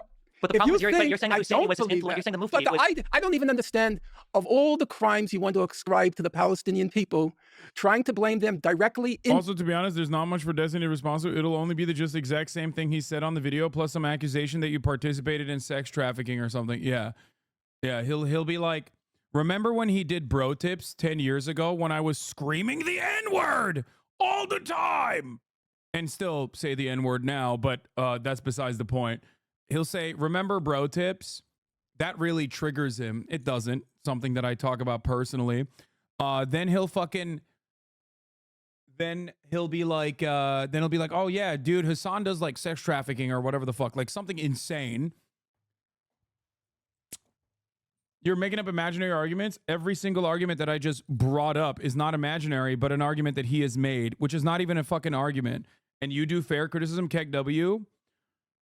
There are moments where I'm being pretty charitable and pretty fair to Destiny, but I think like that ship has that boat has sailed. We're long past that point. But right now, even now, when you think about it, I have said that he is a skillful orator. Okay? He's devoid of like actual historical knowledge, but he's a skillful orator. That's why he's there. He's there to, add to the fun of it all.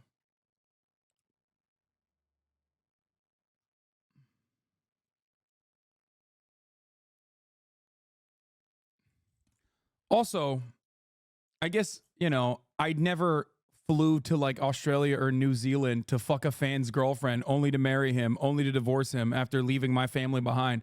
So there is that too. There is a lot. This is a target-rich environment. Anything that he can say about me, usually made up. More often than not, made up by his community. Repeated until it's like seen as the truth, even though it isn't. Like, oh, his dad is an oligarch or some shit. Not true.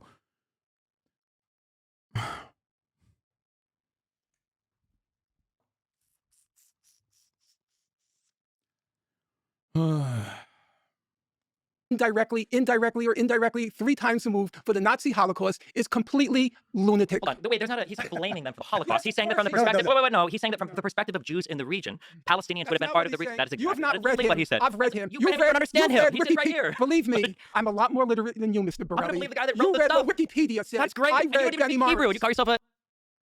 Wait, what? What is happening right now? He found something that he can like aesthetically grab onto. It's what the IRA wanted also. No, but this is what Hasan Husseini did. You know that he was an anti-Semite. You've probably read some of his works. Yeah. He wasn't just anti-British. and he was also anti-Semitic. And they had a common ground with Hitler. I think we can agree. Not every anti-Semite is a Hitlerite. I think we can. That part. He literally we didn't worked even with the have Nazis say. to recruit people. He wasn't just Yes, a guy posting. and he was an absolutely revolting, disgusting human being. This I'm happy I to have hear. no. But the If problem you is you're saying that I Husseini don't was his believe influence. that. You're saying the Mufti But was...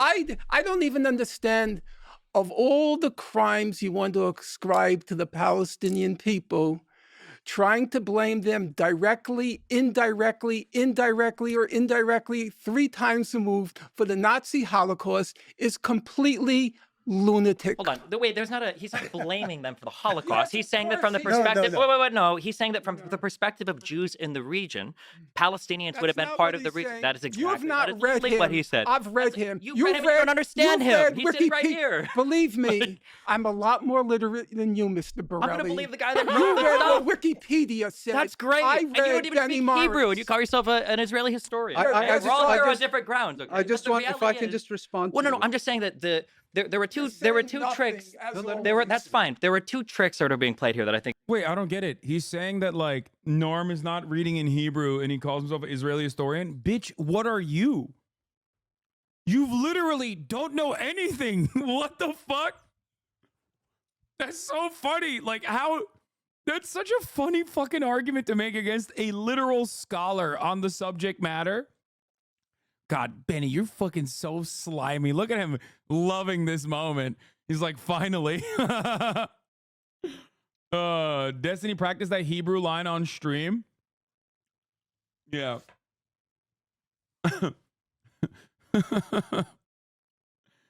Ay, ay, ay. What is this? How come D isn't helping his boy out? Dude, he is so out of his goddamn element. It is not even fucking funny.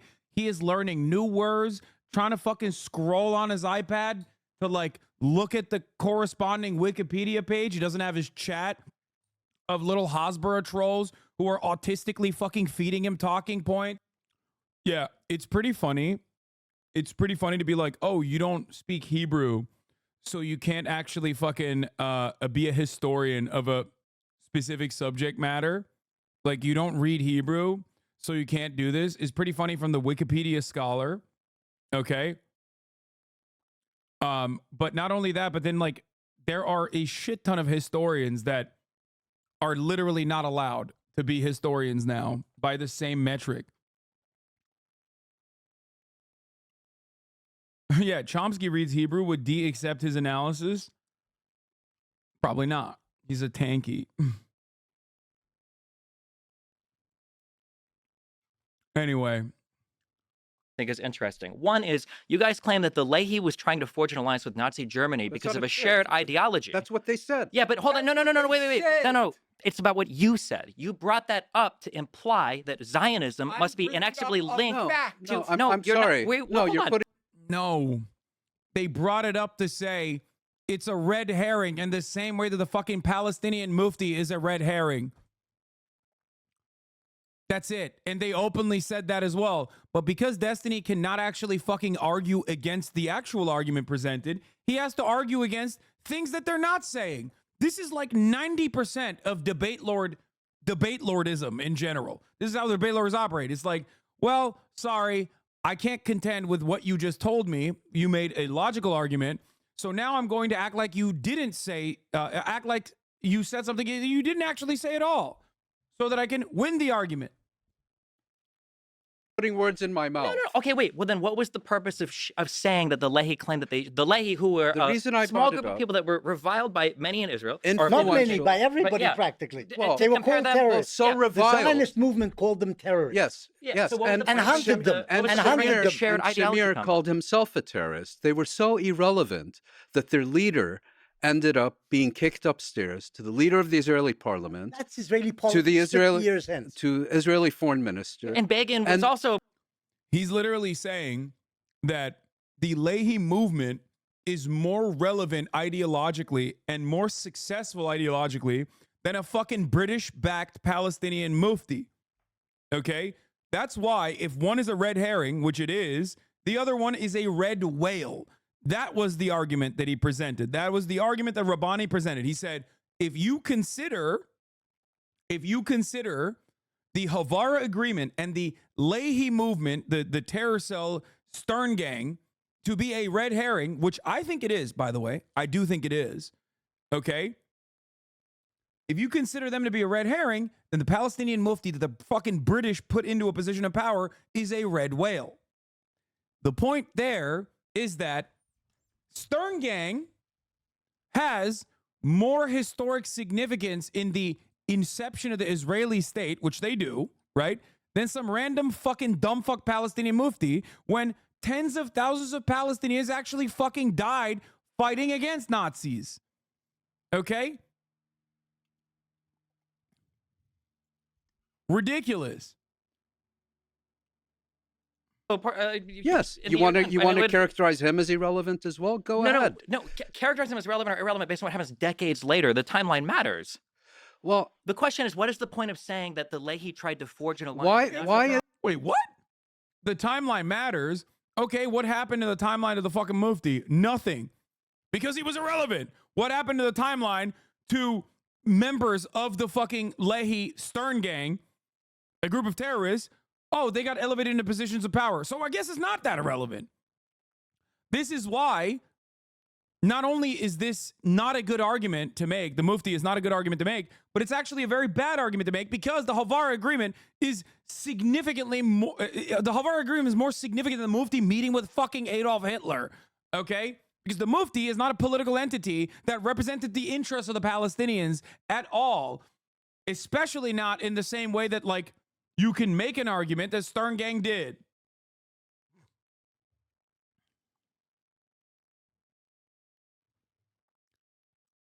It's pretty funny because, like, those guys also then were, like, pro-USSR, but that's a different point.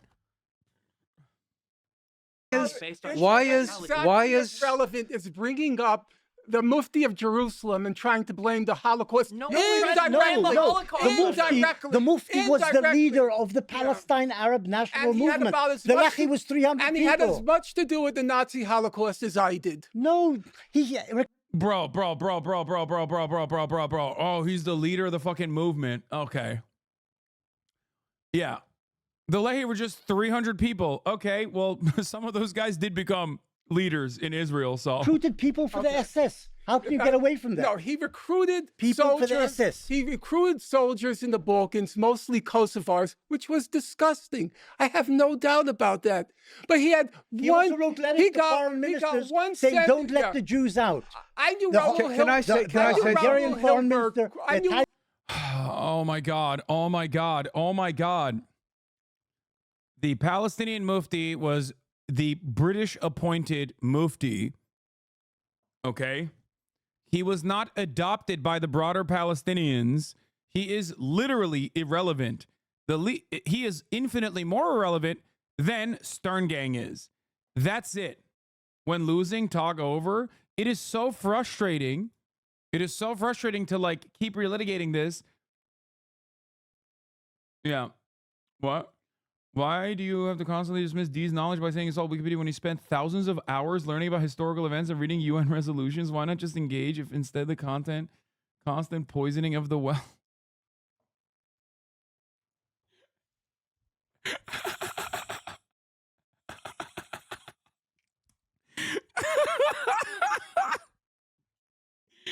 Dude, I love you guys, man. Hey, you're goated, okay? You are. Some of you guys are really sick. Like, actually.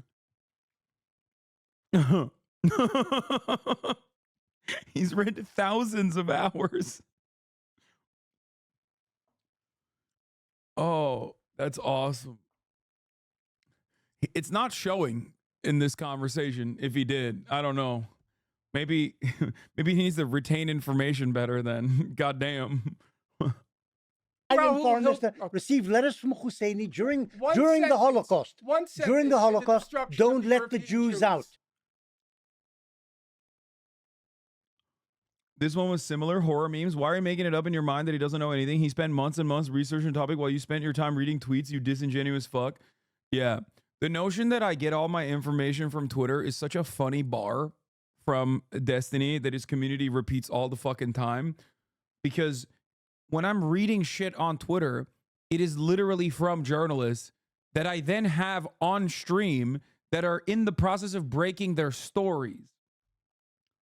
Okay?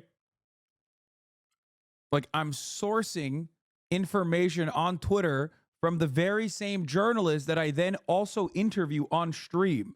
I'm going to the actual source. It is infinitely more productive than reading fucking Wikipedia pages after you made up your mind about how Israel is not doing a genocide, nor is it an apartheid state. He came to that conclusion on a whim. And then he fucking stood by that position and has been looking for post hoc rationalizations ever since.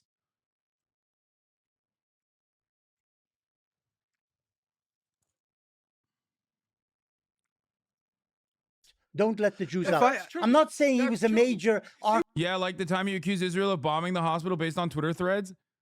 You're joking, right? because when I accuse Israel of bombing the hospital, which it has bombed like every hospital since then and had bombed that exact hospital 2 days prior, that was not from Twitter threads, you fucking idiot. That was from the BBC.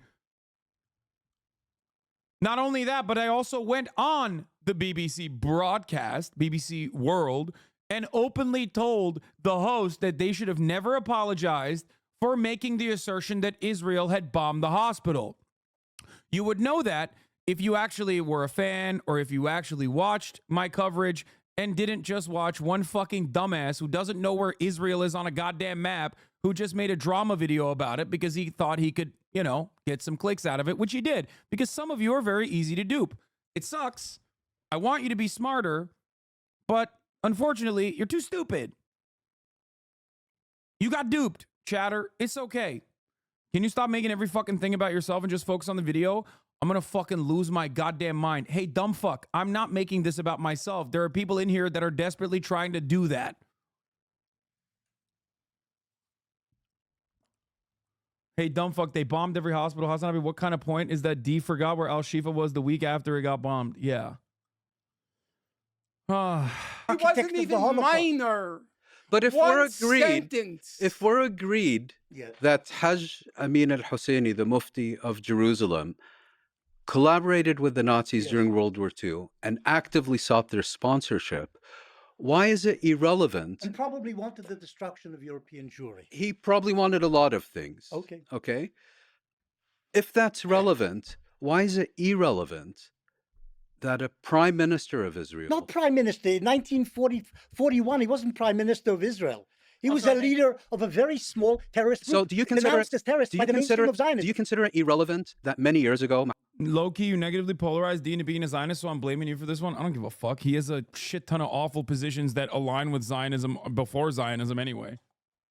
Mahmoud Abbas wrote a doctoral thesis, which is basically it shows something tantamount... about Mahmoud Abbas. Okay, but I didn't bring it up. You're the one who's bringing it up. But he you wrote things consider that belittling relevant. the Holocaust. That's what you're saying. The president of the Palestinian National Authority belittled the Holocaust, said it didn't happen, or only a few Jews died. I think that's a fair characterization of... But I didn't bring it up. I brought it up. Yeah. Okay, because my question is, then why is Shamir's antecedency relevant?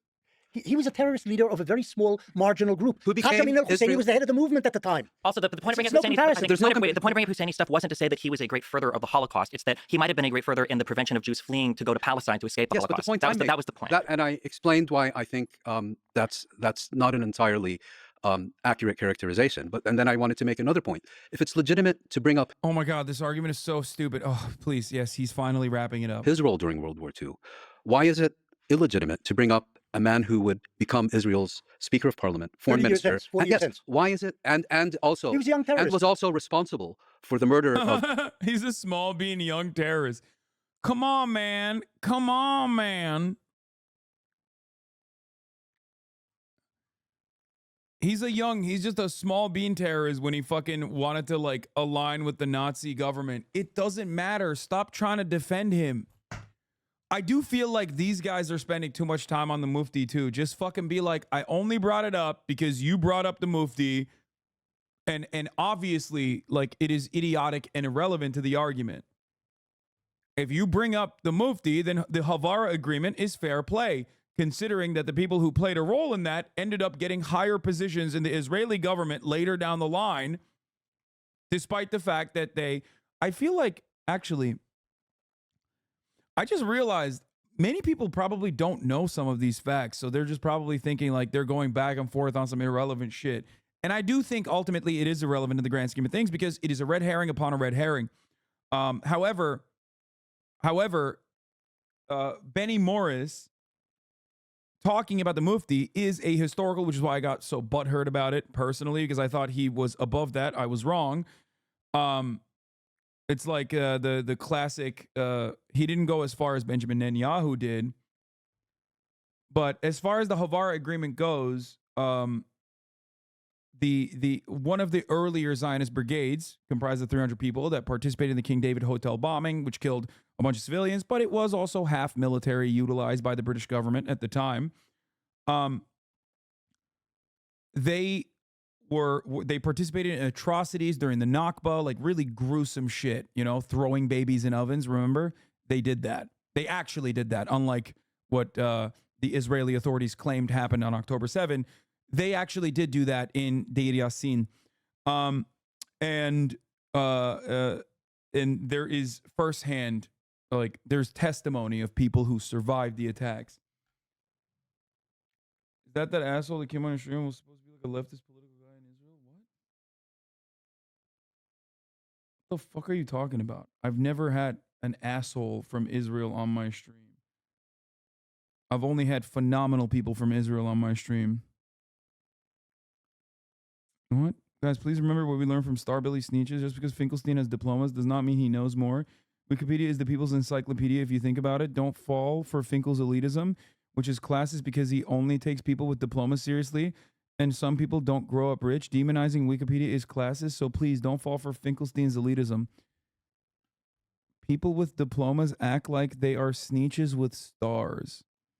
Okay, Lake, you can't ban someone that just came up with an incredible fucking new copy pasta. Bro is really acting like books are not available at the library, and the only way that you can get information is from like Wikipedia summarizations after you made you made your position known and are engaging in post hoc rationalizations exclusively for spirited debate that your audience will eat up. Guys, you can't. It's too long for a copy pasta. You're all going to get fucking banned by Fossabot. Stop posting it. The copy pasta is too long. Fossabot is clapping you like it did him.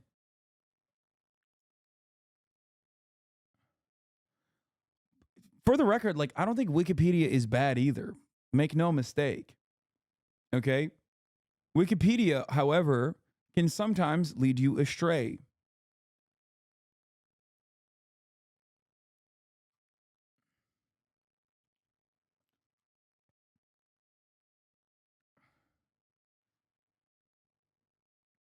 I don't know what Sneeches, Star-Bellied Sneeches is because I didn't read the Wikipedia for it. Wikipedia is the people's encyclopedia. Don't be classist. I'm not even anti-Wikipedia. Wikipedia is the most communist fucking institution out there, okay? Dr. Snooze? Seuss? Dr. Seuss? Dr. Snooze. Of the United Nations' first international envoy, Bernadotty, Foki Bernadotty. Why is all that irrelevant? I don't understand. I think that the reason why he was brought up was because Jewish people in this time period would have viewed it as there's a prevention of Jews leaving Europe because of the Palestinians pressuring the British to put a curb at 75,000. Okay, this argument is so fucking stupid because Americans are infinitely more responsible for the death and destruction of Jews in that regard, which they are, by the way. So what the fuck are we talking about? Like, this is so stupid. It was a stupid argument that Benny Boy made, okay? It was a dumb argument. Limit, yes, but it's not about them furthering the Holocaust or being an architect, major or minor play in the Holocaust. Well, actually, he was a major player in that region. So actually, Benny Morris made the specific claim that the Palestinians played an indirect role in the Holocaust. The indirect role would have been the prevention of people escaping from Europe and my response to that is, first of all, I disagree with that characterization. But second of all, how can you disagree with that? They forced the British to prevent emigration of Jews from Europe and reaching safe shores in Palestine. Well, That's what they did. Again, and they knew that the Jews were being persecuted in Europe. Was Palestine the only spot of land on earth? Yes, basically that was the problem. The Jews couldn't emigrate. What about your great friends in Britain, the architects of the Balfour Declaration? By the late 1930s, what about the United States? Happy to take in Jews, and the Americans weren't happy to take in Jews. And why are Palestinians, who are not Europeans, who had zero role in the rise of Nazism, who had no relation to any of this, why are they somehow uniquely responsible for what happened in Europe and uniquely culpable? The only safe haven for Jews. Oh, really? The United States wasn't a potential safe haven. The only one was Palestine. The United States had no room. No, from the Atlantic to Pacific for Jews. It did have room, but it didn't. So that wasn't the only safe haven. This is but shouldn't you be focusing your America should be blamed for not letting Jews in during the 30s They are and 40s. blamed, but nobody blames them for the Holocaust. Well, indirectly. No, I've never heard it said that Franklin Delano Roosevelt was indirectly responsible for the Holocaust. I never heard that. Now, maybe it's in Israeli literature because the Israelis have gone mad. Your prime minister said the whole idea of the gas chambers came from the Mufti of Jerusalem. That's nonsense. Yeah, we all know that's nonsense. But we also know that Netanyahu said it. Netanyahu says so many things which are and he happens to be the prime penalized. longest I cannot serving be prime minister responsible of for them. Israel. No, I can't be you're not responsible for them. responsible for them, but it is relevant that he's the longest serving prime minister of Israel. Unfortunately, it says something about the Israeli public. Yes, I and he agree. gets elected not despite saying such things, but because he says His such voters things. don't care about Hajj Amin al-Husseini or Hitler. They know nothing about his you may voters. well be right. His base know nothing about anything, and he can say what he likes, and they'll say yes, so they don't care if he says these things. You may well be right, but anyway, not to beat a dead horse, but I still don't Let's not beat a understand. dead horse, you're right. I'll just conclude by saying I don't understand why the Mufti of Jerusalem is relevant. He is relevant. He is relevant. But The head of the Sheikh national Shamir is not Palestinian. relevant. Shamir He wasn't said he's relevant because I said so. But other people that you're bringing up are irrelevant because I also said so. the head of the national movement. He represented 100 or 200 or 300 gunmen who were considered terrorists by the Zionist movement at the time. The fact that 30 years later he becomes prime minister, that's the crux of history. But history Hasan al-Husseini was the head of the Palestine Arab National Movement at the time. Anyway, what can you do? I think we're speaking past each other. We're not. So I'll leave it there. I'm talking facts. Let's move to the modern day, and we'll return to history, maybe 67 and other important moments. But let's look to today, in the recent months, October 7th. Let me ask sort of a pointed question. Was October 7th attacks by Hamas on Israel genocidal? Was it an act of ethnic cleansing? Just so we lay out the moral calculus that we are engaged in. I don't. Maybe it was The problem with October 7th is this: the Hamas fighters who invaded southern Israel were ordered to murder, rape, and do all the nasty things that they did, and they killed some 1,200 Israelis that day, and abducted them, as we know, something like 250 civilians, mostly civilians, also some soldiers, took them back to Gaza, dungeons in Gaza. But they were motivated not just by the words of their current leader. The dungeons in Gaza, bro. Jesus Christ. Yeah, back to the layers. In the Gaza Strip, but by their ideology, which is embedded in their charter from 1988, if I remember correctly. And that charter is genocidal. It says that the Jews must be eradicated, basically, from the Oh God, he's so bad. It's just like every Zionist talking point basically devolves into like the absolute dumbest person you've ever heard. It's just like, oh yeah, the 1988 charter, they were operating on pure anti-Semitic vitriol. They're doing a genocide. Like they were trying to do genocide. Holy moly. Dude, you're a historian. The fuck? Yeah, the charter did change in 2017. Not that it fucking matters, okay? You're just basically You're basically picking and choosing. Land of Israel from Palestine. The Jews are described there as sons of apes and pigs. The Jews are a base people, killers of prophets, and they should not exist in Palestine. It doesn't say that they necessarily should be murdered all around the world, the Hamas charter, but certainly the Jews should be eliminated from Palestine. And this is the driving. Yeah, the killing of 30,000 Gazans is not genocide, but October 7 is. Yeah.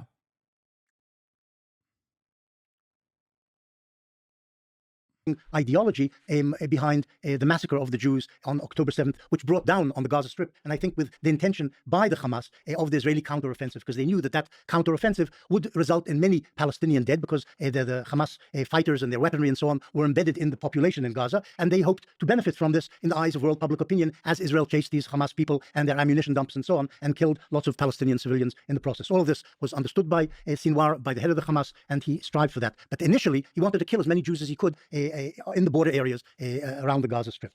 I don't think there's a single fucking person remaining that is alive now that even played a role in the development of the 1988 charter. When the 1988 charter was written, Hamas had zero relevance and zero popularity. In 2017, they were a significantly more relevant force when they actually updated their charter. But Hasan is irrelevant. Hasan has AIDS. Are you gay? D-Man is the best. Bro, they are not sending their best, okay? Let me tell you. What happened? I thought Destiny's audience was mostly like 35, 40-year-old former 4chan guys. No, don't ban that guy. I mean, I welcome. I fucking hate rad libs. How long you be in Japan for? Ugh, anarchists are cringe. How the fuck did this guy go from that to this? Jesus Christ.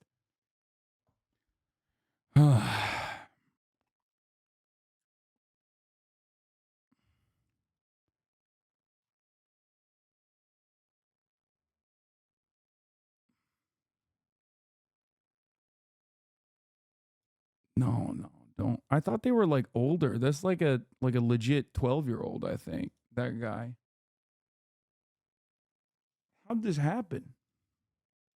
Respond directly to the points you made, and then I'll leave it to Norm to bring in the historical context. That Hamas charter is from the 90s, I think? 1988. 1988, so it's from the 80s. I think your characterization of that charter as anti-Semitic is indisputable.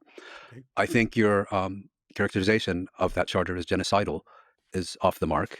It's implicit. And more importantly, that charter has been superseded by a new charter. In fact, has been, well, there is There is no new charter. There is a an explanation, a statement they made 2018, in a political 2000 and something, 18. 2018, supposedly clarifying things which are in the charter, but it doesn't actually step back from what the charter says. Eliminate Israel, eliminate the Jews from the land of Israel. in 2018, the Hamas charter, if we look at the current version of the charter, It's not called a Whether- charter. whether You're you- calling it a charter. It wasn't. it The only thing called the charter is what was issued in 1988 by Yassin himself. Oh, shit. Damn. Only the 1988 charter is relevant because it suits my argument. That's cool, man.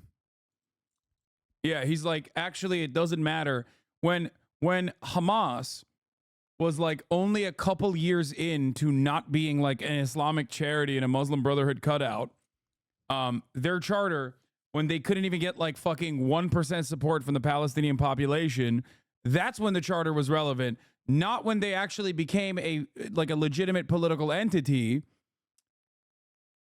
Also, Balfour can change his mind, but Hamas cannot change their minds. A lot of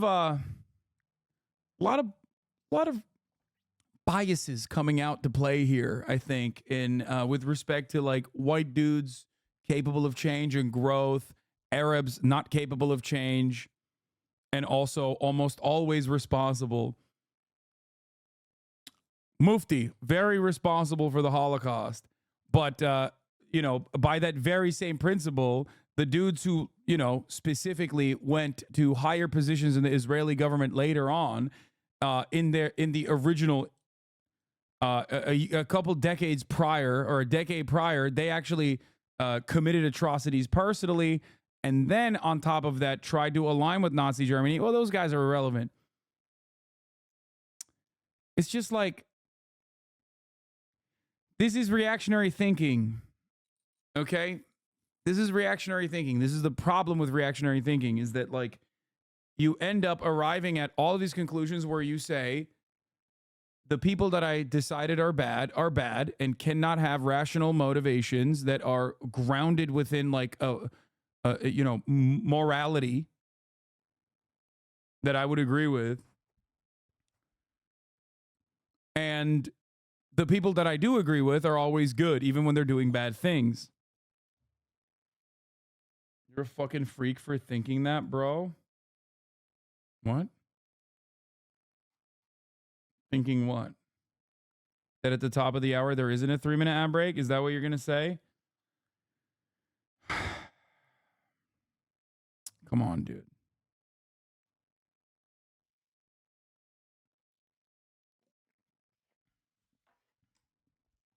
Even if you're a fucking scholar or a historian, you can still find yourself in the throes of reactionary thinking that actually betray any kind of principled argument that you could make. I did expect more from Benny Morris. I did. Like, obviously, I disagree with him, but I thought at least he would, like, try to frame the conversation in a way that, like, is a little bit more nuanced. Like, I thought he wouldn't be giving, like, he's not doing the Rabbi Shmuley argument, but he's coming close to it.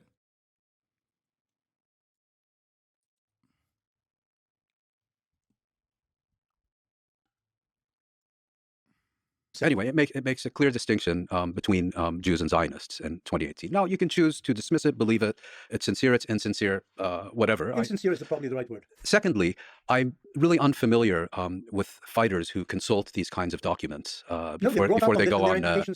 In the kindergarten, they're told, kill the Jews. They practice with make-believe guns and uniforms when they're 5 years old in the kindergartens of the Hamas. At the instruction. Oh, God. Every Hasbara line is coming out. Palestinians do not need to educate their children in a hatred of Israel. They do not have to learn it by CRT, okay? They do not learn it at school. They learn it when the school blows up. Who blows up the school is the question every Palestinian child is forced to reckon with. And the answer to that question is the Israeli occupying force. So that's when they radicalize, not because they're playing make-believe with guns. Okay? Israel, on the other hand, does have to teach their children to hate Arabs. This is pure projection. Why does Israel have to teach their children to hate Arabs? Well, because they are the colonial entity here. They are the occupying force. They are the state. They have all of the rights and responsibilities and the monopoly on violence that the state has.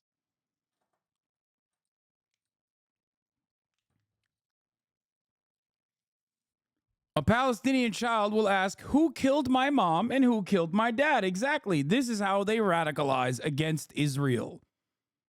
Okay? Israel doesn't teach much. Israel doesn't as much teach hate, they teach fear. Yes. That's how it works, though. That's how hatred festers. It's pure projection. It's pure projection when you hear someone, a defender of Israel, make this false claim that Palestinians are learning to hate Israel. Well, they won't even say hate Israel. They'll say hate Jews as a quick substitute for Israel. Okay? When they don't learn that hatred, they live it. They actually experience the results of the Israeli hatred, and then they radicalize. Of the Commissioner General of UNRWA, right? I didn't say that. I said the Hamas has kindergartens and summer camps in which they train to kill Jews, children aged 5 and 6. Secondly, you keep saying Jews, to which I would respond. They use the word Jews. To which I would respond that Hamas does not have a record of deliberately targeting Jews who are not Israelis. And in fact, it also doesn't have a record of deliberately targeting either Jews or Israelis outside Israel and Palestine. So, you know, all this talk of... Unlike the Hezbollah, which has targeted Jews outside Palestine. We're talking about October 7th and Hamas. Damn, bro. Oh, why are you moving away? Why are you talking about Hezbollah now? Hezbollah doesn't operate inside of Palestine. As a whole different can of worms. Hezbollah, also a creation in many ways of the Israeli state's violent actions in Lebanon. It's so strange that Israel keeps striking all over the place, and then the victims of said strikes and attacks turn around and fight back, and then they're called terrorists. If you'd also like to speak about Hezbollah, let's get to that separately, if you don't mind. So again, genocidal. Well, if that term is going to be discussed, my first response would be, let's talk about potentially genocidal actions against Israelis rather than against Jews, for the reasons that I just mentioned. And again, I find this constant conflation of Jews, Israel, Zionism to be a bit disturbing. Secondly, I think there are quite a few indications in the factual record that raise serious questions about the accusations of the genocidal intent and genocidal practice of what happened on October 7th. And my final point would be, I don't think I should take your word for it. I don't think you should take my word for it. I think what we need here is a proper, independent, international investigation. And the reason we need that, of genocide during this conflict, whether by Palestinians on October 7th or Israel thereafter, the reason that we need such an investigation is because there won't be any hearings on what Hamas did on October 7th at the International Court of Justice, because the International Convention on the Prevention and Punishment of the Crime of Genocide deals only with states and not with movements. I think the International Criminal Court, and specifically its current prosecutor, Karim Khan, lacks any and all credibility. He's been an absolute failure at his job. He's just been sitting on his backside for years on this file. And I think I would point out that Hamas has called for independent investigations of all these allegations. Israel has categorically rejected any international investigation, of course, fully supported by the United States. And I think what is required is to have credible investigations of these things, because I don't think you're going to convince me. I don't think I'm going to convince you. And This is two people sitting across the table from each other. No, there's certain things you don't even have to investigate. You know how many citizens, civilians died in the October 7th assault. Yes, but that's not... You know that there are lots of allegations of rape. I don't know how persuaded you are of those. They did find bodies without heads, which is there were no beheadings Islamic. of infants. There were some beheadings, apparently. The Israelis didn't even claim that in the document they submitted before the ICJ. Go read what your government submitted. It never mentioned beheadings. So as far as I know, some people were beheaded. But we could bring it up right now. You also deny that there were rapes there. I didn't deny. I said I've not seen convincing evidence that confirms it. I've said that from day one, and I'll say it today, 4.5 months later. Do you know that they killed 800 or 900 civilians in their assault? Absolutely. That seems to me indisputable. Oh, okay. Well, I've said that from day one. That's so... Dear God, I love Norm so much. He's just like... He's just fucking bitch slapping him. Dude, I wish this was just like... I would love to see a Norm versus Benny uninterrupted, you know? One. Well, to be clear, you haven't. You did a debate. I don't remember the talk show, but you seem to imply that there was a lot of crossfire and that it might have been the IDF that killed a lot of... I said that there is no question... Wait, why did Destiny bring that point up? Because that literally does actually correspond to the reality. What? You're just saying that he was prescient and correct because that is what happened. The fuck? Like, according to the survivors of October 7, there certainly was a shit ton of crossfire. And also on top of that, what the Israeli newspapers investigated October 7 and found credibility in the claims that like the Israeli government actually may have even implemented the Hannibal doctrine. The fuck? In the kibbutzim. He's just, what is he doing? This, of course, does not mean that like the overwhelming amount of civilian casualties came at the hands of Israel. I've never said that, for the record. I still very much maintain the position that yes, Hamas militants and other Palestinian resistance forces that entered through the Gaza envelope absolutely targeted civilians and killed them, both in the Nova Festival. It wasn't just crossfire. It was a deliberate attempt to kill civilians. Okay? It was definitionally an act of terror. This is true.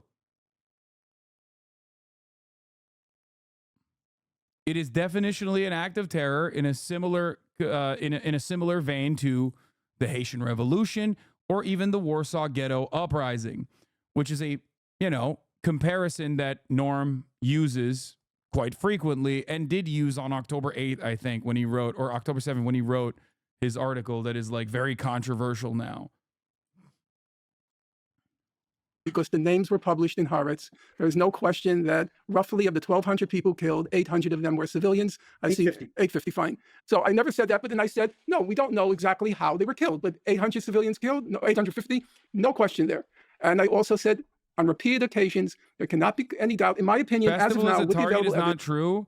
It doesn't matter. Once they fucking paraglided in and they saw what was going on, dude, I watched body camera footage of Hamas militants or other Palestinian resistance forces and their militants opening fire on fucking porta potties like mass shooters. You do not do that if you are simply trying to kill Israeli security forces. You do that because you're there to kill as many people as possible. Please. Okay? None of those events justify Israel's occupation. None of those events justify Israel's apartheid state. None of those events justify the ethnic cleansing campaign that ensued on October 8th. Okay? It's ridiculous.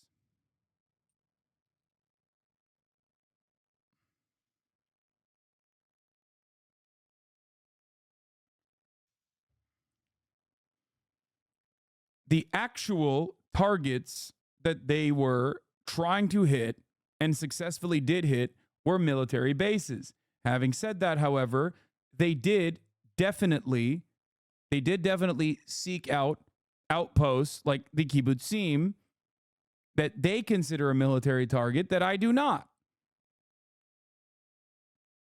And I've seen it. Like, I watched it. I watched Palestinian resistance forces kill civilians. I saw it. I saw it with my own two eyes. I watched the footage. They filmed the footage. There is no reason to try to portray the broader Palestinian population or even the Palestinian resistance as perfect victims. Because I'm not in the business of trying to paint a black and white picture unless we're talking about the morality of an apartheid regime. Because the apartheid regime is a black and white picture. The morality is clear. Apartheid is wrong. There is no justification for it. Okay? The correct approach to October 7 is to lay the blame squarely on the Israeli apartheid state. And if survivors from the kibbutzim could come to that conclusion, you should at least honor their perspective and honor their experiences. I think a lot of people get lost in their endless ways of trying to fit a perfect narrative. You mean actual settler outposts or just sites where they gather? No, like the justification for targeting the kibbutzim is that like they are deliberately designed to be the first line of defense against Palestinians, and therefore they're technically perceived as a military outpost, even if it is comprised entirely of unarmed non-militants. I do not agree. I'm saying that I do not agree with that assessment. I think that they are still civilian outposts.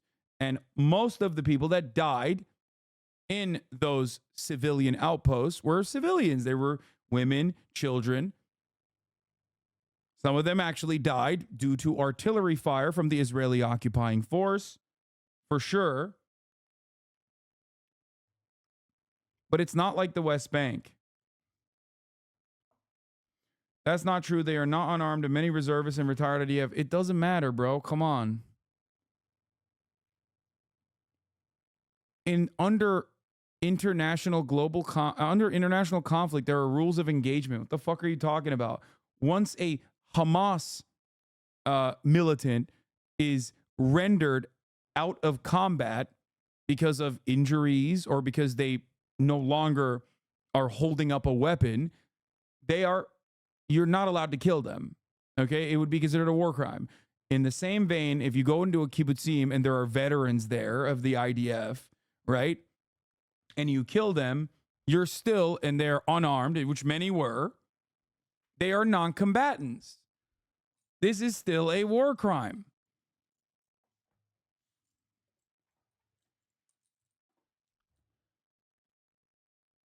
Hamas militants are not occupying. It's not fair to conflate the two at all. What the fuck? It doesn't matter. What? What are you talking about? It's not about an occupation. It's about what you are allowed to do and what you're not allowed to do.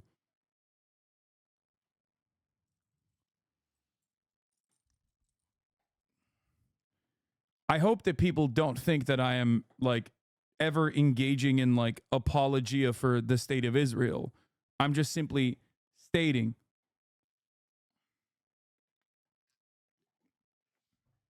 what my assessment is.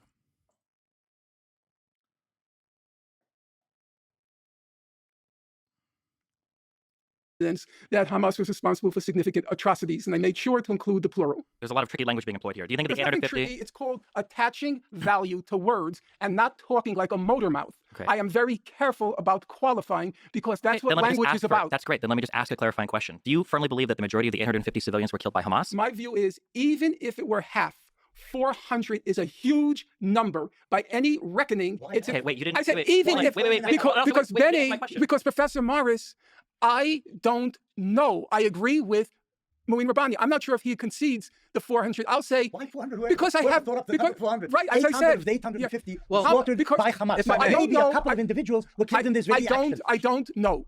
You're saying from Professor day one Morris, you believe this particular thing. Professor You clearly Morris, don't. You clearly I don't said believe this from thing. You don't. day one, You said people died. That's not controversial. Wait, hold on. If I may, That's not controversial. Mr. Bennell, I attach value to words. Yes, you said that. When You value them. when Stop I repeating was, so much. Mr. Bennell, please slow down.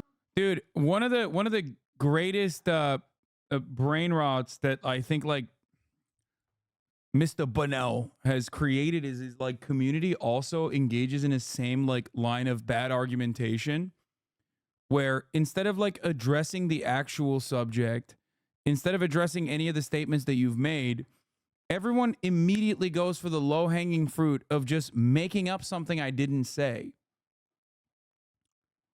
And it's weird because like you try to virtue signal and act like you actually are simply trying to understand my position. Well, then ask me a question. So many people just turn around and make accusations that they frame as though they're simply curious or just asking questions. It's so weird. I can't argue with your delusions, man. Why are you so permanently stuck in like trying to find a moment of hypocrisy or a gotcha? This is not valuable discourse. You can't do it. The speech and attempt to listen. When I was explicitly asked by Piers Morgan, I said there can be no question that Hamas committed atrocities I've heard this, on yes. October 7th. If you want me to pin down a number, I can't do that. And ask you to pin down a number. You can listen to what I'm saying. No, my question is, I'll ask a very precise question. For you because you're Excuse me. not. It's a very easy If I question. understood your question correctly. My question is, do you think the majority of the people that were killed on October 7th, the civilians, were killed by Hamas, or are we subscribing to the idea that the IDF killed hundreds, 400 or 500? No, but let me explain why that's a difficult question to answer. The total number of civilians killed was 850. We know that Hamas is responsible probably for the majority of those killings. We also know that there were killings by Islamic Jihad. We also know... We're bunching together the Islamic Jihad and the Hamas. So that's Well, splitting his hairs question now. was No, but he specifically means, about- he means the raiders. He means the I'm raiders. speaking in opposition to the conspiracy theory that people like... Do you prefer Norm or Professor Finkelstein, or what do you? I don't know how you prefer. Well, it's not a conspiracy theory. Well, because the conspiracy theory is the idea that the IDF killed the majority of them. It's not a conspiracy theory. And then there's also a theory that, as Norm pointed out on the show that he was on, that he thought The IDF killed the majority of the civilians is not something that Norm Finkelstein, as far as I know, has said. And it's weird because I don't understand why, instead of examining what Norm Finkelstein is saying, he chooses to speak over it and just, again, quickly just develop a straw man of an argument that he's not presenting. This dude is in front of you. I think like people get so caught up in internet debates and then they just get lazy, like intellectually lazy and argumentatively they get lazy in the way that they craft an argument. Yeah, it's going to be much easier for you to argue against the position that the opposing side did not make, but you shouldn't do that. No, Kaya's not licking her hotspot. She's eating a...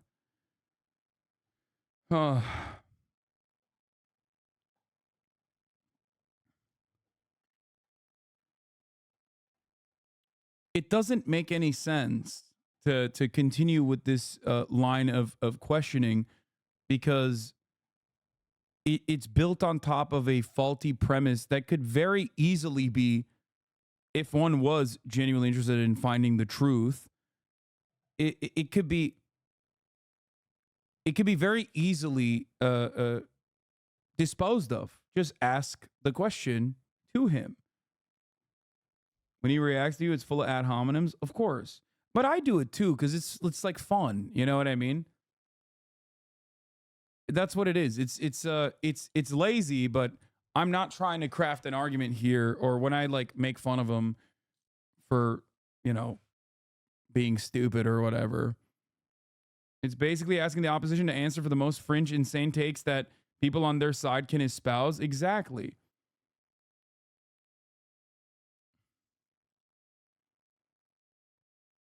thought that it was very strange that, given how reputable Israeli services are when it comes to sending ambulances, retrieving bodies.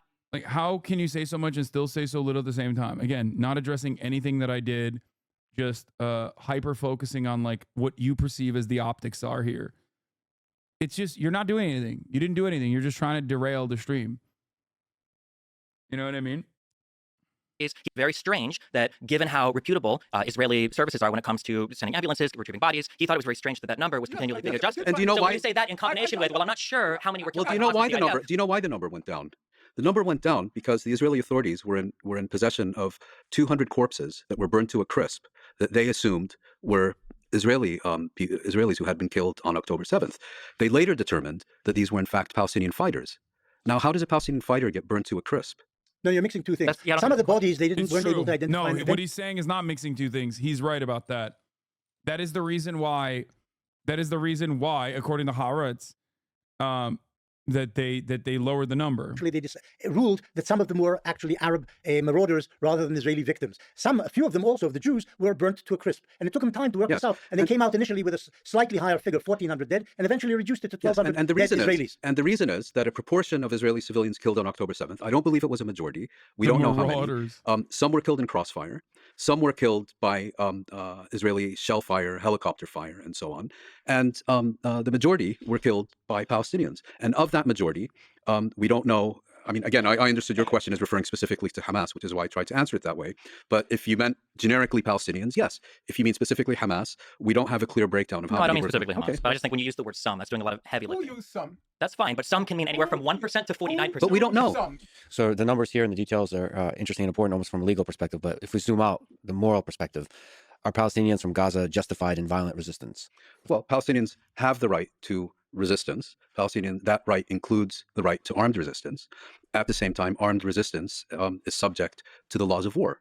And there are very clear regulations that separate He's right. legitimate acts of armed resistance. Yes, he's right.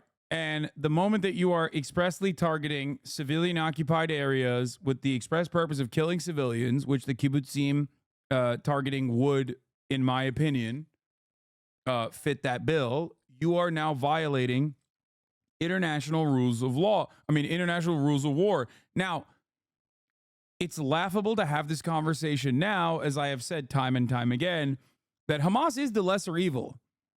When we're talking about Israel and Hamas, Hamas objectively is the lesser evil. It is objectively the lesser evil because it does not maintain an apartheid state.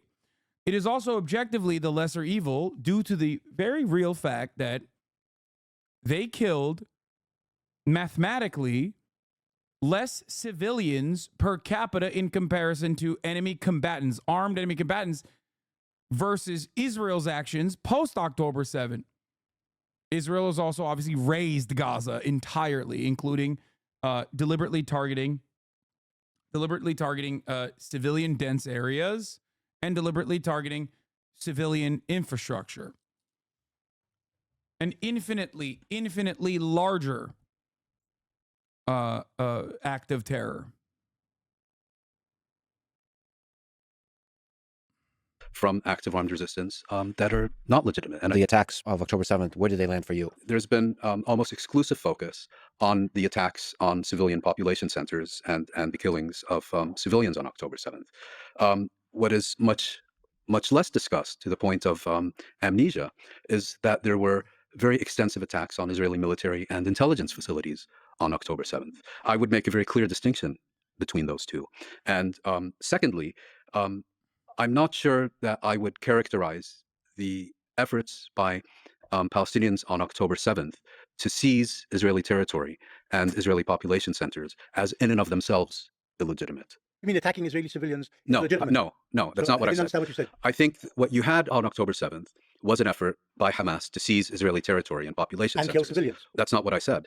What I said is I think I would not describe the effort to seize Israeli territory as in and of itself illegitimate, as a separate issue from the killing of Israeli civilians, where in those cases where they had been deliberately targeted, that's very clearly Whole illegitimate. families were slaughtered in kibbutzim. But I'm making And Many of them left-wingers, I think- incidentally, who helped Palestinians go to hospitals in Israel and so on. Again- Even drove Palestinian cancer patients to hospitals in again. Israeli. I'm making a But you don't distinction seem here. to be very condemnatory of what the Hamas did. Well, I don't do select. That's so funny to say because, like, dude, what the fuck? Given the opportunity, I'm sure there are plenty of Palestinian children and the women and the civilian men that Israel has killed in its endless fucking ethnic cleansing campaign, seemingly endless ethnic cleansing campaign, as they brought about hellfire upon this entire civilian population that is already like condensed into a fucking tiny area because of ethnic displacement prior. Like, who knows the potentials of how humane and how wonderful and kind they would be. This game of like condemn Hamas made a lot more sense on October 8th, especially by those who knew what Israel would inevitably do and would obviously defend it. But like at the time, I guess the broader audience did not have that same comprehension. Maybe because one, they weren't paying attention before, or two, never really thought it could get this bad.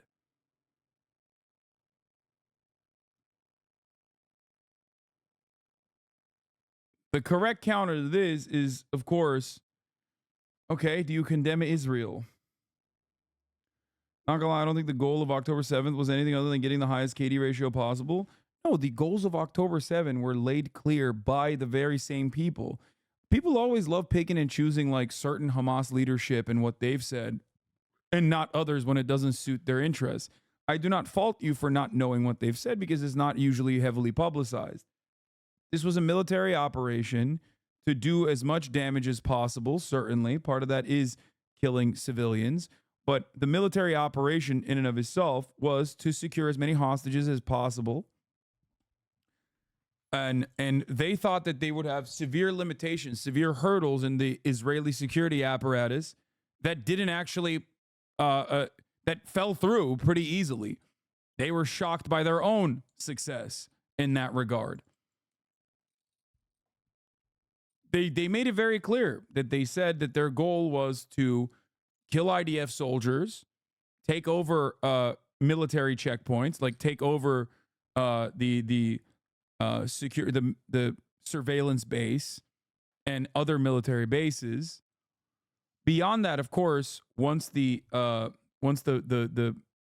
barrier was penetrated, there were certainly criminal elements that also went in. There were plenty of civilians that went in that with no like criminal intent or weren't like trying to do something awful, but just to simply go in and fucking go into someone's house or watch Netflix even.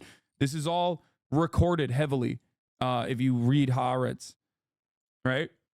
But their ultimate aim was to secure hostages so that they could engage in negotiations and try to do a mutual hostage release and also build a port in Gaza. Those were the demands. The demands were build a port in Gaza and engage in hostage negotiations, including high-profile hostages.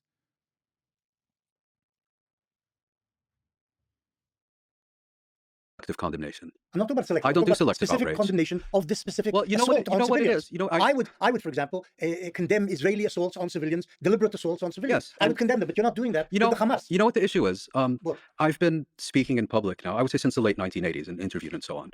I have never on one occasion ever been asked to condemn any Israeli act.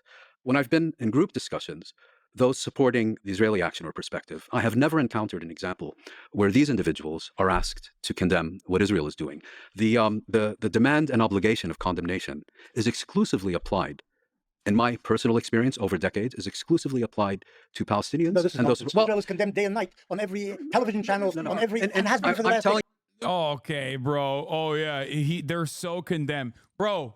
Dude, I wish I could condemn the Palestinians in the way that we're condemning Israel then. Yeah, dude, I'm condemning the Palestinians, the Palestinian state, the Palestinian government by offering them $3 billion in weapons every year. Okay? Let's condemn the Palestinians a little bit in the same way that we're condemning Israel then. God damn, dude. Get the fuck out of here. This permanent victimhood narrative. God damn, it's so fucking stupid.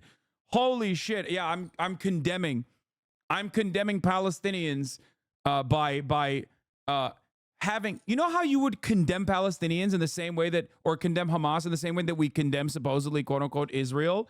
Imagine if during October 7, I would go and have like Yahya Sinwar on my broadcast to contextualize all of the civilians that were being murdered on camera. That would be my condemnation if you know, if that was condemnation according to Benny Morris, if that's real condemnation. Can you imagine a world where I'm like, please, Yahya Sinwar, we have a fucking footage of some of these militants here executing people inside the kibbutzim. Could you please contextualize why this violence is occurring by telling us how Israel deserved it? Like, that is so unimaginable. It is literally, I think, illegal, okay? I would probably go to prison if I did something like that.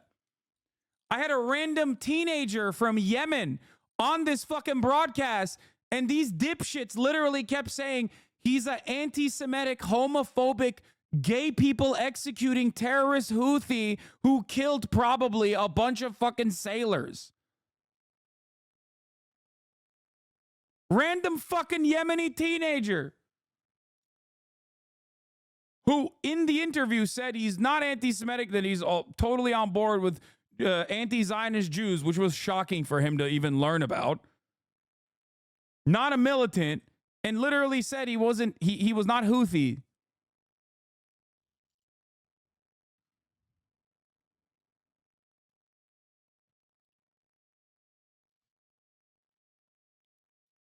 Tim Houthi interview was condemned for being cringe. It was. It fucking was not at all.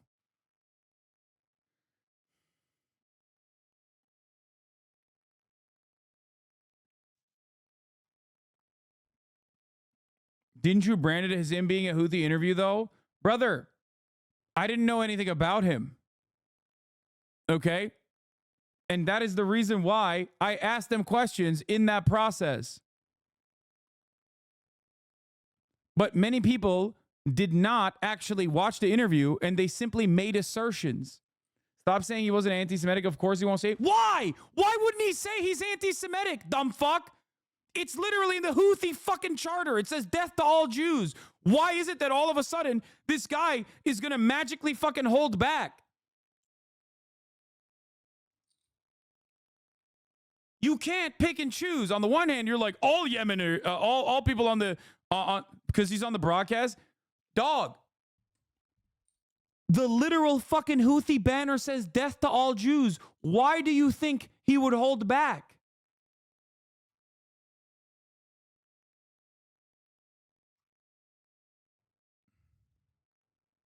I thought he wasn't a Houthi because he's not. Yeah. Does he not want to get fired from the Houthis? Yeah, he's a part of the Houthis.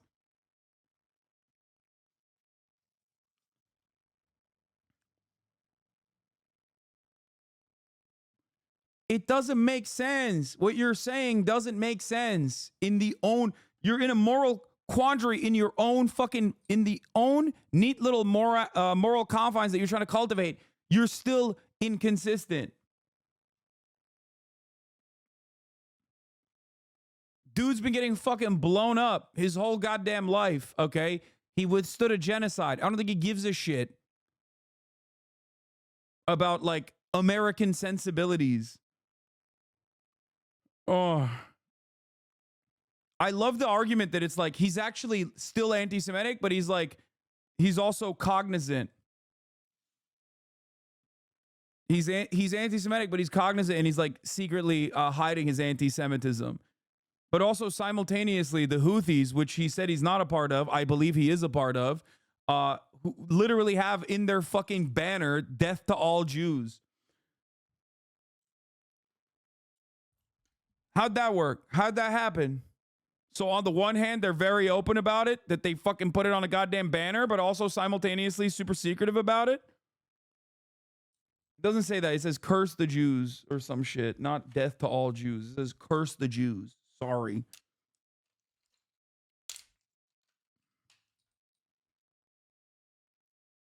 About a personal experience lasting decades. You said, quote. Oh, no. I'm trying to quote what you just said. I shouldn't have said anything at any time. You should say, Professor Morris. Yes. You just said. Hasan, babe, I'm an Arab. I agree with these anti-Semitic indoctrinations. Okay, well, I don't know why. If Netanyahu says I don't hate Palestinians, would you believe him? Are you comparing Benjamin Netanyahu to a 19-year-old TikToker? Are you this fucking dumb? Are you actually this fucking stupid? Hello? Is there something wrong with your brain? Benjamin Netanyahu is personally responsible for the death and destruction of thousands of Palestinians. It is not the same, you fucking idiot. You have no reason to believe that that person has killed a single person, Jewish or not, like not a single person. I do not, like, here is a better analogy that you should make if you understood the argument. If I brought a random Jewish person from Israel on this broadcast and then immediately were like, well, you're secretly a hater of Palestinians, okay? You must be because you're a Jew in Israel, right? You're so fucking stupid.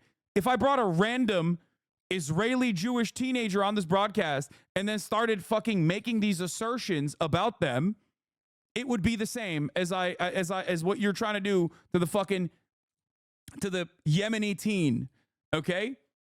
Except I have had Israeli Jewish teenagers on this broadcast. I don't know if you recall, you probably weren't here for that. They were conscientious objectors, as a matter of fact, because I'm not some fucking freak lord who automatically assumes that if someone is Israeli or Jewish, that they fucking want to do genocide to the entire Palestinian population. That's the difference.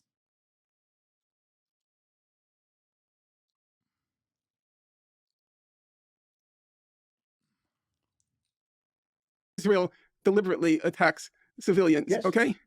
The problem, Professor Morris, is over and over again, you claim in the face of overwhelming evidence that they didn't attack civilians. That's not true. I've said Really? Israel has attacked civilians. Professor in Morris- Kibya, Israel attacks Right, right, civilians. Professor And I've written Morris. extensively Okay, about I know it. that. In Kafr Qasim, they killed Yes. civilians. And I've And now written let's so you're just eliminating, okay, you're selecting. okay. As Stephen says, you cherry pick. If I were Before you, you cherry okay, pick. let's fast forward when you were an adult. What did you say about the 1982 Lebanon War?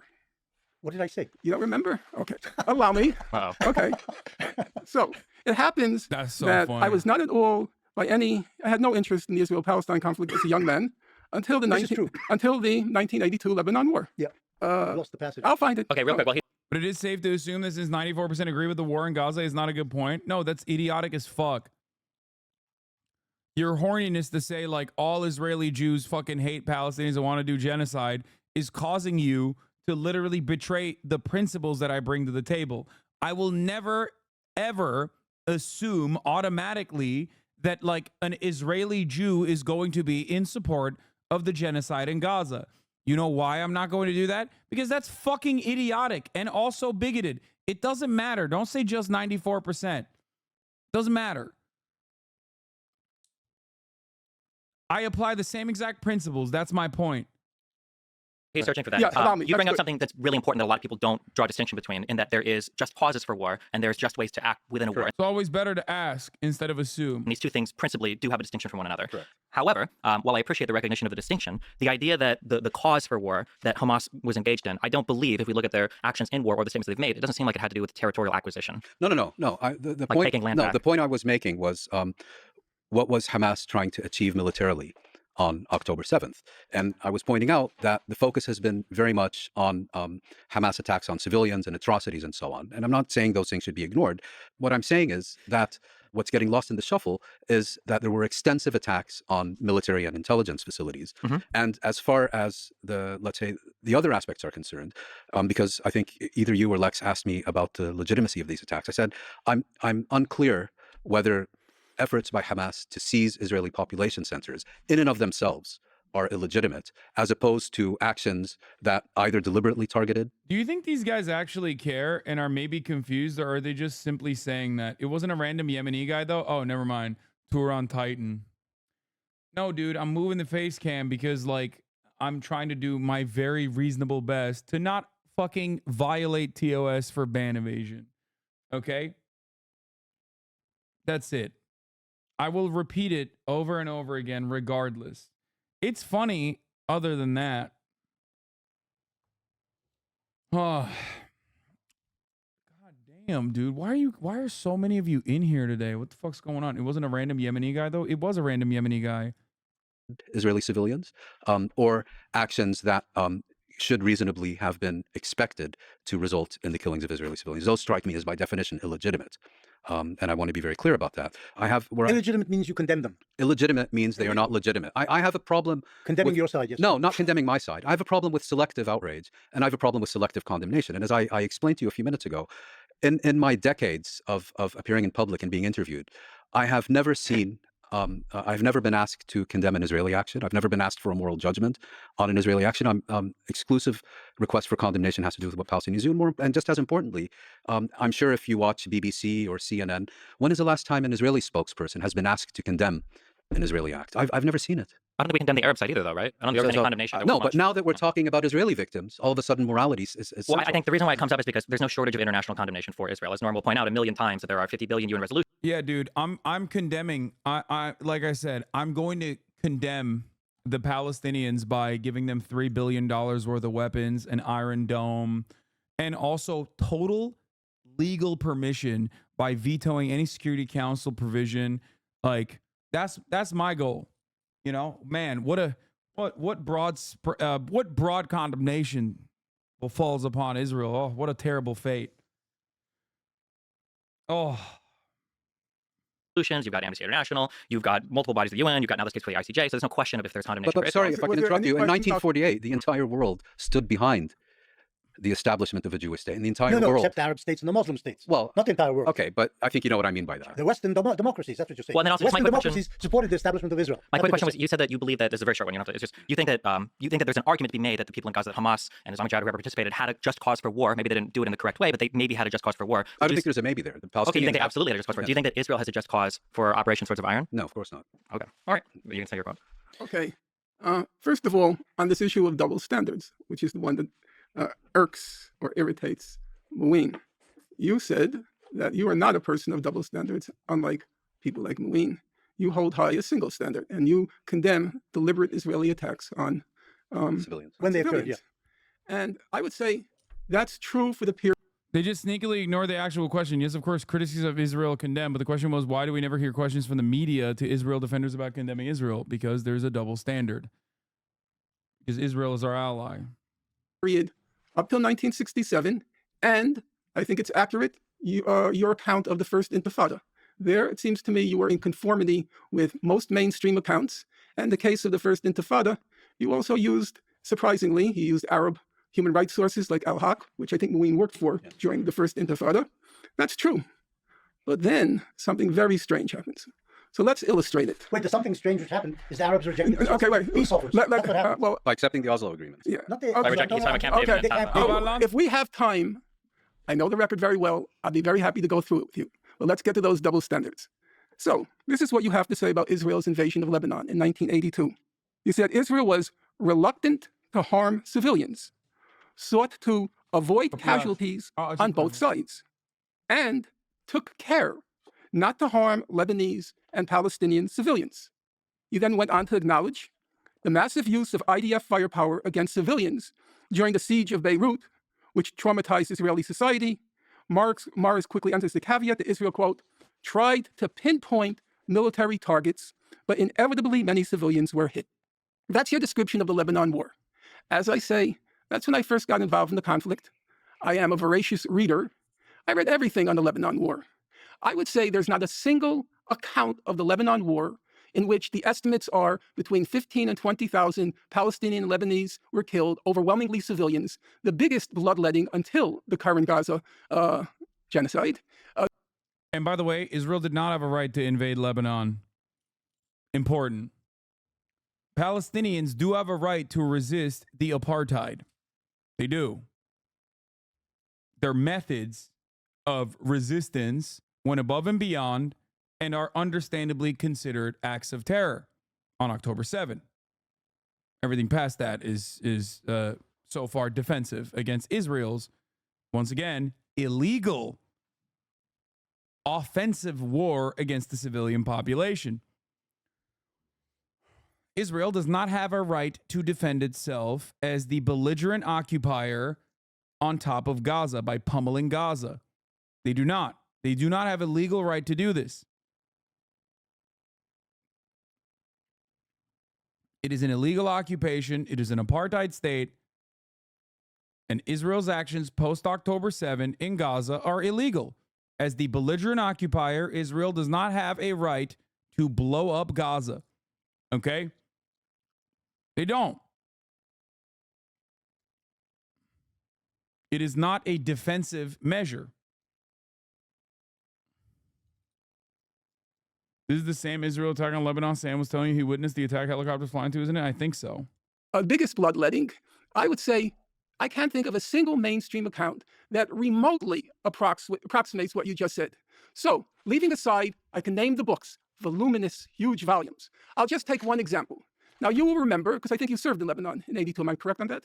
Yeah. Yeah. So you will remember that Dov Yarmia kept a war diary. So, with your permission, allow me to describe what he wrote during his diary. So, he writes, the war machine of the IDF is galloping and trampling over the conquered territory, demonstrating a total insensitivity to the fate of the Arabs who are found in its path. A PLO-run hospital suffered a direct hit. Thousands of refugees are returning to the city. When they arrive at their homes, many of which have been destroyed or damaged, you hear their cries of pain and their howls over the deaths of their loved ones. The air is permeated with the smell of corpses. Destruction and death are continuing. What you're making, does that sound like your description of the Lebanon war? Forget my descriptions. Forget it? The point you're Words making... are in print. We can't let me forget just finish my sentence. The point you're making, which you somehow forget, is that there are Israelis who strongly... Dude, it's so funny that he keeps cooking him with his own words. That's awesome. God damn, dude. Oh, bro. He's reading him to fucking filth. He said, listen up. You're fraudulent. He got him to say, forget my own words. That is so ridiculous, dude. Oh my God. Criticize their own side and describe how Israelis are doing things which they regard as immoral. You don't find that on the Arab side. I'm talking about you, Mr. Morris. I'm not talking about Dev Yarmia. I'm talking about you, the historian. How did you depict the Lebanon war? Because I believe that the Israeli military tried to avoid committing a civilian casualty. So yeah, Israel's always trying to fucking avoid civilian casualties is just failing, you know? Just failing to do so, man. Biggest failure, biggest fraudulent military of all time, you know? It's crazy. How do I add like just a fucking black box or something? A chatter actually brought up a good idea. Do I need like an image or something? Let's see if I can find like a funny image real quick that I'm going to use here.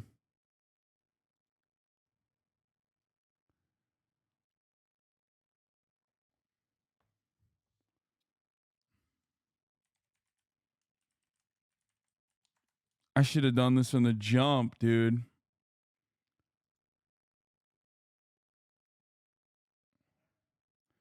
If this is a WebP, I'm going to lose it. Nope, it's not. Okay, good.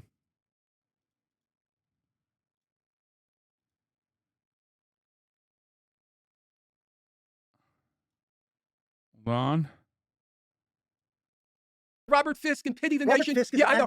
anti-Zionist journalist. I know. Has always been. Right. So that's why you can say with such confidence that you don't condemn deliberate Israeli attacks on civilians. Because there weren't any. No, I didn't say there weren't any. Yeah, you didn't? You agreed that I have condemned Israeli attacks on civilians. I never quarrel with facts. Your description of the 1982 war is so shocking, it makes my innards writhe. And then your description of the Second Intifada, your description of defensive shield, when Arab suicide bombers were destroying Jews in masses in buses and in restaurants. That's the Second Intifada. Do you remember that? You can try suicide bombers in Jerusalem's buses and restaurants. I am completely aware of that.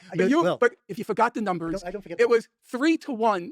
They killed mostly armed Palestinian gunmen. That's what you say. Okay, I can't do this. This is so dumb. No, it's too hard. It's too hard. It's too much. It's too much. I can't do it. It's too much. It's too much. It's too much. It's too much.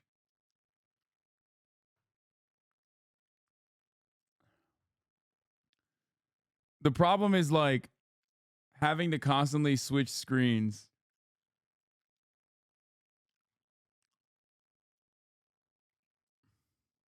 Also, it's like a serious subject, and I want to pay attention. I want to pay attention. I want to pay attention. Now you know how that guy felt. You had to censor that Japanese guy's dick with an eggplant. That's what I'd book, say. That's but what I'd that's say. not what Amnesty International said. That's not what Human Rights Watch I don't said. remember what that's they not, said. I do. No, That's not what I don't know whether B'Tselem their said. figures are right. Listen, My figures are right. Listen. In the Second Professor Intifada, Morris, some Professor 4,000 Morris, Palestinians were Professor killed. Morris, Most of them you're- armed people, and the No, Israelis, that's 1,000 please- Israelis were killed. no, Almost all of them civilians. Professor Morris, fantasy, but I'm not going to argue with fantasy. here. Here's a simple challenge. You said not to look at the camera. Sometimes. Scares the people. I'll make the open challenge. You are going to scare them. No, Professor Morris. Open challenge. Words are in print. I wrote 50 pages analyzing all of your work. I quote, some will say cherry pick, but I think accurately quote you. Here's a simple challenge. Answer me in print. Answer what I wrote and show where I'm making things up. Answer me I'm in not print. familiar. I'm sorry, but Okay, I'm not familiar no, with that's no problem. You're a busy man. You're an important historian. You don't have to know everything that's in print, especially by modest publishers. But now you know. And so here's the public challenge. You answer and show where I cherry-picked, where I misrepresented. Send me the and article, I fine, will and, respond. and then we can have a civil, scholarly discussion. I'm not and sure we will agree, even if we don't have to agree. Bro's got the iPad and the phone. He's like, oh man. He's asking chat. It's for the reader to decide, looking at both sides, where does truth stand. No, man, and if I may ask, it's good to discuss ideas that are in the air now as opposed to citing literature that was written in the past as much as possible, because listeners were not familiar with the literature. So, like, whatever was written, just express it, condense the key idea, and then we can debate the ideas. No, there are two aspects. There's a public debate, but there's also written words. Yes, I'm just telling you that you, as an academic historian, put a lot of value in the written word, and I think it is valuable. But in this He's context, incidentally not the only historian who puts value to words. I also do, actually. Yes. But more than just one or two sentences at a time. And, but this in this context, just for the educational purpose The of teaching educational people. purpose is, why would people commit what I have to acknowledge, because I am faithful to the facts, massive atrocities on October 7th? Why did that happen? And I think that's the problem. The past is erased, and we suddenly went from 1948 to October 7th, 2023. And there's a problem there. So first of all, you have complete freedom to backtrack, and we'll go there with you. Obviously, we can't cover every single year, every single event, but there's probably critical moments in time. Can I respond to something relating to the Lebanon War? I looked at the book that he got this from, what the quote was from. It sounds cold to say it, but war is tragic and civilians die. There is no war that this has not happened in the history of all of humankind. The statement that Israel might take care not to target civilians is not incompatible with a diary entry from someone who said they saw civilians getting killed. I think that sometimes we do a lot of weird games when we talk about international humanitarian law or laws that govern conflict, where we say things like civilians dying is a war crime, or civilian homes or hospitals getting destroyed is necessarily a war crime, or is necessarily somebody intentionally targeting civilians without making distinctions between military targets or civilian ones. I think that when we analyze different attacks, or when we talk about the conduct of the military, I think it's important to understand, prospectively, from the unit of analysis of the actual military committing the acts, what's happening and what are the decisions being made, rather. Bro, you cannot say that in defense of Israel, dude. That's crazy. Like, the wildest part about this claim, and I know where he's going with this because I remember him saying some dumb shit like this on fucking Twitter, is literally that, like, yes, Hamas literally did do war crimes and Israel is not doing war crimes. Like, if you put Israel and Hamas, which is a fucking militant resistance group against the Israeli apartheid state, if you were to put them and their fucking bathtub rockets and their bathtub fucking sniper rifles and all this other shit and some arms that they get from Iran, right? If you put them on the same playing field as a nuclear state with one of the strongest military forces in the fucking in the region at the same moral playing field, okay, Hamas still wins the morality front. It's crazy. It's crazy to be like, yeah, well, when Israel does it, it's actually not war crimes, but when Hamas does it, it actually is. It's crazy. Than just saying retrospectively, oh, well, a lot of civilians died, not very many, military people died, comparatively speaking, so it must have been war crimes, especially when you've got another side, I'll fast forward to Hamas, that intentionally attempts to induce those same civilian numbers, because Hamas is guilty. Dude, come on. Dude, this is a ridiculous fucking argument. Like, the notion that Israel is not intentionally killing civilians is so psychotic. It's just literally a doctrinal principle that they have, not only to kill civilians, but intentionally killing their own fucking civilians when they are taken hostage. They have the Dahia doctrine, which is ironic because Big Dog actually served in the IDF at the time. I didn't even know that. You have the Dahi Doctrine, which dictates that you hit civilian targets, okay? No holds barred. And you even have the fucking Hannibal Doctrine, which implies that you can even kill your own fucking, you can kill your own civilians, your own citizens, in an effort to make sure that they are not taken hostage by the enemy. There is no world in which, like, Israel's actions do not fit the bill of, like, genuine, serialized, mechanized murder. It does. No matter how hard you try to justify it and claim that that is not the case. And the world can see it too. Of any war crime that you would potentially accuse, and this is according to Amnesty International, people that Norm loves to cite. Hamas is guilty of all of these same war crimes, of them failing to take care of the civilian population, of them essentially utilizing human shields to try to fire rockets free from attacks. Essentially, yes. I'm just saying that essentially, as in terms of how international law defines it, not how Amnesty International defines it, but Amnesty International describes times of human shielding, but they don't actually apply the correct international legal standard.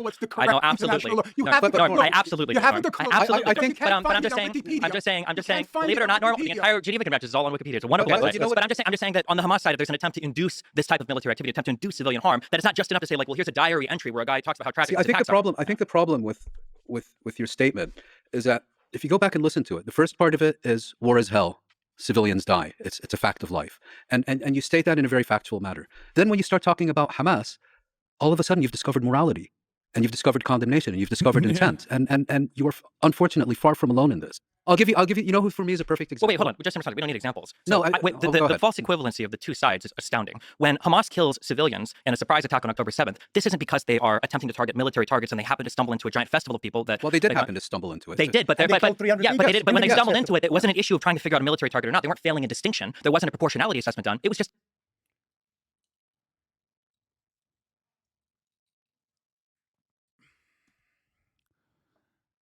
Anyone that fucking claims that Israel is not deliberately targeting civilian infrastructure and civilians is either the dumbest person I've ever seen in my entire life, like straight up schizophrenic, delusional, okay?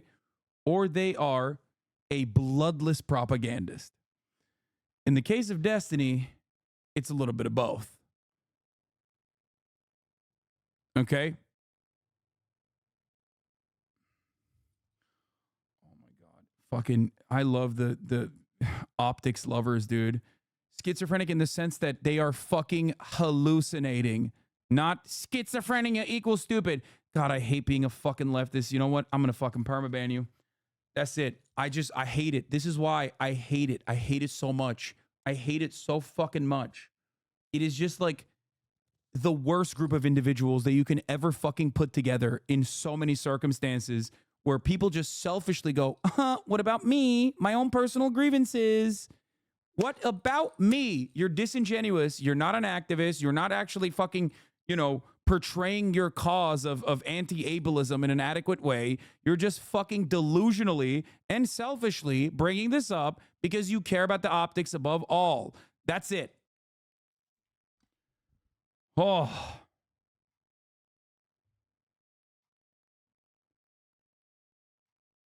I hate it.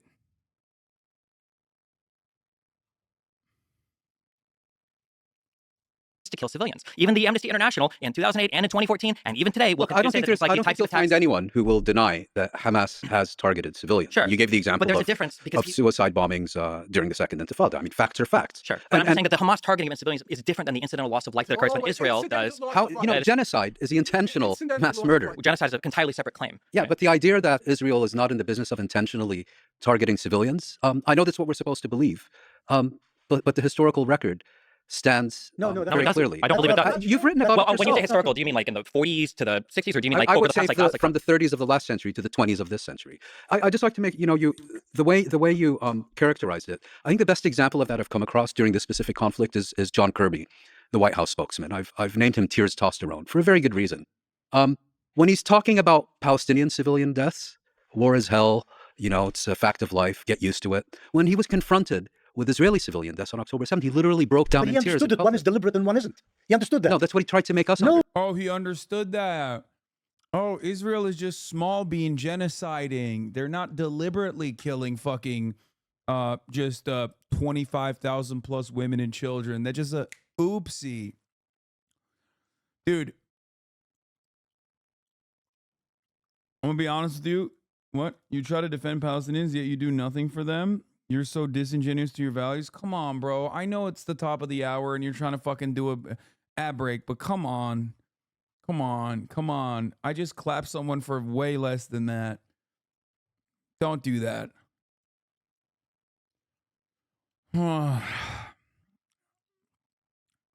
Like, I know it's coming. Please. I have a headache, dude. I've been covering this shit for like 6 hours. I can't believe it. You've never had a whoops moment where you bombed the hospital? No. And I've certainly not had a whoops moment where I bombed every hospital, like engaged in a siege in every hospital. I've never really had a whoops moment where I just had UAV drone sniper rifles that shoot at fucking old ladies leaving a church. I haven't done that either. I've never had a whoopsie moment where I have artificial intelligence setting targets according to Israeli investigators. I've never done those oopsies and the daisies. It's just so, it's like, oops, tripped and fell, 30,000 dead. How did that happen? Yeah, I've never oopsie daisy disguised myself as a fucking doctor to enter a hospital in the West Bank in occupied Palestinian territory to go and execute a dude that is literally in the hospital bed. Never had that one either. Yeah. Yeah, there's no, God, I liked it so much more when they were discussing like history.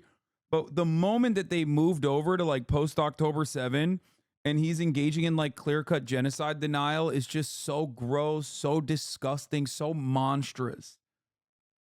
So fucking awful. You have no leg to stand on, man. It's just sick. It's sickening.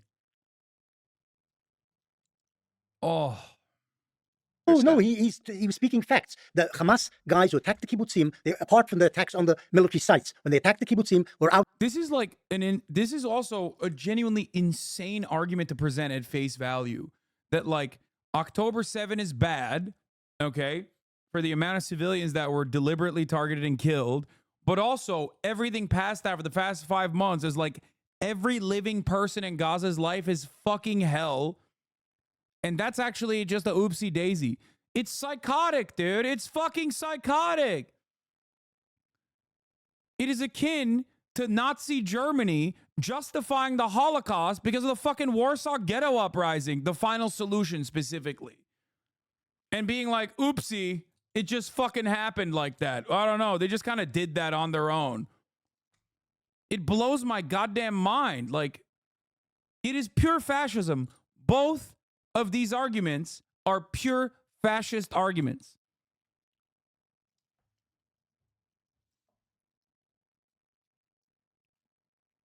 Out to kill civilians, and they killed family after family, house after house. The Israeli attacks on Hamas installations and fire. You don't know better. No, you don't know Israeli pilots. I did it already. I ran the fucking ad break. I ran it. Stop trying to fucking bait me already. I already ran the 3-minute ad break. Okay, well, I didn't actually run it, but I said I already did the debate. Thank God. You don't know Israeli pilots. They believe that they are killing Hamasniks. They're given certain objectives, and that's what they attack. And if the Hamas is hiding behind civilians die. Every time they target a kid, I'm sure they believe it's Hamas. When they killed the 4 kids in the they believe. Yeah, I know they believe it. Even though they were diminutive size. Even though they were diminutive. Angle, you don't see the size. No, they saw the size. Let's leave it aside. Oh, I know what he's quoting here, but you've lied about this particular instance in the past. Those kids weren't just on the beaches as opposite articles. Those kids were literally coming out of a previously identified Hamas compound that they had operated around. They literally you can Google it.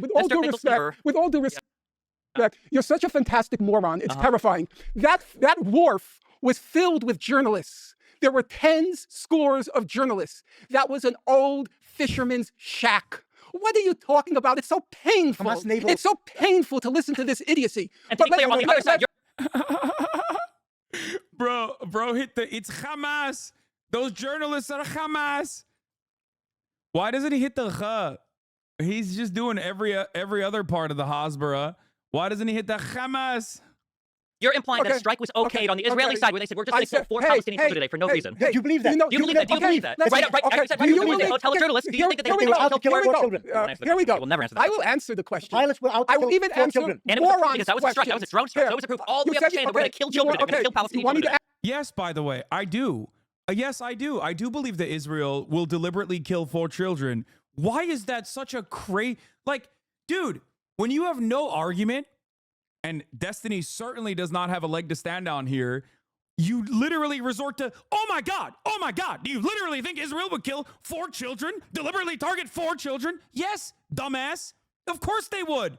They've killed 15,000 children so far. Why the fuck wouldn't they target 4 more? How fucking clueless are you? What do you mean? Oh my God, I can't believe it. You would say that Israel would kill 4 children. Oh, the horror. The horror. The fuck do you mean? There's 0% chance anyone with fucking more than 3 synapses firing at the same goddamn time could believe this. Like, there is no fucking way.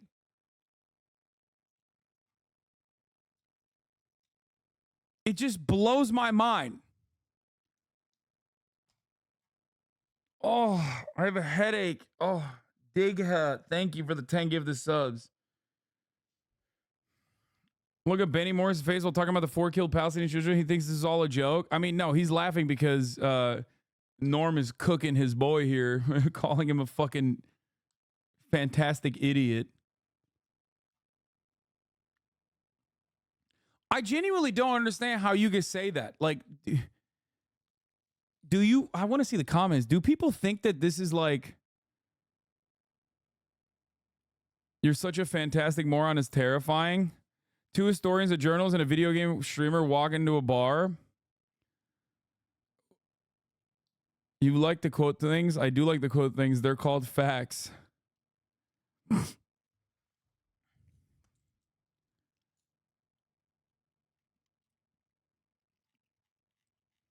He's literally so unable to believe that liberal democracy would go against liberal civility, not realizing that Israel's full-on fascist. Yeah, there is no, I don't think he fucking genuinely believes that Israel is like even remotely liberal. I think he just doesn't give a shit. Oh, fuck, where was I? 246 or something? I'm like, I lost my spot here. That a strike was okayed on the Israeli side. 246.13. Okay. I'm trying to see the...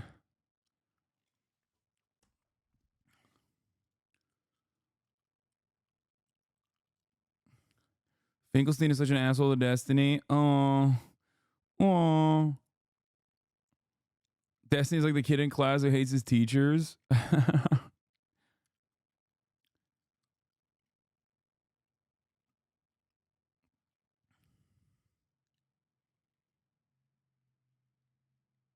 Never mentioned the Warsaw Uprising in relation to Palestine. You're a fucking idiot.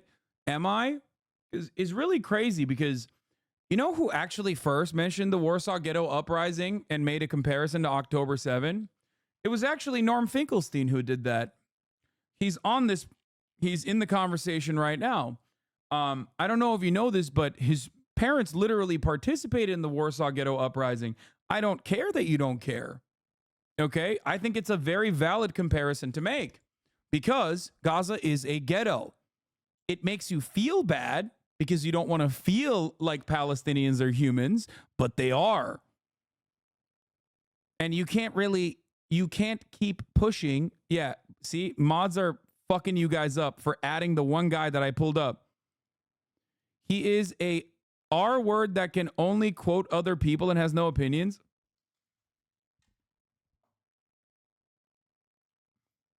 What? Is this the new line from Destiny's Dick Riders? That's his new line to defend himself and his ritualistic humiliation that happened here, sitting in the fucking cuck chair like he's Sneeko. My man got Sneekoed in this fucking debate. That's the new bar you guys got? Oh man, he only knows how to quote people. Oh shit, dude. Imagine getting fucking owned by a dude who only knows how to quote people, I guess. You know.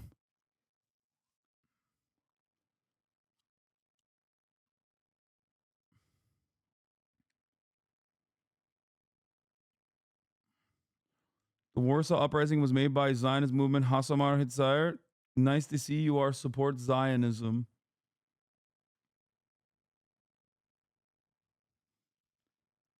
I don't know if you know this, okay? But there were plenty of people who became like Zionists after World War II. Plenty of Jews that were Zionists after World War II. That doesn't mean that like their actions during World War II were wrong. You know? This is the fuck? What a take.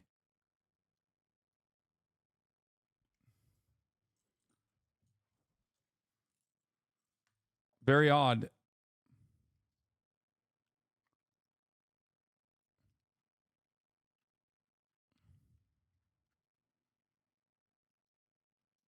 This is also Bund erasure. Yeah, it was Jewish socialist too. But like, but listen.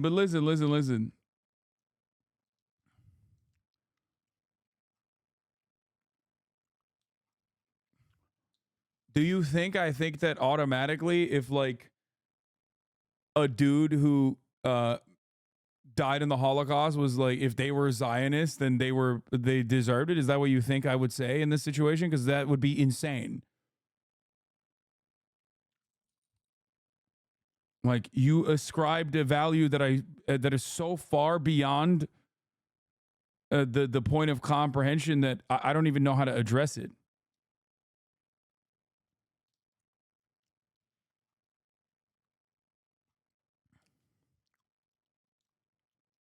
Side where they said we're just going to kill 4 Palestinians today for no reason. Do you believe that? Do you believe that? Do you believe that? Right. Okay. You said right. They tell journalists. Do you think that they will kill 4 children? Here we go. Will never answer that. I will answer the question. Pilots were out to I will kill even 4 answer children. And morons' because that was a strike. That was a drone strike. So it was a proof all the way up the chain that we're going to kill children. We're going to kill Palestinians. You want me to answer, or do you want your motor mouth to go? Okay, answer. Motor mouth. In 2018, there was the Great March of Return in Gaza. By all reckonings of human rights organizations and journalists who were there, it was overwhelmingly nonviolent. It was organized by the Hamas. Whoever organized It's organized by Satan. Let's start Satan. with Yeah. Hamas. Okay, No, Satan. yeah. I agree. Oh no. You know it's bad when he couldn't react to you anymore because it's too irritating? Oh no, he closed the stream by saying he can't continue to watch because it's too irritating? Oh no. Oh no. Oh, that boy got so cooked. Oh, Jesus. Why did he think he could go up against fucking Norm Finkelstein? God damn, son. That's where all that confidence gets you at the end of the goddamn day. Oh. Oh.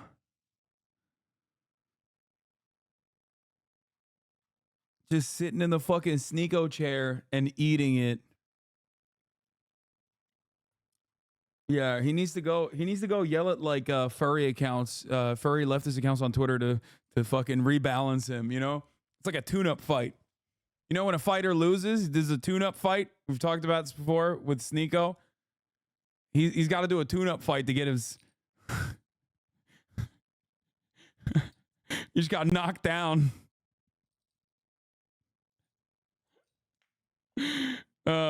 No, I know he meant watching my stream. He's like very frustrated watching my stream, watching Norm Finkelstein just absolutely fucking destroying him. I think his Twitter on a second monitor and is crying at the thousands of likes every tweet laughing at him is getting. Yeah. Oof. Your last cuck chair comment got to him. I just want to know why D is in this conversation. He's in this conversation because he would bring eyeballs. He was supposed to do this debate with Norm originally, and he's friends with Lex. And also, I think he's the perfect person to have on to defend. Mr. Bennell, don't change the subject. If you don't know what you're talking It's not about, about changing. at least You can say- have the I'm curious, at least how have the close is humility. 242? You talk How about close chapter has 6. 242 You gotten? don't know How chapter close 6. has 242 You don't gotten know to the chapter Palestinians to 6 peace? from tweet 5. You have no idea what you're talking about. It's just so embarrassing. At least have some humility.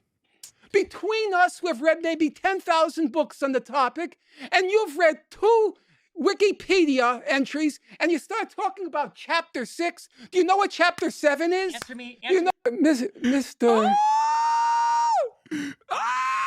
Dude, wait. No, wait. Is Benny Morris laughing at him? He's laughing at him. Bro. Yo. I didn't even get to that part. Even fucking Benny Morris is laughing. Oh, no. Oh, that's so bad. No, How close has 242 gotten to the Palestinians to peace? From tweet. Oh, ain't no way. Ain't no way. He had his teammate going. He's like, damn, dog, he's cooking you. He's like, he got Benny to turn around and be like, actually, honestly, I'm an anti-Zionist. I take out. Oh, that's so bad.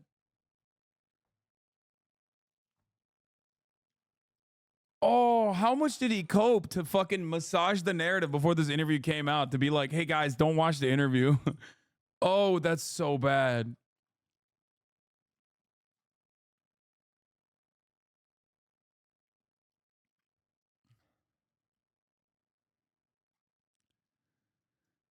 Oh. He said it was entirely just Norm reading quotes. Yeah. Benny Morris's quotes. Benny Morris is the historian in question who's sitting across from him. That's so funny that that was his copium. Oh, he's just read quotes.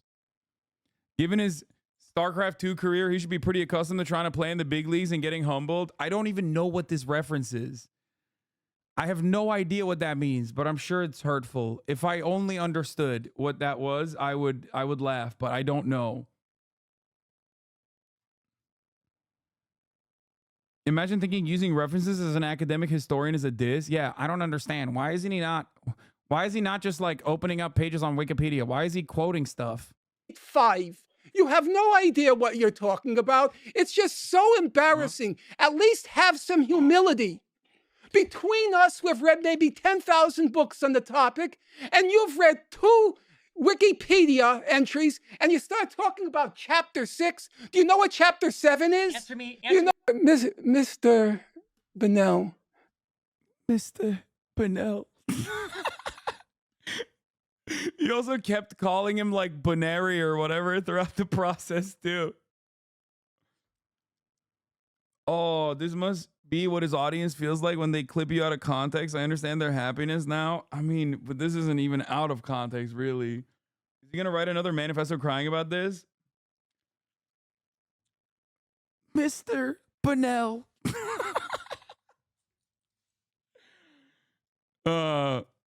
What is this? Okay, what I fucking think is happening is a binary fallacy and what? Mr. Pinelli, I forget your name. I don't think you can read. Oh, Jesus. That's good.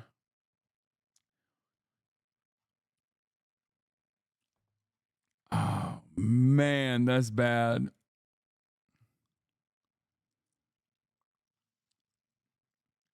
Oof. Bro, he took the jacket off. He took the fucking... Did you read the case? Yeah. It is Mr. a highly Correlli, special intent. I'm going to ask you again. Genocide. Yes. Please stop displaying your imbecility. Okay, I'm sorry if you think the Declaration of the Judge is imbecility. Every new clip, bro, every new clip, Norm is calling him a different last name. Every clip. Mr. Borelli.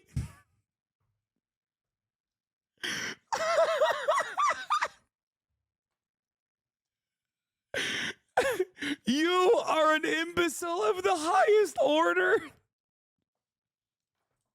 He's Mr. Bonatello. It's like that's not even a name, Norm. Norm, where did you come up with Bonatello? Mr. Bocelli. I'll have you know.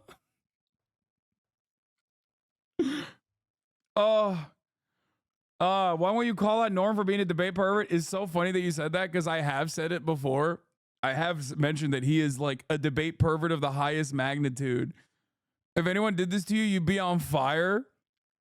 Yeah, I would be very upset. But it's actually awesome when it's being done to someone that I dislike intensely, especially because they're defending genocide. Thank you for recognizing that, I guess. Like, is this a brilliant observation? Yeah. Yeah, no, yeah. Do you think there's inconsistency here? No, I'm very honest about this.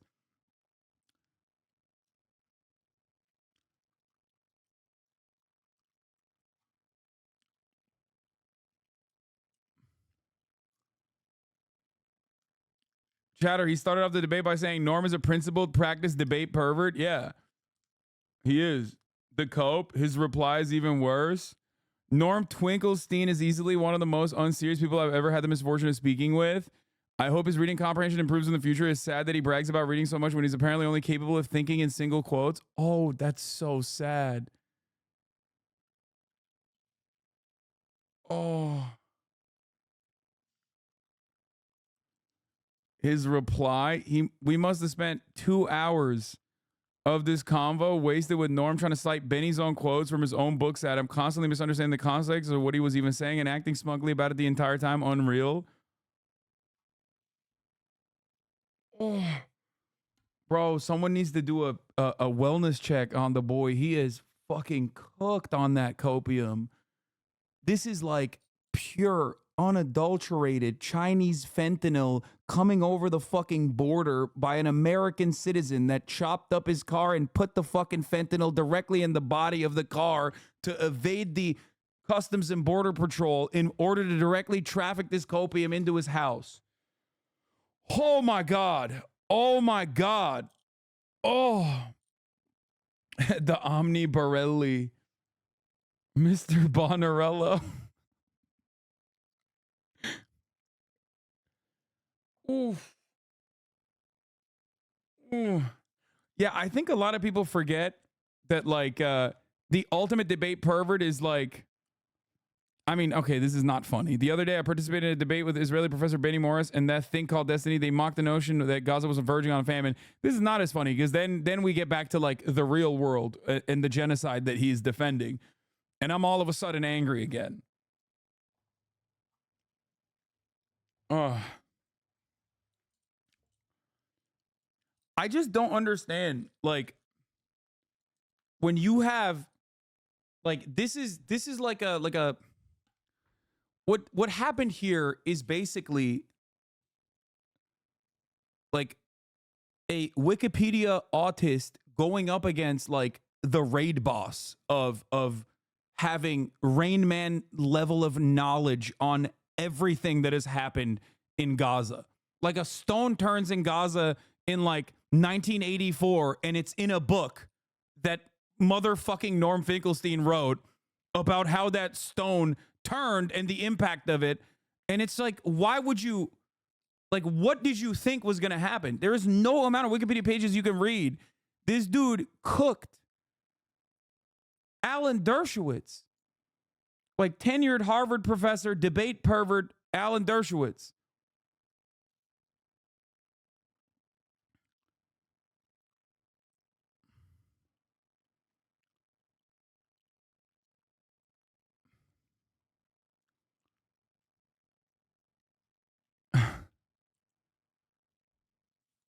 Mr. Botticelli.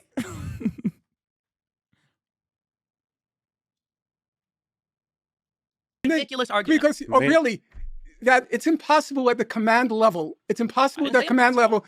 But you said that they couldn't have done it at the bottom if it weren't also at the top. You don't understand the strength of the claim that you're making. You're saying that from a top-down level that lawyers, multiple commanders, and all these people signed off not tell me what I don't understand. For Palestinians. It's true. Children. It's true. I don't spend my nights on Wikipedia. I read books. I admit that as a signal. Waste of time. Yeah, Bro, he laughs every time he says you read fucking. No, your debate partner's laughing every time he says you read Wikipedia. Come on, dude.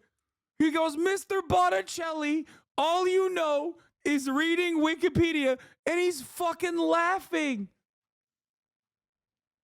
Oh, no. Oh, no. Oh, no. Oh, what the fuck? Dude.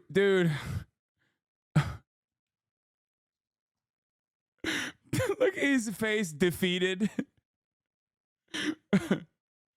Oh, Benny Morris cracking. Isn't he laughing at Norm? Don't they hate each other? Listen, in my headcanon, he's laughing with Norm, okay? Destiny said it was a waste of time reading books in that clip. Oh.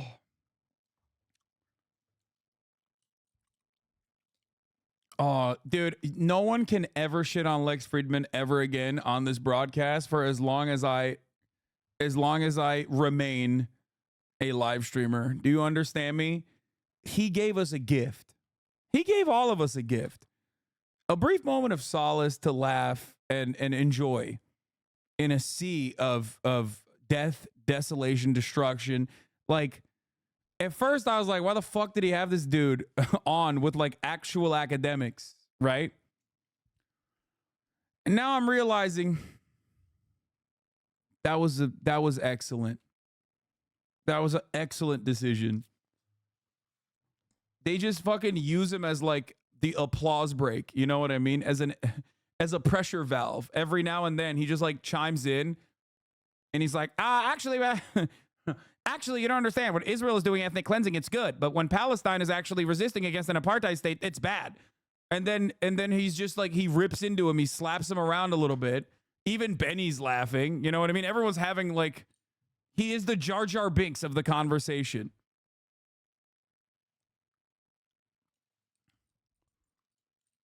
Oh, the Bonatello meme's going hard as fuck. Oh. You know when your childhood friend meets your current friends and they embarrass you? This is how Lex is feeling right now. No, Lex is fucking eating this because he's like, oh my God, I'm going to get like 10 million views on this fucking debate.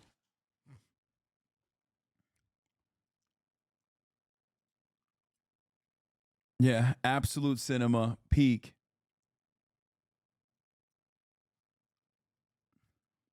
He should have turned around and been like, Mr. Bonaldo, go back to your iPad to find a new Wikipedia page to read. Maybe, perhaps you will find a new talking point in there.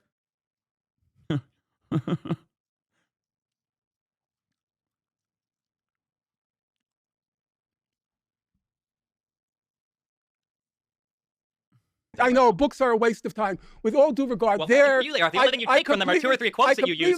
I completely respect the fact, and I'll say it on the air, as much as I find totally disgusting what's come of your politics, a lot of the books are excellent. And I'll even tell you, because I'm not afraid of saying it, whenever I have to check on a basic fact, the equivalent of going to the Britannica, I go to your books. I know you got a lot of the facts right. Benny Morris books I would for the listener. never say. Yeah, he's repping fucking Benny Morris's like academic work. He doesn't agree with his. That's what I was trying to explain as well in the beginning of this conversation, which is why it's like so gross when you see a dude like that who has actually the academic bona fides fucking sitting there and being like, yeah, a genocide occurred on October 7th, and also everything post October 7th is like, you know, it's just crazy. It does shock me to see someone who has like reckoned with the facts, arrive at the worst conclusions, and then get swept up in like insane amounts of propaganda.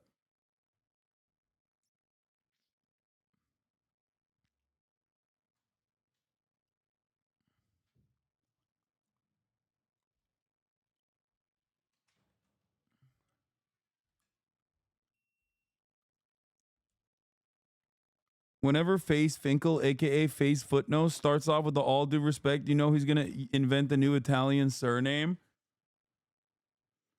Yeah, nationalism is one hell of a drug, dude. It's crazy. There are plenty of racist academics. Yeah, but like, you know what this would be like? It would be like if someone who has done like tremendous anthropological work on like African civilization turning around and then being like, and that's why skull science is real, and that's why Africans are made to be servile. You know what I mean? That's the problem.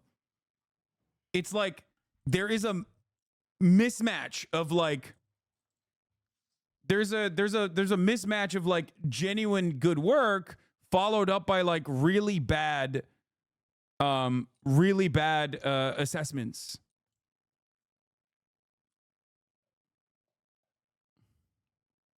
So literally every early anthropologist, yeah, I guess, but it's not. We're not living in the early anthropologist era.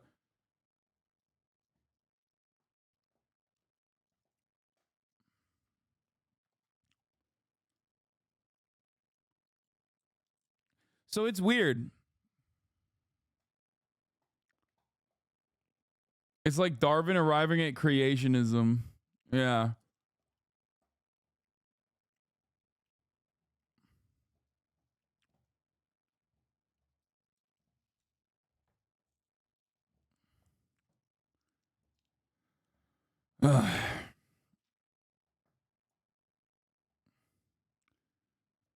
Okay.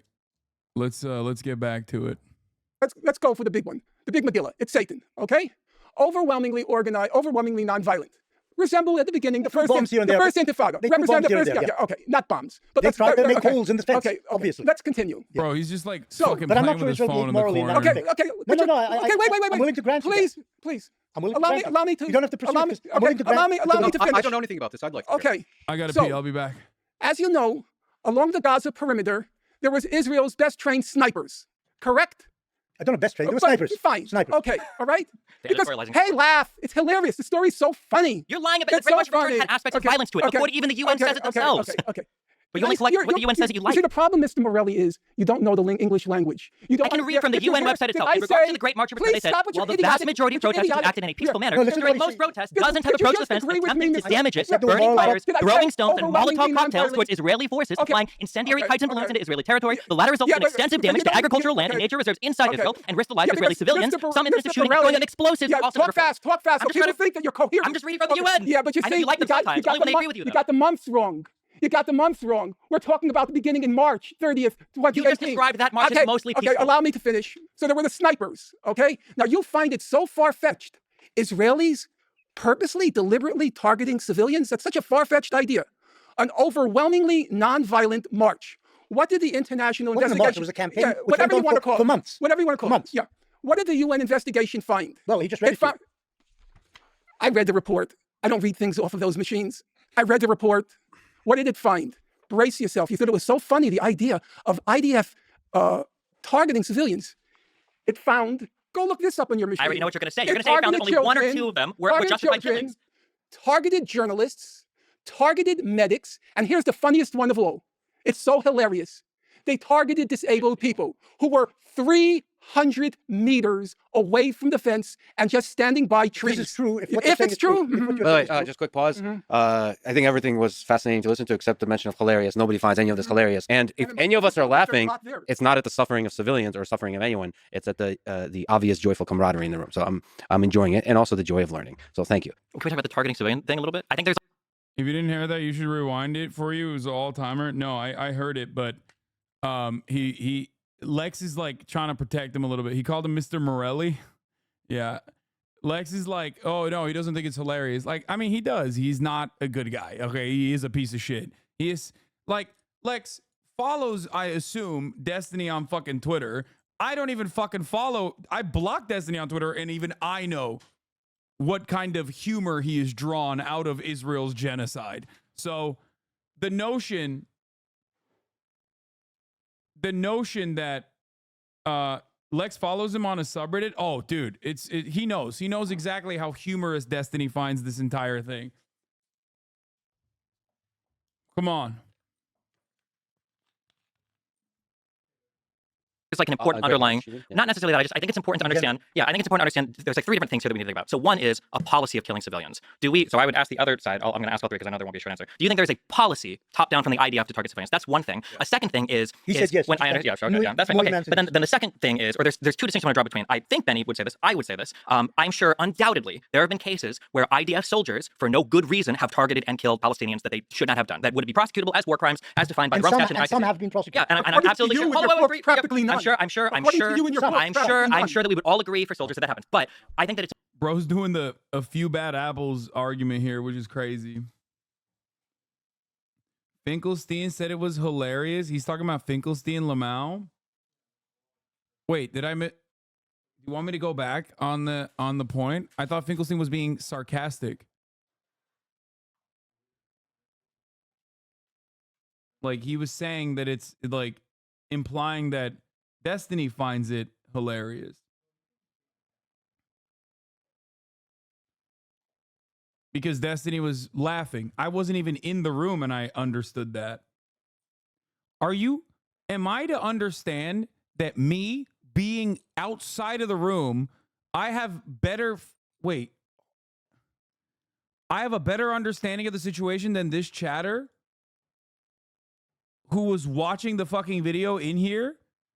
Yeah, that's not what happened, bro. Destiny has been glib and mocking and sarcastic this entire time as he's talking about fucking atrocities, to which he responded with, "Oh, you think this is like, oh, this is hilarious." Civilians Every die. time they target a kid, I'm sure they believe it's Hamas. When they kill the 4 kids on the They believe. yeah, they I know were they believe it, Hamasniks. even though they were You know diminutive that. size. You know Even though they were that diminutive. angle, you don't see the size. Yeah, they saw You don't see the size. Let's leave it aside. Oh, I know what he's talking about. But you've lied about this Yeah. particular instance in the past. Those kids weren't just on the beach. Wait, hold on. This is I went too far back. Of human rights organizations and journalists who were there, it was overwhelmingly organized, overwhelmingly nonviolent. Resembled at the beginning the first Intifada. This clip is the exact moment a chatter linked to before. Correct. I don't know, best trade. They were snipers. Fine. Snipers. Okay, all right? Because You can literally hear him laugh, bro. they laugh. It's hilarious. The story's so funny. You're lying about it. It's so, Yeah. You can hear him laugh.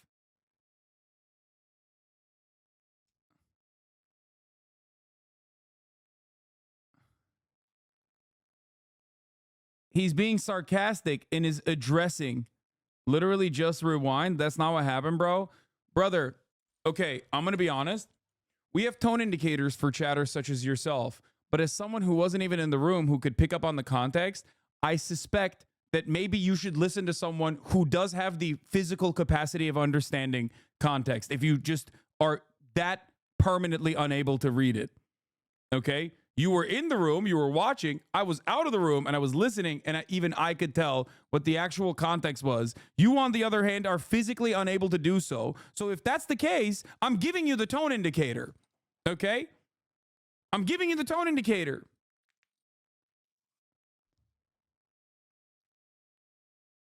That's crazy. What is happening here? No disrespect, chatter.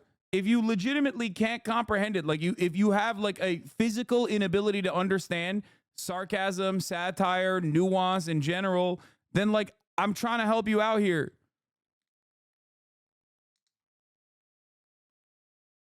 I don't understand why this is so difficult for you to comprehend. Half the time, it's like me trying to educate chatters on fucking nuance. And by the way, there's plenty of people with autism in this community, and they are getting it. So, you know, that's a you thing, it seems. Represent the first, okay, not bombs. Okay. Funny. Snipers. Fine. Snipers. Okay, all right? Because, hey, Yeah, there you go. There, if you wanted to see the actual moment with his face. laugh. It's hilarious. The story's so funny. You're lying about it. It's Very much so funny. had aspects of violence to it. According, even the UN says it themselves. Okay. Yeah. You get it? You understand? Ban that chatter? No, I'm not going to ban that chatter. Maybe he is genuinely incapable of seeing it. He laughed after reading about a starving refugee being shot and run over. Recently divorced genocide apologist can barely contain his laughter at a starving refugee being shot then run over. that Israeli troops opened fire on a crowd of hungry Palestinians pulling boxes of flour and canned food off aid trucks, scattering the crowd. When the shooting stopped, one witness said, the Palestinians returned to the trucks and the soldiers opened fire again, wounding him in his leg, which was subsequently run over by a vehicle. I'm sorry.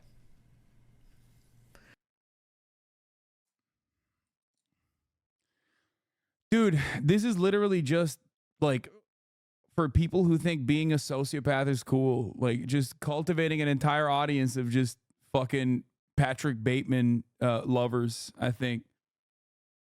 Everything it does is a performance for his audience of shitty people. Yeah. Like if you find this to be content, then, you know, if you find this to be content, then, you know, there might be something wrong with you. He literally has a child. You literally cannot mathematically calculate a worse person. Oh, yeah, 100%. According to the local...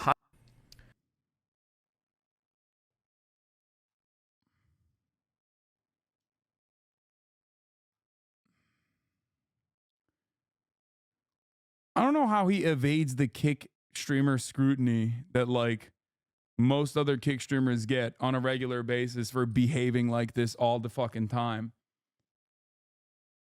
Dude got stuck in his 2012 edgelord phase. Yeah. So I legitimately don't know the context here, who that person is or why they're bad. Bro, what are you talking about? He just laughed at a fucking Palestinian person. I think it was reading an article about, because when anybody calls him out, his fans dox them. Yeah, well, they can't dox everybody.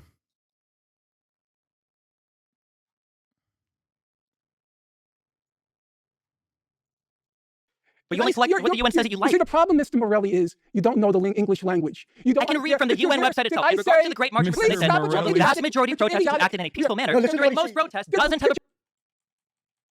Yeah, he was laughing at the flower massacre. Okay. I don't know Hitler. Quick pause. Let's throw in the Unpolished from the Okay. is where there's two distinctions I want to draw between. I think Benny would say this. I would say this. I'm sure undoubtedly there have been cases where IDF soldiers, for no good reason, have targeted and killed Palestinians that they should not have done. That would be prosecutable as war crimes, as defined by And Rome some, Statute and some ICC. have been prosecuted. Yeah, and I'm According to absolutely you sure. and Hold your on, book, wait, wait, practically I'm none. sure. I'm According to you and your book, practically none. sure that we would all agree for soldiers that happens. But I think that it's important.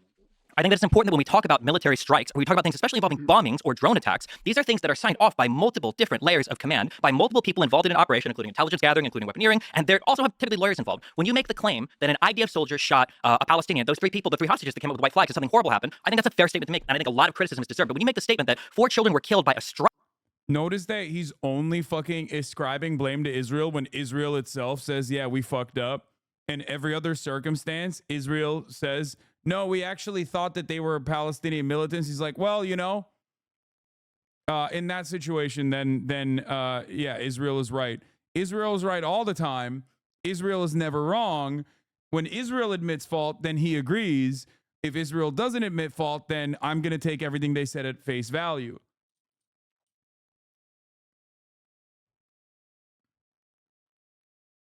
And I don't know if he's doing this genuinely because he, like, I don't know, radicalized himself or negatively polarized himself into, like, legitimately thinking that Israel is not a fascist apartheid ethno state and actually a liberal democracy, whatever the fuck that means. Or if he's just, like, pure contrarian. strike, the claim that you're making, yeah, the claim that you're making is that multiple levels of the IDF signed Yeah, his argument isn't even that it didn't happen. It's just that, no, I know them. They're a good guy. They wouldn't do that regardless of how many times it has happened. off on just killing. I have no idea what That's motivated great. You don't them. understand the process. Then let me educate you you. I don't can tell you. I do understand understand the the process. I'm telling you. I'm You're trying to tell you really right now. into the IDF. Yes. No, You've basic studied military. You the can ask IDF. anybody that's Aside talking from about. Wikipedia, can you tell me what your knowledge of You the can talk to IDF is? people who Apart from work in the Wikipedia, military. what's your knowledge of the You know what? IDF? The audience can look this up. No, it's You've basic studied military. the You can IDF. ask anybody that's Aside talked from about. Wikipedia, can you yes, tell you me can talk what to your knowledge people. of You the can talk IDF to is? people who Apart from work in the Wikipedia, military. What's your knowledge of the You know what? IDF? The audience can look this up. Do you? This conversation was infinitely more productive and actually better when it was like Benny Morris talking. Now that it has turned into it turned into a fuck fest.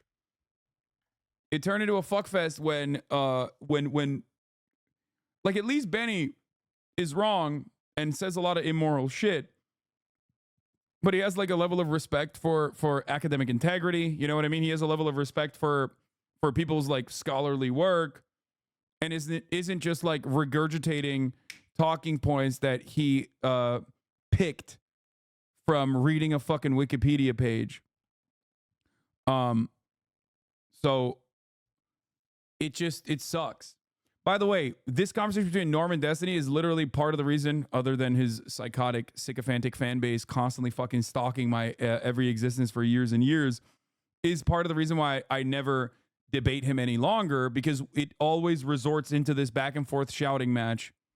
Because when Destiny doesn't have a good argument, he just immediately resorts to trying to trigger his opponent into an emotional response. And if he fucking knows deep down inside that there's a lot of baggage there, or there's a lot of like back and forth with our back and forth in the past, or with Norm, where he knows he's like, he can't go up against Norm. Norm is just simply more knowledgeable on this issue. Okay. He's going to start nuking the debate. To be fair, Norm isn't helping either. He's resorting to ad homs. Yeah, no, he's a stubborn dude in the same way that I am as well. So he's just like yelling back and forth now. Do you think that bombing and strikes are decided by one person in the field? Do you think one person Can I is in control of respond an to that? airplane or a drone strike? As a pilot doesn't do it on Yes, his own. strike Can I cells have respond? entire Whole apparatuses that are hierarchy. designed to figure out how to strike and who to strike. So when you say that 4 children are targeted, you're saying that a whole apparatus is you trying make to my murder argument better than 4 me. Palestinians. He's trying to, okay, if I'm going to make serious analysis here, Mr. Bonarello is basically trying to reduce all of the academic work, all of the NGOs that have like consistently covered Israel's genocidal actions into one strike against 4 Palestinian children, as though 15,000 Palestinian children have not been fucking murdered by Israel in the past 4 or 5 months. That would make anyone go insane. Okay? It's just ridiculous. It's a ridiculous thing to say in the face of like an overwhelming sea of information. While they're having this conversation, I suspect around 50 Palestinians were killed in this fucking duration over the 5-hour period. You know what I mean? I don't know when they exactly had this conversation, but it's not statistically impossible to make that assertion. Like that's why this is a ridiculous conversation to have. Like, we're not just talking about one singular strike of 4 children being killed. While we were watching this, people were talking in the chat about how there were another 50 Palestinians that were shot at waiting for aid in Gaza. I don't know. I haven't seen it yet. I haven't like looked into it. But there were people in the chat saying that. Now, I don't know if this is what happened so far. I haven't seen it, and I will read it, and I will cover it tomorrow, most likely.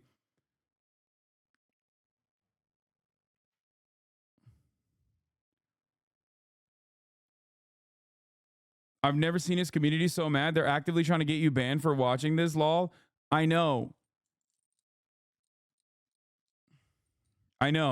It won't work because he's not the focal point of this conversation. And also on top of that, I'm like taking all of the necessary precautions beyond that too. He's building the argument upon the assertion that across the entire Israeli command, one guy might object to murdering children, and therefore it's an oopsie and justified.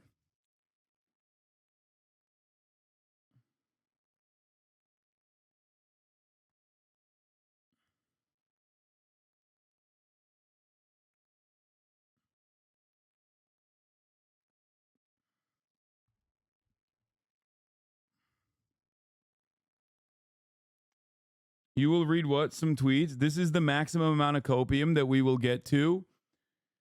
Once again, where are they trying to ban you? Show it. Mass reporting for ban evasion. I'm sure the people that are pointing that out are probably in the fucking same either Discord or chat rooms that they're trying to do.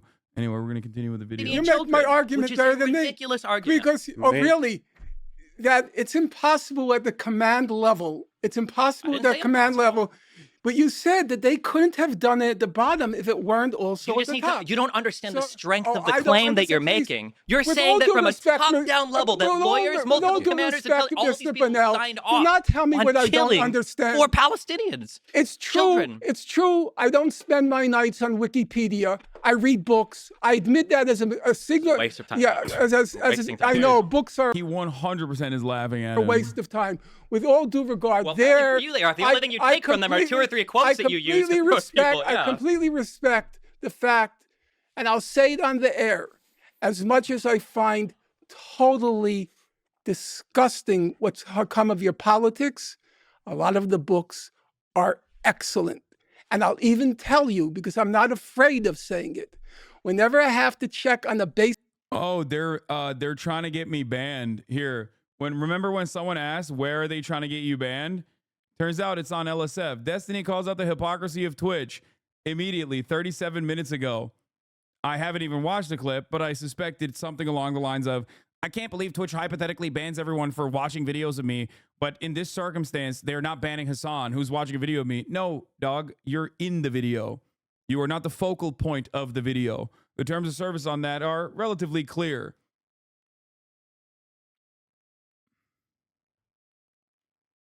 It is pretty funny to be like, I'm such a fucking toxic person that like this platform banned me. Why won't they ban the person for watching a video with 3 professionals discussing ongoing geopolitical conflict because I happen to be in the frame, being a fucking dumbass, being the Jar Jar Binks of the comedic relief of the 3 actual knowledgeable people discussing a matter of geopolitical interest. Man. Yeah, I'm sure XQC is never brought up in this conversation when he watches Destiny videos all the time.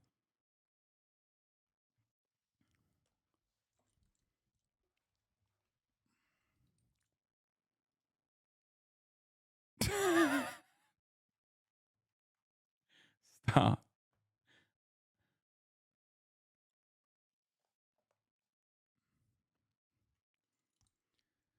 I'm not going to show you the meme, okay? You don't deserve it. No. Enough. Basic fact, the equivalent of going to the Britannica, I go to your books. I know you got a lot of the. It's so funny because his fan base originally came in here to be like, why are you covering him? Why are you covering him? Is it because you're scared? Come on, show us him. And then and now are turning around and being like, look, see, he's watching him. Please ban him, Twitch.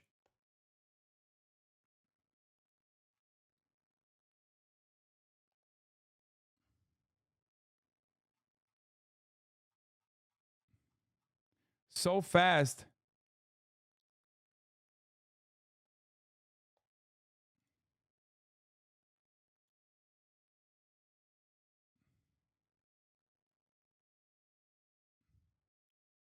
The facts right. Benny Morris books I would for the listeners. I would never say books are a waste of time, and it's regrettable to you that you got strapped with a partner who thinks that all the wisdom, all the wisdom. He didn't say they're a waste of time. I'd like to respond to what you were saying. I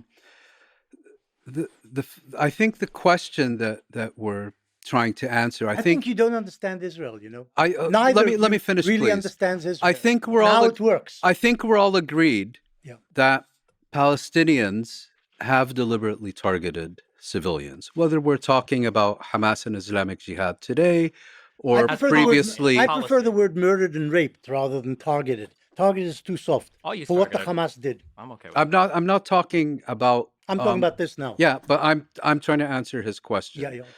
Okay. Historically, there is substantial evidence that Palestinians have targeted civilians. Whether it's been incidental or systematic is a different discussion. I don't want to get into that now. For some reason, there seems to be a huge debate about whether any Israeli has ever sunk so low as to target a civilian. How does it feel to be irrelevant outside of your little insignificant bubble? I'm happy. Why are you making my bubble larger? I want to be left alone by the likes of you, man. I swear to God, I'm being for real with you, Angry Badger. Why so angry? I want you to be a happy badger. Okay? That's what I want. Like, think about that. You took time out of your day to come in here to write that in this chat as a previous subscriber, too. Do you think that this is good for your own mental health? Actually, take a deep breath. Let's do it together. Close your eyes and take a deep breath.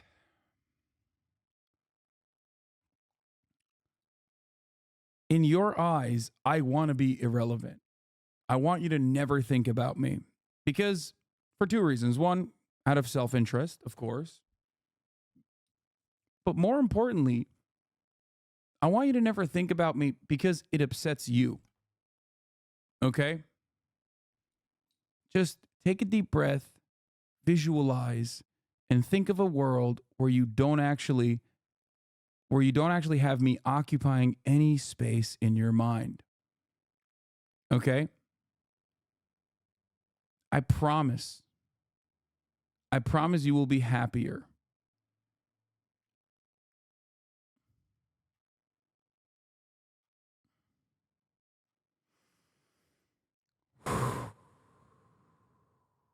Go to your happy place. Breathe in, breathe out. Big breaths from your nose. Breathe out.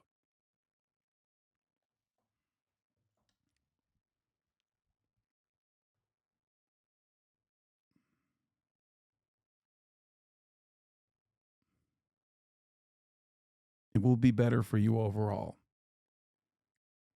But while you're here, if you will stay here for the duration, please be nice, especially at the top of the hour when there's a 3-minute ad break coming. I don't want you to see the ads. So I want you to subscribe for $5 or for free to avoid seeing the ads at the top of the hour.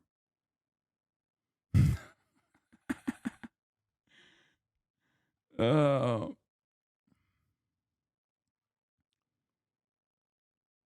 That's right. I want you to have an ad-free broadcasting experience. Here's the 3-minute ad break now.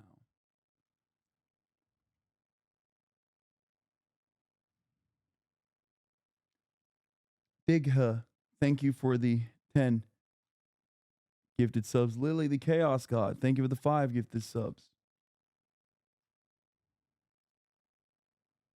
We both We said just that. agreed. We've just said that this has happened here and Okay, there. and I think We've agreed on that. I think What we're saying is it's not policy, which is what you guys are Okay. implying, that they kill civilians deliberately. if I understand you correctly, Okay, let's just completely dispel this rumor, this notion, this false statement that Israel is oblivious to the death and destruction it is causing. Okay? Israel knows what it's doing. Israel has a clear-cut policy, a doctrine called the Dahia Doctrine that dictates that civilian targets will be deliberately, like civilian buildings will be deliberately targeted. Okay?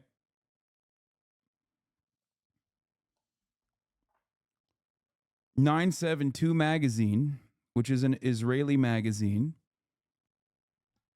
went further and actually investigated this last siege, this last mowing of the lawn operation that they've engaged in, where more than 30,000 people have been murdered by Israeli rockets, and found that they had three different tiers of targets, including, but not limited to, civilian targets that they deliberately take down. Okay? Their rules of engagement are death and destruction. The notion, like I said, and I stand on this, the notion that Israel is not actually genuinely trying to wipe out the Palestinians and simply on accident killing more than 25,000 women and children. This is before we even get to the civilian men that are also being killed that are not Hamas, right?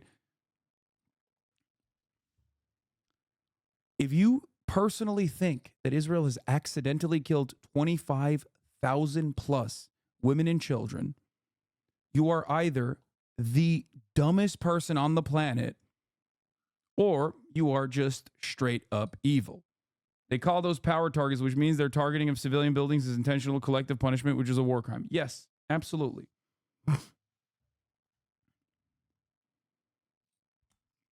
Yes, the intentional displacement of 2 million plus people and the catastrophic famine that the people of Gaza are currently withstanding is a war crime. It is collective punishment. It is evil.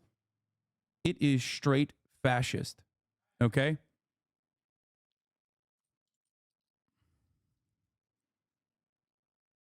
I cannot understand how people try to defend this. It is not an accident. It is perfectly deliberate. And even if it wasn't perfectly deliberate, even if it was an accident, it would still be criminal negligence. You're basically making the claim that none of these attacks could have happened without going through an entire chain of command. For strike cells that are involved in like drone attacks or Yes. plane attacks Yes. or yes. My yeah. understanding of the Israeli military, and you could perhaps, you've served in it, you would know better, it's actually a fairly chaotic organization. No, that's not true. Especially not the Air Force. Extremely, extremely organized. The Air Force works in a very organized fashion, as he says, with lawyers.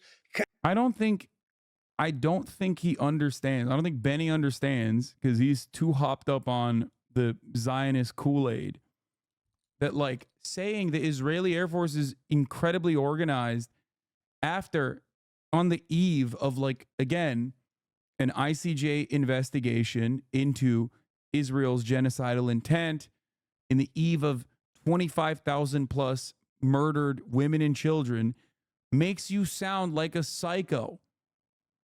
It just means they're well organized in bombing civilian infrastructure. Like this, I get why Zionists make this argument because they've always made this argument. They made this argument in every single siege. Okay? Every single siege they've made this argument. But the death toll was, at least in the eyes of the broader public, somewhat more avoidable. Okay? Especially when there wasn't like a lot of media coverage on it. Okay?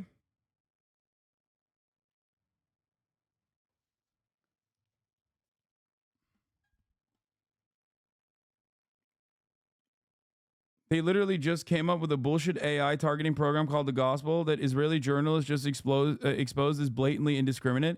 I don't think it's indiscriminate. I think it's discriminate. I think they are discriminately indiscriminate. Like they are deliberately targeting anything and everything, including civilian targets. That's it. Like the AI doesn't make it, the AI doesn't make it better. A chain of command, and ultimately the pilot drops the bomb where he's told to drop it. In Protective Edge, was that 200 strikes in like 60 seconds, I think? I think at the opening of Protective Edge. Like the coordination between... You're talking about 2008. I think Protective Edge was 2014. But I'm just saying that the coordination in the military is pretty tight. My understanding of the Israeli military it's very is that it's quite chaotic, and there's also a lot of testimonies from Israel. But be that as it may, okay, I'm prepared to accept both of your contentions that it's a highly organized and disciplined force. Air Force, under any scenario, is going to be more organized than the other branches. And you're saying such a strike would have been inconceivable. I'm not necessarily saying inconceivable. I'm just saying that like that would have required you're basically murderous intent for so many different levels. I don't think good evidence has been presented to say that that's your basic claim is that it would be fair to assume that such a strike could have only been carried out with multiple levels of authorization and signing off. Okay, let's accept that for the sake of argument.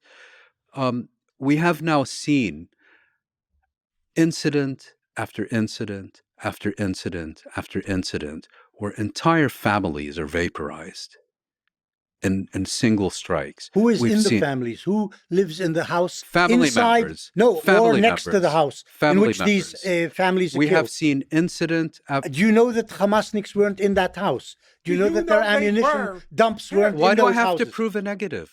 You're saying that they deliberately targeted Well, families. Professor Mark, how If do you- Israel wanted to kill civilians I wish they would have brought the 972 magazine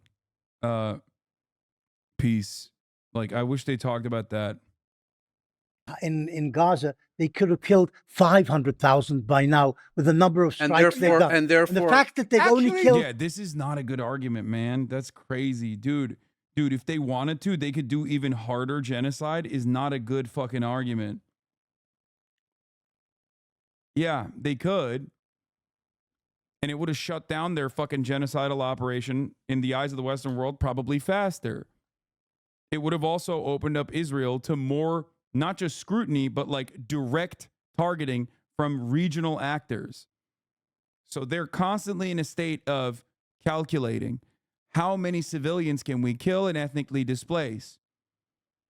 But it's not a target, it's not a math calculation of civilians per enemy combatants. It's a calculation of how many civilians can we kill without like America completely shutting off support. And that number is, 30,000 plus, by the way. And we are coming to the end of it.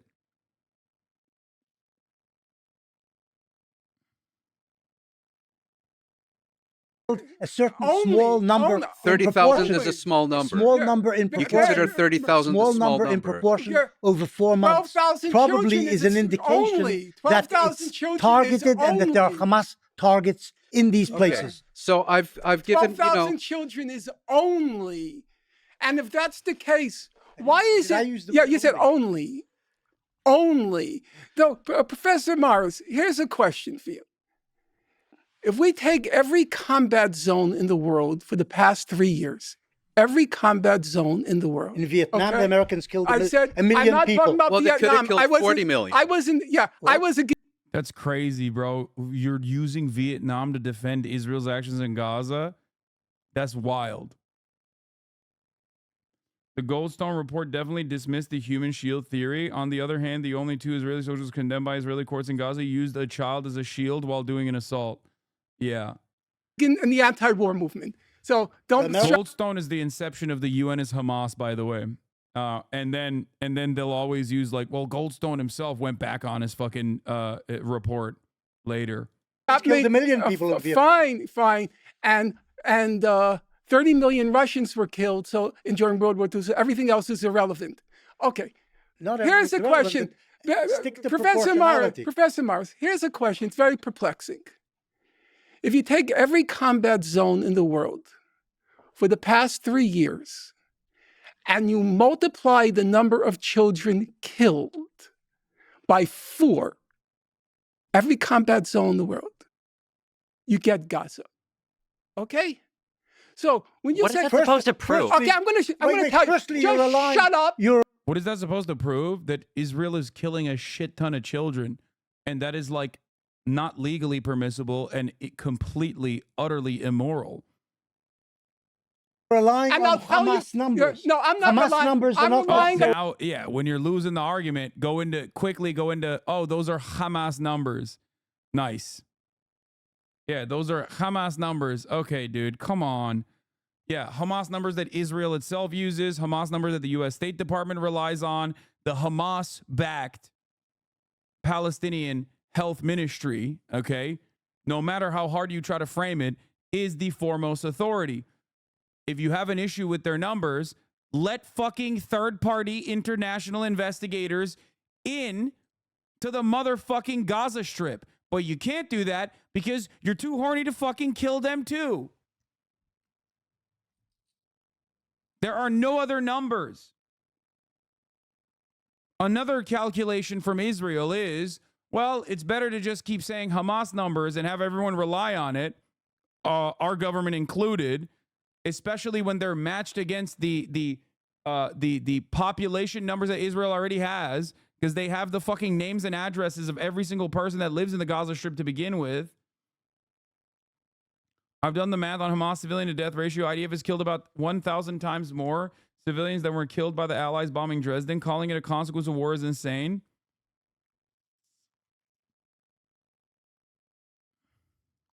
The numbers that everybody else, I'm relying on the Sure, numbers. even if we take the numbers, though, what does that prove? Those are Hamas numbers. Okay. Which may not Fine, be true. fine. They could invent anything because I think Okay, if they can invent any number, then bring in third-party investigators. Once again, but you won't do that. You would never argue for that.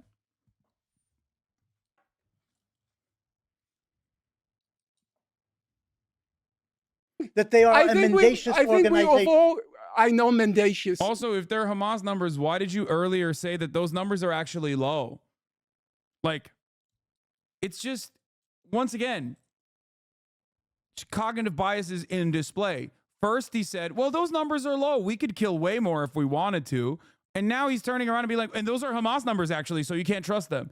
He's just hitting every fucking angle he can, because deep down inside, every single human being, and I genuinely believe this, every single human being, no matter how fucking aggressively fascist they are, still understand that murdering children is wrong. Okay? Murdering women and children is fucking wrong. And that's why he has to cope with it by moving the fucking goalposts. It's not just about, like, defending his position and doing a shitty job at it. Okay? I think deep down inside, he wants to believe it. And that's why he's like he's like falling off of a cliff and desperately trying to grab onto any kind of ledge he can in this argument. If they could make any number, why wouldn't it be higher? Why not make the alleged lie more tragic and painful? It's bullshit. Exactly.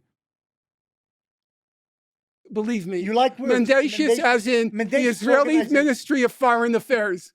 Okay, so here's the thing. You say they could have killed 500,000, but they only killed that's your words. They only killed 30,000. You believe that they deliberately target civilians. They would have killed many more. The fact is that they don't deliberately target civilians. Professor Morris, and you don't understand for a historian, I don't want to understand Israeli society. If you want to know the truth, I don't want to. I don't know if, like, a lot of Israeli defenders that live in Israel understand the impact of this latest incursion. I think they think that they will go back to business as usual, and the regular order of the apartheid will set back in, and the routine violence, and everyone will just, like, go back to the drawing board. It'll be like October 6th all over again. And I personally don't think that is going to happen. As someone who's been covering this for years and years and years, okay, I've never seen this level of support for the Palestinians in my entire life. I've never seen that. And I don't think people in Israel recognize it. I think there are some liberal Zionists who are, like, you know, originally super gung-ho. Now they're starting to come back to reality. Okay? But this level of atrocity cannot go unanswered, cannot go unnoticed. There will be consequences for it. I don't want to get inside their heads. That's the problem. 90% of a good historian tries to get into the heads of the various protagonists. There's a limit. When 90% of Israelis think that Israel's using enough or too little force in Gaza, I don't want to get inside that head. 40% think that Israel's using insufficient force in Gaza. I don't want to get inside that head. I don't want to get inside the head of people who think they're using insufficient force. Is Zionism the same as nationalism? Yes. Against the population, against the population, half of which is children. I don't want to get inside that head. But here's the point, because your partner wants to know the point. You don't understand political constraints. One of your ministers said, let's drop an atomic bomb on Do you Gaza. think he really meant that? He well, said it three you, No. Hey, It was said in a sort of a Professor very. Morris. Oh my God. Yeah, he didn't mean it. Yeah. He was just joking, bro. Yeah, guess what, dude? That one fucking Hamas guy who said 1,000 October 7s are valid because of what Israel has done to us, also just joking. But except you use that as just cause to do genocide.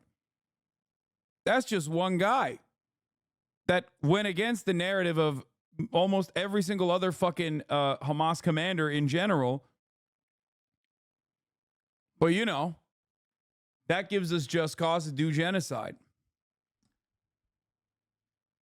Questionable way. He didn't say they should drop Professor an said Morris, it the day I'm not after supporting the him. He's an ICJ idiot. met. Morris, This And he said, minister "I is want an- the Hague this Convention." minister is a messianic none other idiot. than But Israel's- he didn't say none- drop an atomic None bomb. other No. than Israel's chief historian, the famed, justifiably famed Benny Morris, thinks we should be dropping nuclear weapons on Iran.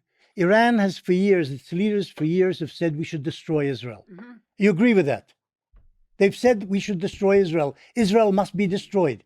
Is that correct? This is what the Iranian leaders have been saying since Khomeini. I would say Iranian leaders have sent mixed messages. Okay, but some of them have said, including Mr. Burrell, Khamenei if you don't and know the Khomeini. evidence, if you don't know the Wait. evidence, This why is like are you skepticism. laughing? It's very funny. Well, it's funny Iran because that supports it's- Hezbollah okay, and the Houthis okay. and Hamas. Oh, maybe yeah. they want Wait, Israel destroyed. Brace yourself. Wait. To the extent that the Houthis It's are complicated. to the extent that the Houthis are trying to stop the genocide in Gaza, One, there is no no dis- genocide. there's no They don't have genocide. the right to I attack support- civilian ships. I know you support the selectively Houthis. support There's no international law when I it agrees support- with you, okay. and then when it doesn't, you decide Okay. to throw If international you- law There's to no the wind. genocide in Gaza. if There's you no like- genocide.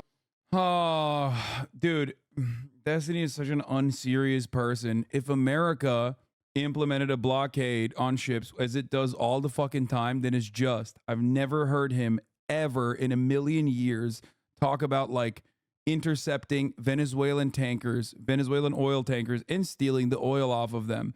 I've never heard any of these motherfuckers. Maybe they talk about it all the time. Like taking money and freezing the assets, the South Korean assets, to the tune of $6 billion that is supposed to go to Iran for the oil that they fucking sold South Korea. I've only heard about people talking about it when they unfroze those assets. Okay? It's just ridiculous. When America and American allies are engaging in blockades, then it's morally permissible. Like, it's ridiculous. It's ridiculous to fucking act like,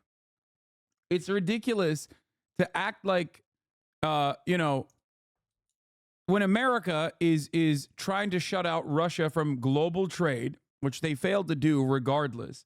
But if they were successful completely, that's fine. That's good. If, God forbid, another country with very limited means tries to implement something similar, the fuck?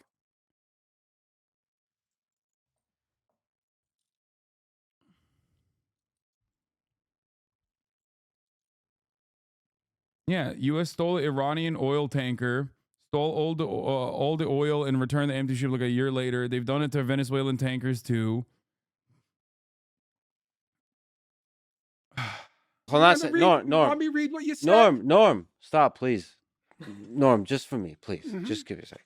You said that there's no genocide going on in Gaza. Yes. Let me ask that clear question. Yes. The same question I asked on Hamas attacks. Is there, from a legal, philosophical, moral perspective, is there genocide going on in Gaza today? Is there a genocide going on in Gaza? Well, in several years, we will have a definitive response But at the to that moment- question. So, What has happened thus far is that on the 29th of December, the Republic of South Africa instituted proceedings against Israel pursuant to the 1948 Convention. The people asking how could Destiny still have fans after this? Brother, how can Mr. Bartolelli have fans after this? They don't give a shit. There are a lot of people who just simply don't give a shit and love the chaos and love and you know, enjoy the sport of the blood sport of debates, and also like being edgy and triggering people. These people used to be relegated to 4chan. They were on poll, and now they operate on Twitter, and now they operate freely within Destiny's community. But like, it's just about triggering people, making them mad. And it's all pure entertainment. It's very nihilistic. It's very destructive. It doesn't really matter because they're so far removed. They're so fucking far removed from the impact or even thinking about the humanity, even thinking about the death toll, the human casualties. It's just, it doesn't matter.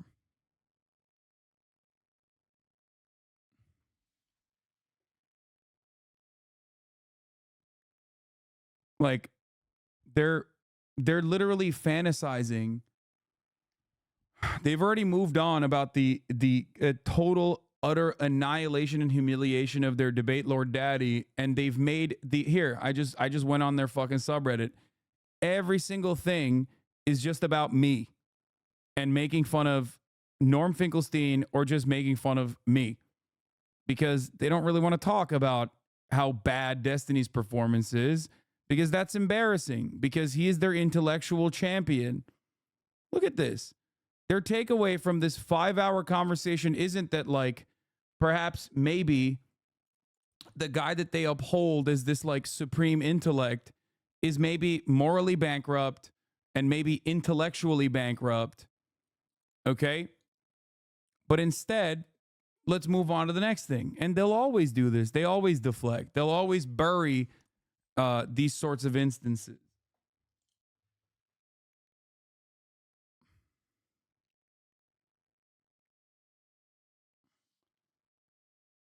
Yeah, it always goes back to, as you can see, I have portrayed you as the Sojak and myself as the Chad.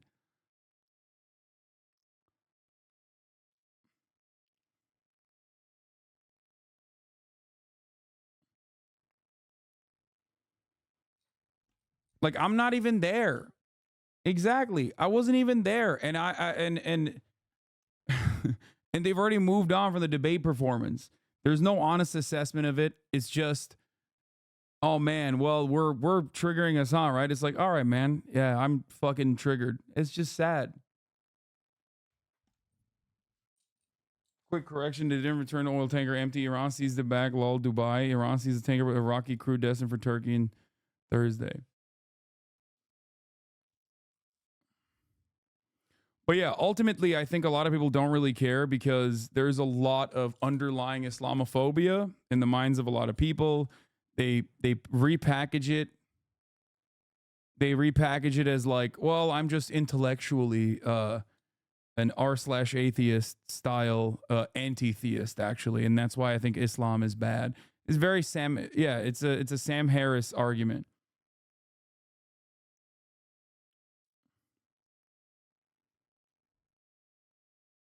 Convention on the Prevention and Punishment of the Crime of Genocide.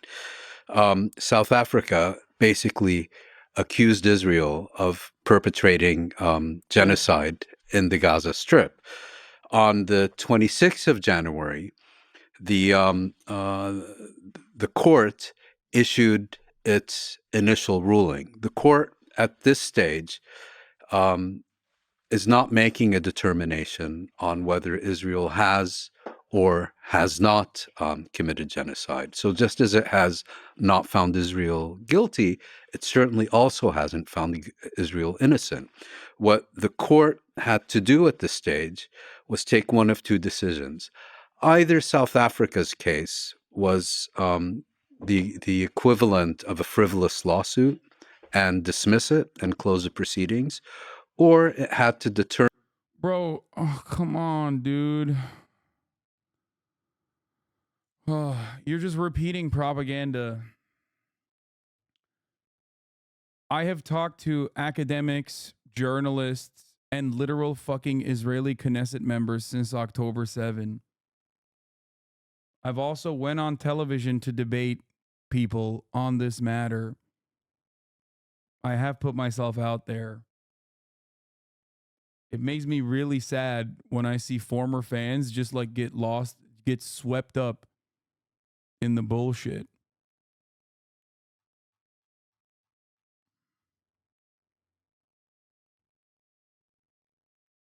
I've talked to conscientious objectors. This community has raised $1.3 million for multiple Palestinian charities. Like,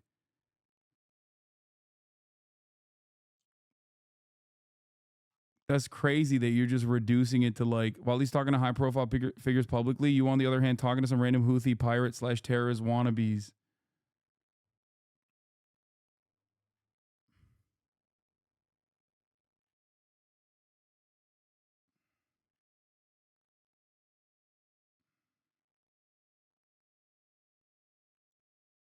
Re-examine everything.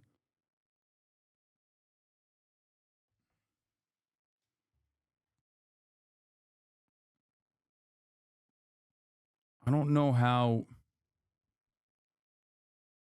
I genuinely don't know how you can arrive at this conclusion.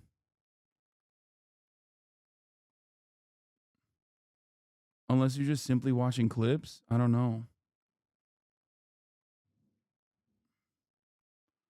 I'm not even like, it's not even the like what makes me get sad about this is that like how can someone be so ill-informed?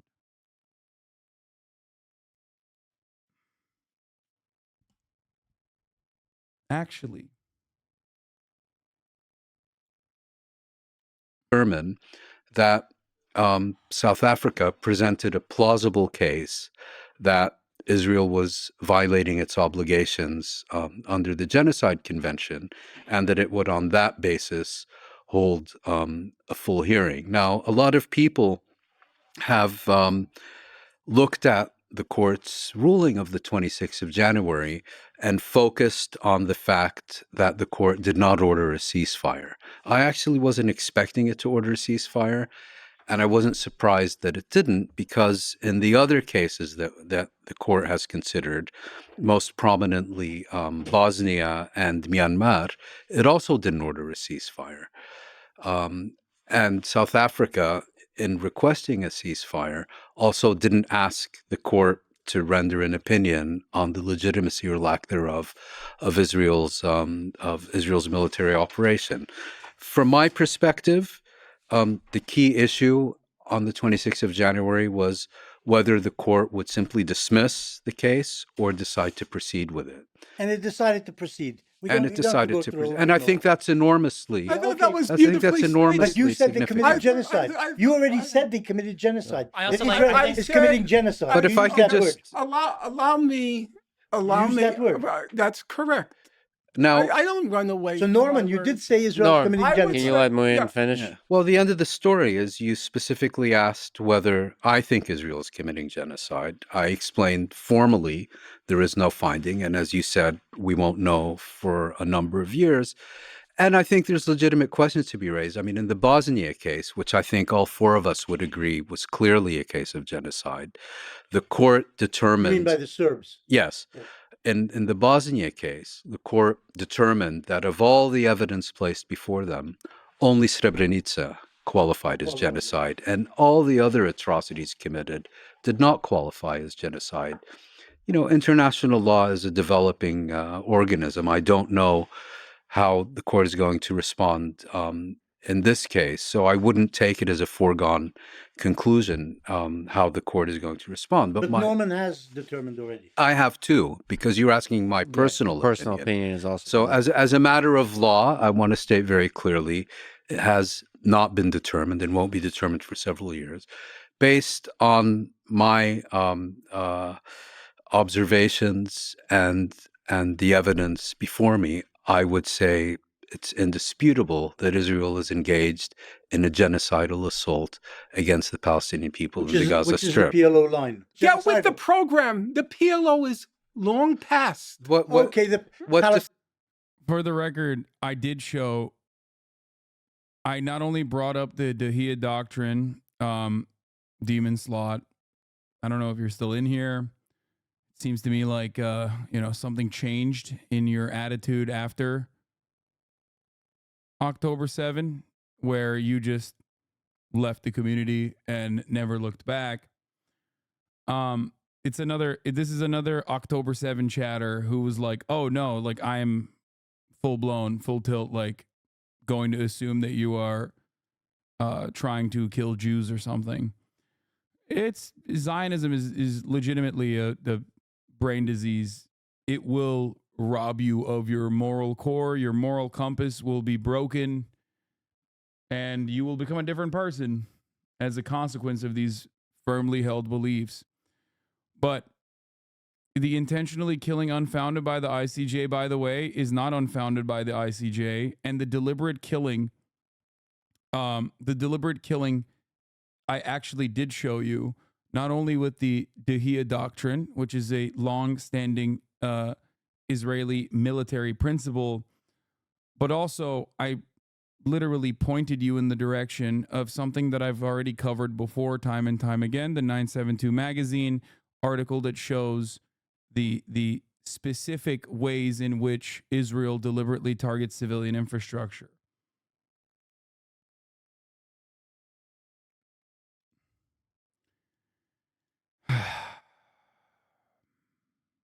There are a lot of people like him that left this community post October 7, by the way. They came in here, they watched what I had to say, and they were done.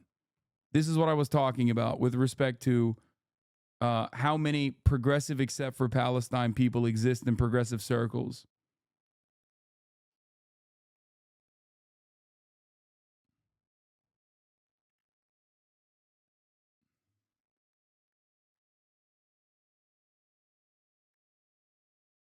It sucks.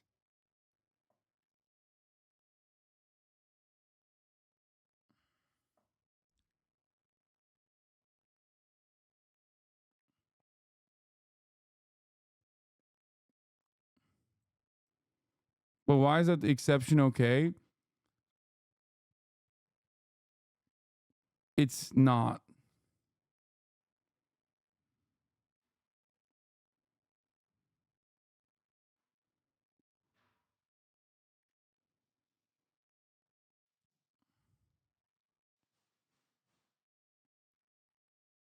It is sad, though. It's sad to see so many people just fucking... It's sad to see so many people just straight up go, you know what? I disagree with this guy on this issue. Doesn't matter how many years I've listened to him. 100%. I'm just now going to look for... I'm now going to look for any kind of purpose to vilify him in my mind. All I can hope for is that one day they will arrive at the truth. You know?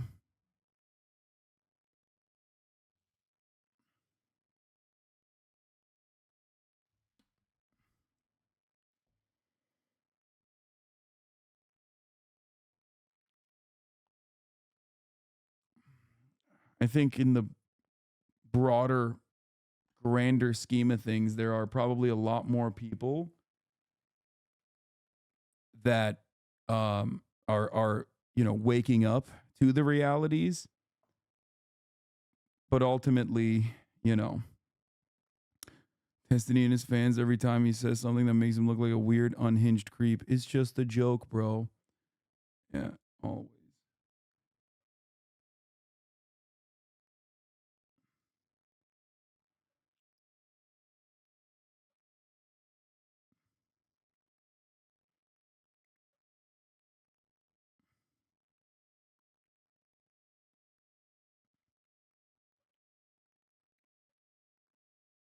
It's just odd because I've had these positions for a very long time. Like I've advocated for the same things for a very long time, for 10 years.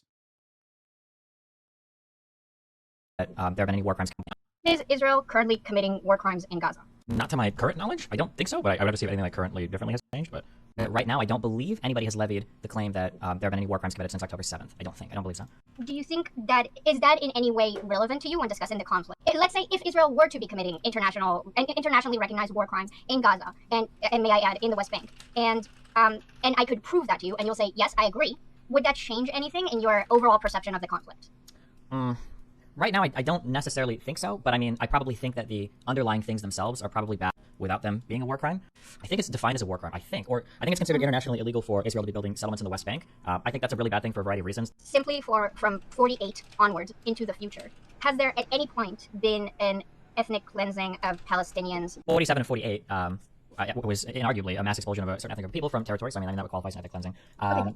Post that, if I would consider like settler expansionism to be a form of a type of ethnic cleansing, I mean, you could arguably probably say that. I think I would say it's probably roughly true. I don't really like the term ethnic cleansing because I think it's just a shitty term. It doesn't like it brings with it like a whole bunch of like moral condemnation. But I don't think ethnic cleansing is necessarily always bad, and there are different ways to do it that might be good or bad. So yeah, I don't know.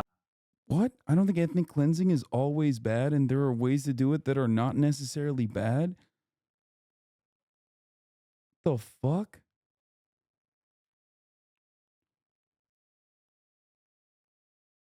Bro, I don't watch this dude at all. So I just like when I find something new, like when you guys send me some new shit, I'm like, it is still, like, it's just wild. I think I broadly agree with the idea that I think you agree with that too. We can have a discussion on that if you want. But I think I broadly agree with the idea that Arab Palestinians have been kind of moved around their land quite a bit. So You agree that in terms of the conditions in the West Bank and Gaza, Israel is running an apartheid state. I mean, like, kind of. It's a military occupation. So, I mean, like, necessarily, there are going to be a different set of standards for different people living there. I'm not as interested in the apartheid comment because let's say we agree that it's apartheid, it's never going to be fixed as long. I mean, here, I'll translate it. I'm not necessarily interested in the things that you're saying because it makes me look bad.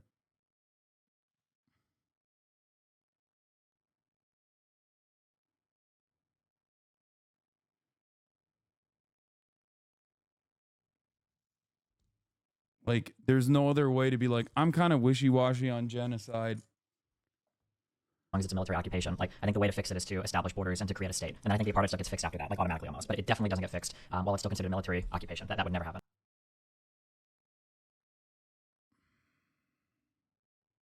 That's crazy.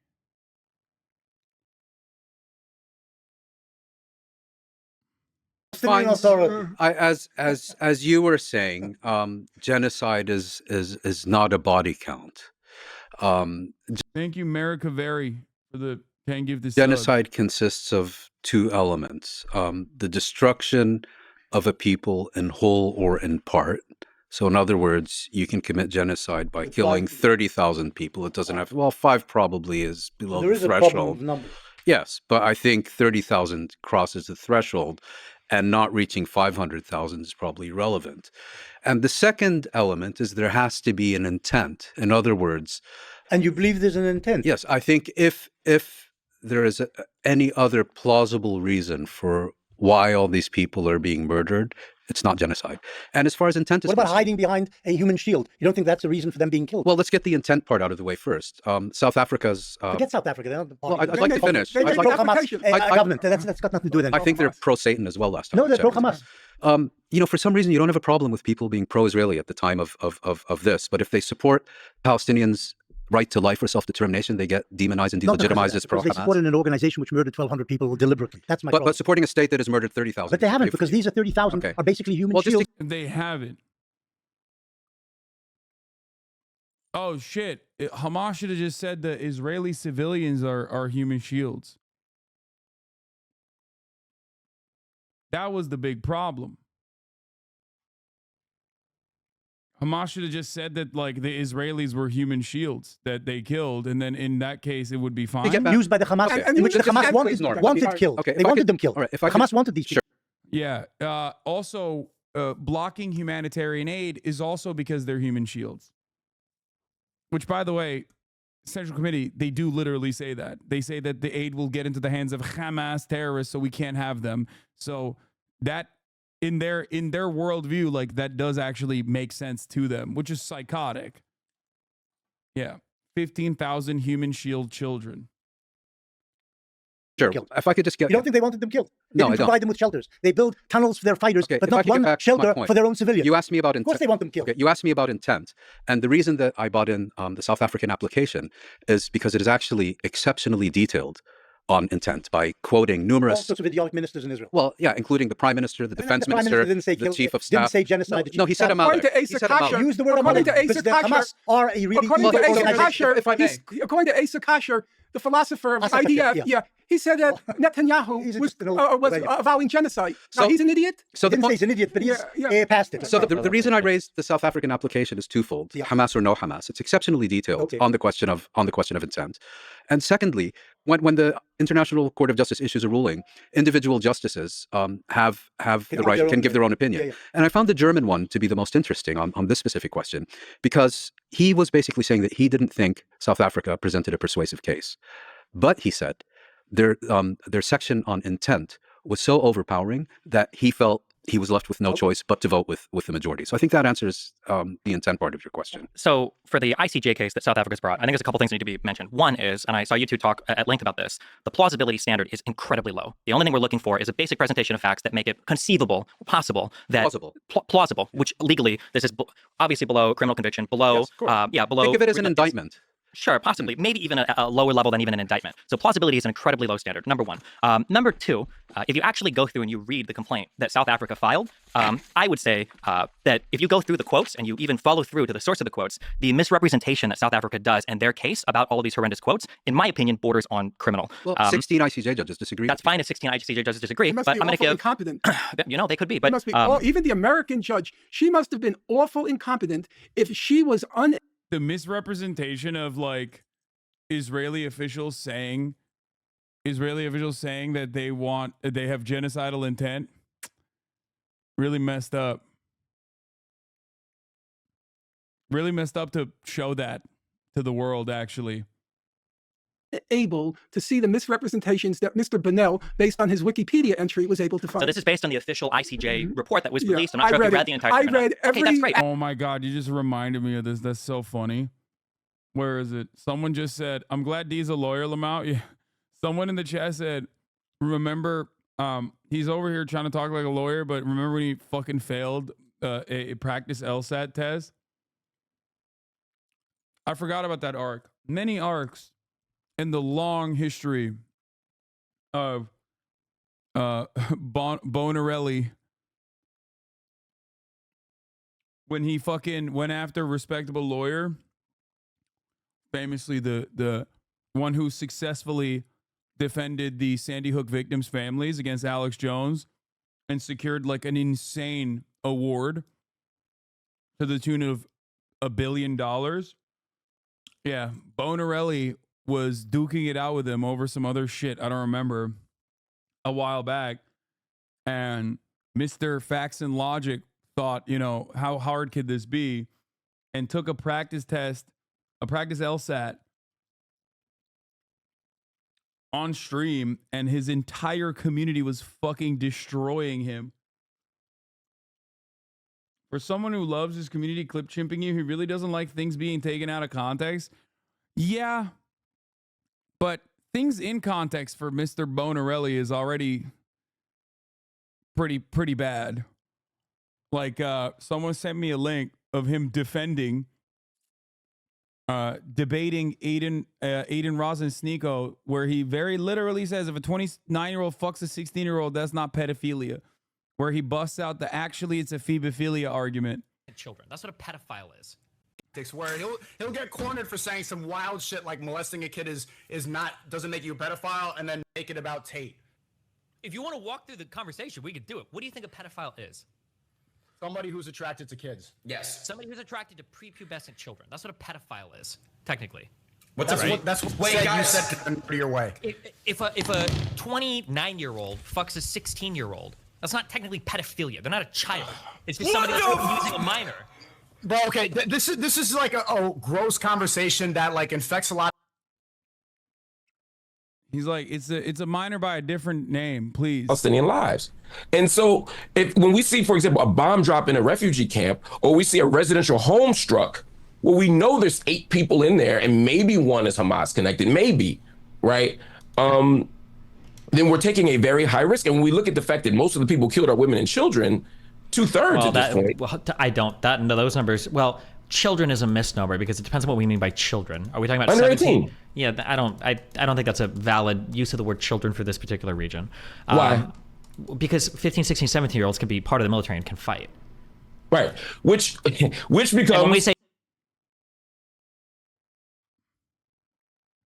for this region, in this particular region, 17-year-olds should not be classified as children.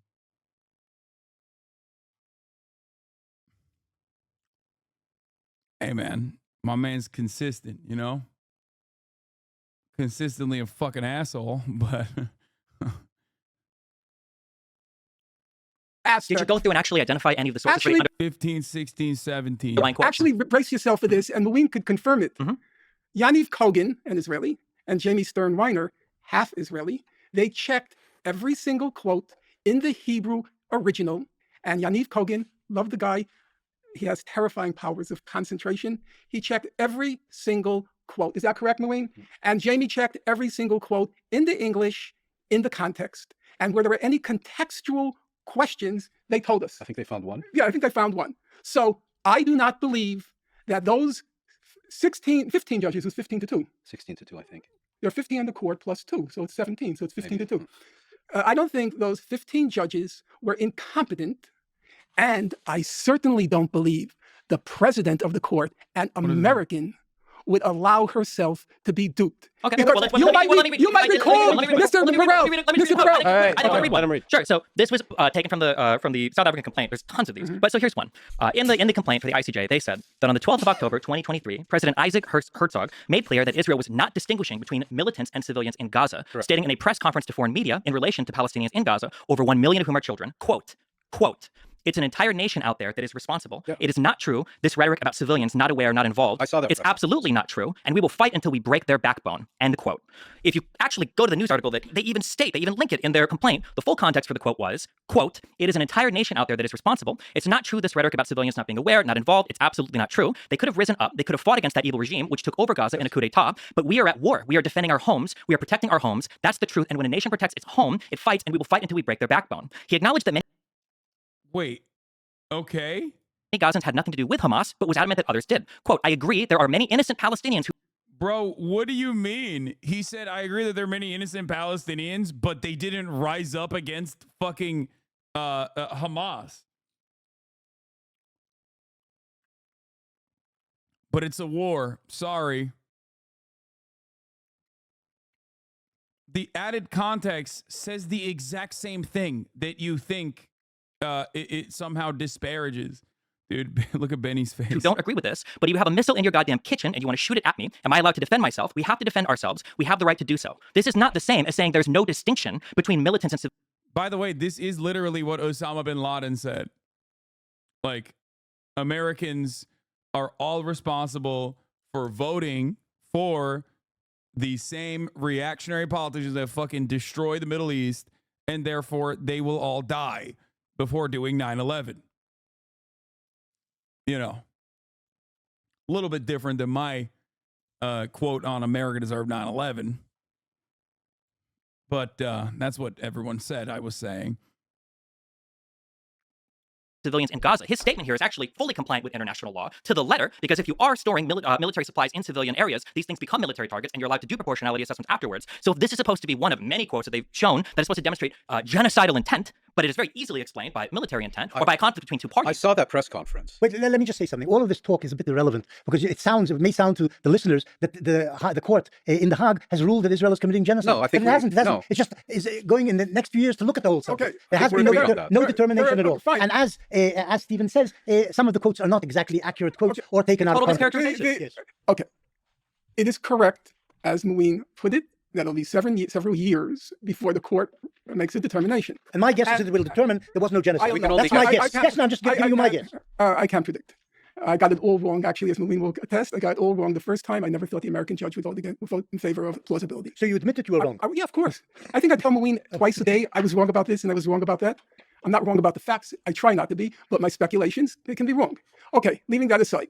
First of all, as Moeen pointed, I think the moment that you find yourself defending a genocidal regime alongside a fucking kick streamer who has argued about, you know, how fucking a 16-year-old is actually just a phobophilia and not pedophilia is the moment where you have lost the plot, lost the sauce.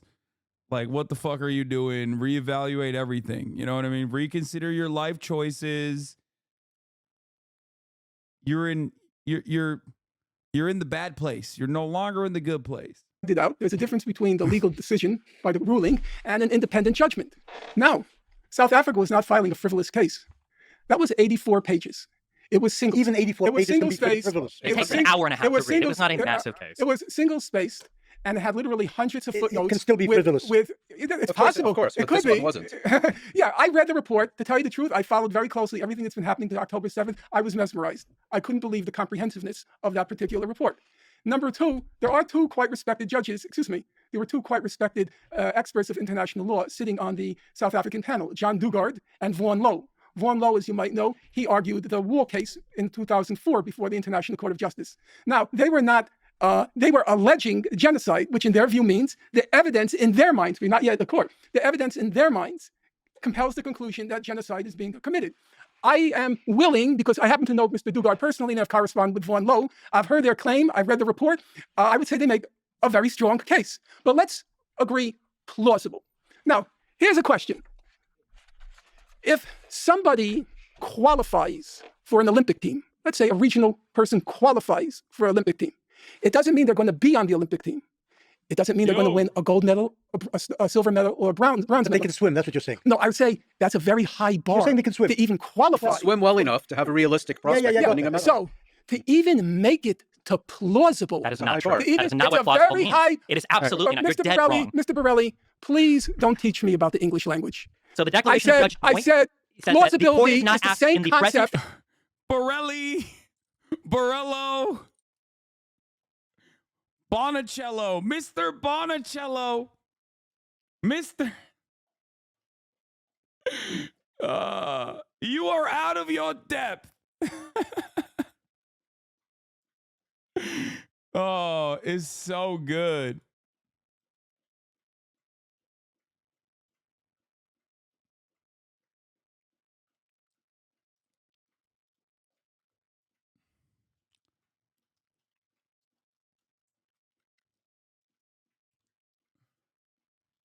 That's qualifying. The court is not asked at this present phase of the proceedings to determine whether South Africa's allegations of genocide are well-founded. They're not well-founded. They're not even well-founded. The court isn't. You said that plausible is a high standard. It's absolutely not. It is a misrepresentation of the strength of the case against Israel, just like the majority of the quotes they have in this case are. And also, you said it was an extremely well-founded case. They spend like 1/4 of all of the quotations. Some even pulled from the Goldstone report. They try to actually deal with the intent part, which is, by the way, I think you guys, I don't know if you use the phrase the dolo specialis, that the intentional part of genocide. Sorry, I don't know that term. I think it's called dolo specialis. It is the most important part of genocide, which is proving the special. It's a highly special intent to commit genocide. It's possible that Israel could. That's mens rea. No, the mens rea. Yes, I understand the state of mind, but for genocide there is. It's called dolo specialis. It's a highly special intent. Did you read the case? It is a highly special intent. I'm going to ask you again. Yes. Please stop displaying your imbecility. Okay, I'm sorry. You think the declaration of the judge is imbecility? Don't put on public display that you're a moron. At least have the self-possession to shut up. Did I read the case? Putting my display on camera. You're putting yours in books. Okay? I read the case around 4 times. I read all of the majority opinion, the declarations. I read Aaron Barak's declaration. Then why are you lying and saying plausible is high standard? Because I said, even reaching the benchmark of plausibility is a very high standard in the world. It's the equivalent of a regional player qualifying for an Olympics. It's still 2 steps removed. You may not be on the team. Dude, this is why debates are so fucking stupid, because it's obvious what he's saying. It's a very high bar to clear to even get this across the ICJ, for it to say that there's plausibility here for them to continue the fucking court case. And like, he's just engaging in semantics over and over again. No, dude, actually, they're fucking letting every genocide case go through. They're actually using all of their unlimited resources, seemingly, on all of the genocides all the time. You just don't even hear about it. And it's so fucking stupid.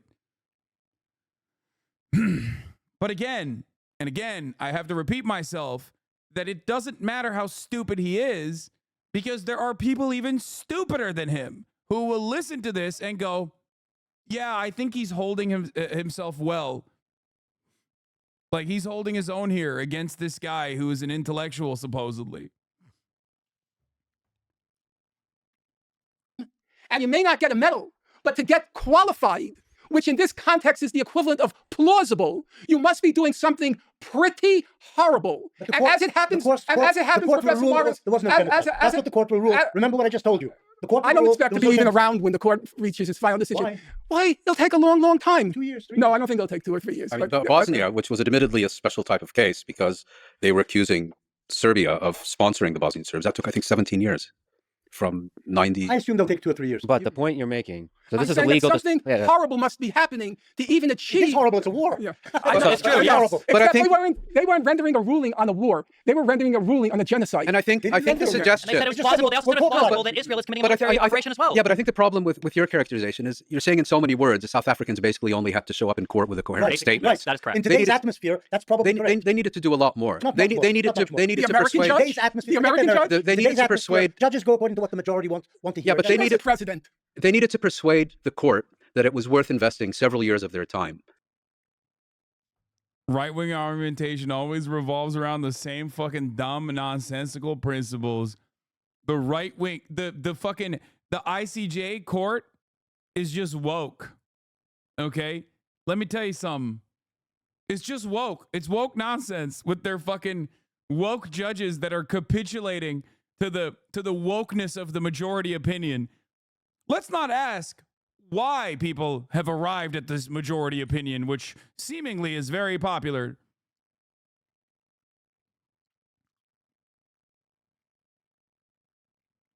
I don't get what D's regarded on fascist circles as a metal gigant. You mean a mental giant? Everything I see of him is either glazing another fascist or getting manhandled by somebody that knows more about him. Yes, because fascists are dumb as fuck. That's it. They're super stupid.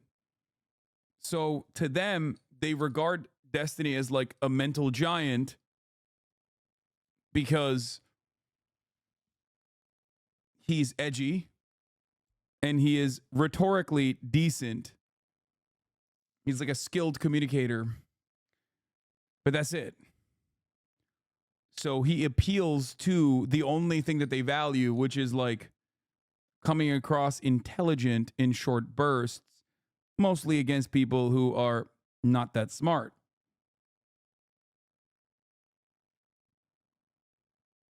Also, right-wingers don't have a lot of values beyond just like being able to say slurs, and you are completely correct. Hasan is a bi, I think, who said that. He is a slur sayer himself. And I think people really like that. They're like, he's really, like a lot of people that spend most of their time online have basically positioned themselves in the thinking that like being able to say edgy shit or slurs is actually like the coolest you can be. Like, ooh, is so scary for everybody else when I say the big bad word. You know, I've destroyed everybody. I've triggered everybody. So I think like as a 40-year-old man with an audience of other 40-year-olds, by the way, which makes it even fucking sadder, being able to advocate for things like that, I think is really, really appealing for people who never let go of the halcyon days of 4chan. They see him as their superior. Yeah. In hearing this case, they're well paid whether they take this case or not. I mean, you know, they have a full docket whether they accept or reject this case. And I don't think. Well, if you think he's actually a fascist, you have completely nullified the word. He's currently deliberately and directly defending a fascist ethno-state's genocide. What the fuck are you saying? Do you think fascism just means you're a Nazi or an Italian fascist, like a Mussolini supporter? What? We just watched a clip of him defending ethnic displacement and saying, you know, not all ethnic displacement and ethnic cleansing is bad. It can be good.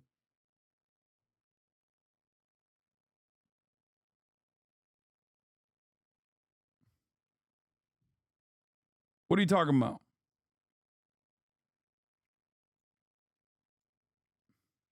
Yeah, he also is an admitted bigot as well. Here, I'll...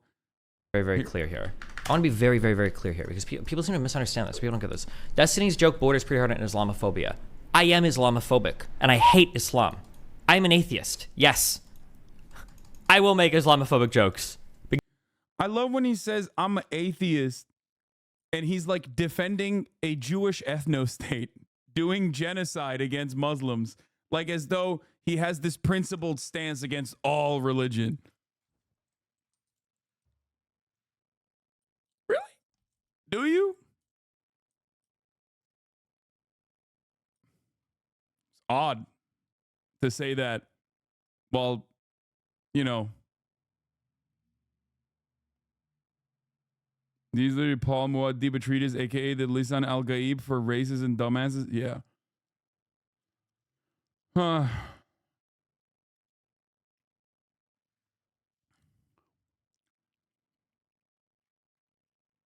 Because I do hate Islam, and I am Islamophobic. Very, very clear.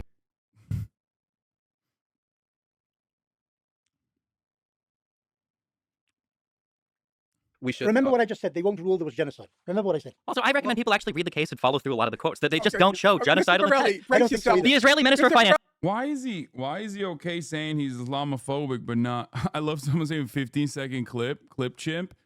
Wait. Are you telling me that Destiny follows that clip up with being like, just kidding, I actually love the light of Allah, or just kidding, I actually don't think that like Arab Muslims are servile dogs or something? Is that what you're going to say? I mean, he's been Islamophobic to me, so I have personal, firsthand experience with his Islamophobia on top of everything he's ever said about Muslims in general. Yeah, he said the Shahada right after. Like, how could that be clipped out of context? I wonder. You must eat the whole shit before you tell me it smells bad. He literally has called me a Turkish terrorist multiple occasions. But of course, he was making a good, coherent argument there when he said that.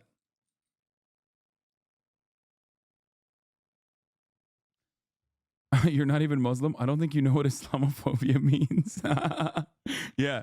Like the first guy that killed a Sikh dude in Texas after 9/11, when he was saying like, Allah Akbar, like go back to your country, and he shot and killed that guy. He wasn't doing an Islamophobic hate crime, even though the woke courts declared that he was, because the guy was Sikh.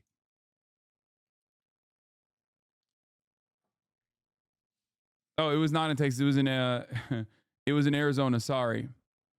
I'm very smart, by the way. Yeah, Islamophobia is simply a criticism of the religion, and it's certainly not racialized as a form of bigotry. He was just being an atheist, bro. What do you mean?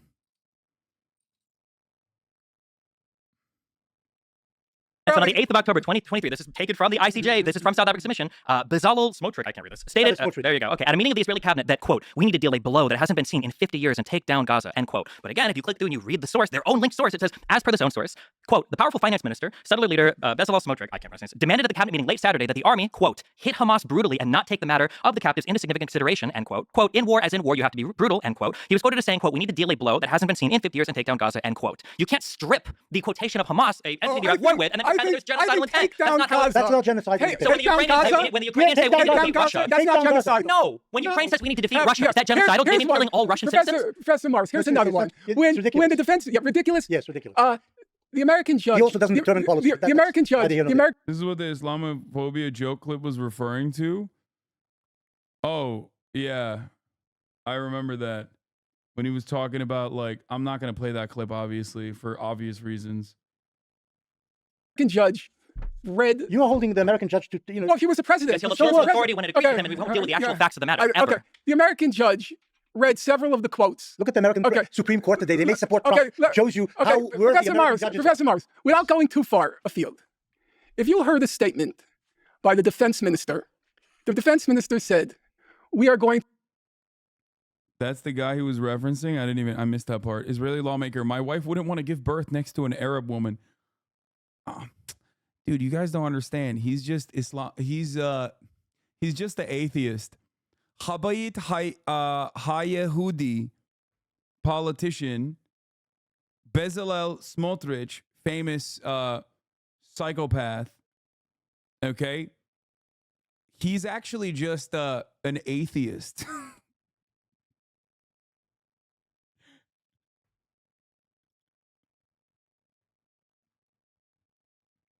When he said he doesn't want his wife giving birth next to an Arab woman, he was just being an atheist.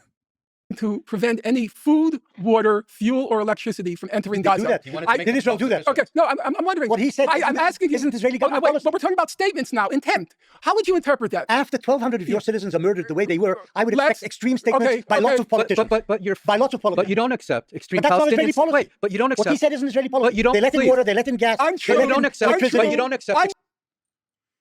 Oh, bro, extreme statements followed up by extreme actions. Okay, that's the whole point. Genocidal intent, and also how it translates to like genocidal actions on the ground. That's the whole point of the ICJ court court case.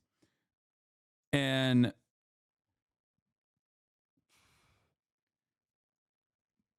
but beyond that, what he's going to say now, what Rabbani is going to say here is, but you don't have that same principle stance for Palestinians, which he doesn't. Extreme Palestinian statements after they lost their entire country, not just 1,200 people. That's a good point. No, it's a good point. And on that, wow, on that moment, damn, okay. Brief moment of agreement. Let's just take a quick pause. We need a smoke break, a water break, a bathroom break. Take down Gaza is not a genocide. I don't know what it Russia means. is a genocidal What does statement. take down Gaza We went mean? to war with Iraq and we wanted to destroy Iraq. That was a Take down genocidal Gaza. statement. There's a reason why genocide is such an importantly guarded concept, and it's not to condemn every nation that goes to war. But you didn't know how to pronounce my name. Are you mispronouncing it intentionally? Yeah, I made you into an Italian all the time. Damn, he's got all the smoke when he's getting up to pee, dude. He's like, come on. By your solicitude for international law. You should try learning it sometime. It would help you sort out a lot of the civilian deaths. Unfortunately, 15 judges disagree. You could keep citing the judges. You should actually try reading the actual statements. This is tiring. You've invited us to a tiring session. Yeah, there you go. Was D always like this, or did a culmination of taking L's make him into a reactionary, non-sounding weasel? I think he just developed a resentment towards the left and just kind of carried that on. I don't really know. Meth and mushrooms? I don't know what like the turning point is really.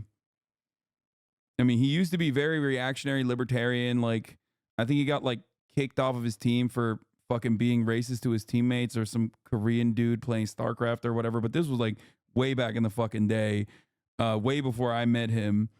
And then when I met him, he was like duking it out with like racists and all of the very same people that he basically aligns with, both in argumentation and also literally like opinion, like Sargon of Akkad and whatnot. Like he was duking it out with them and owning them. So I thought like, oh, this is perfect. He's just like iDubbbz, you know what I mean? Like iDubbbz now, like a person who is reformed. And I love that. I thought, I love that. I will ride for you. I'll defend you. I did. My first ever Chapo appearance, I literally defended Destiny the entire time. He's just copying the old Alan Combs method of being the court cuck for conservatives. He gets attention going around being defeated by various big conservatives in debate. He gets invited to lose. Yeah, I don't think he like quote unquote loses. I think he loses now more. I think back in the day he didn't do that, is my point.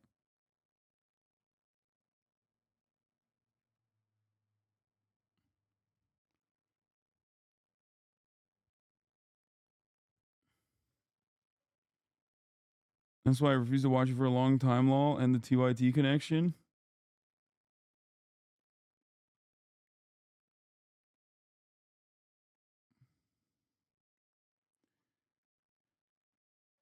But yeah, it's no, he thinks he's so incredibly highly of himself, like an actual intellectual juggernaut. I think he's probably hopped up on a lot of copium to genuinely feel that way. Like he probably feels like he legitimately is like an intellectual giant.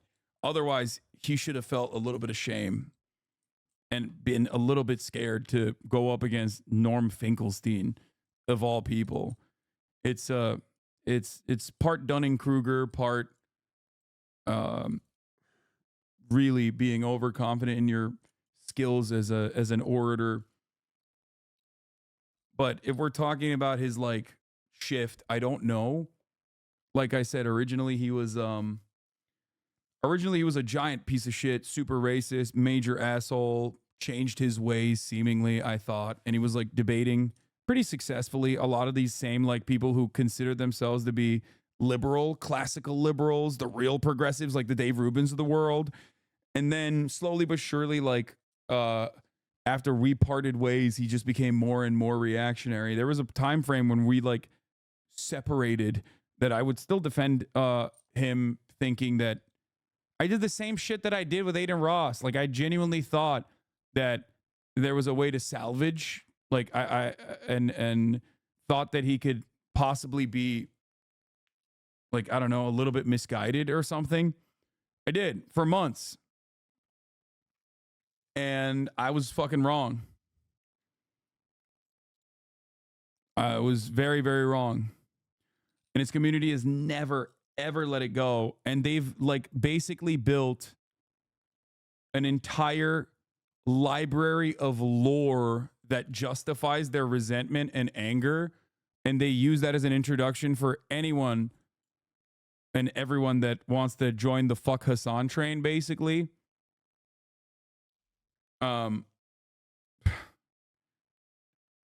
There are entire libraries of content dedicated to like documentaries that his fan base have made about our friendship and how one-sided and how awful I am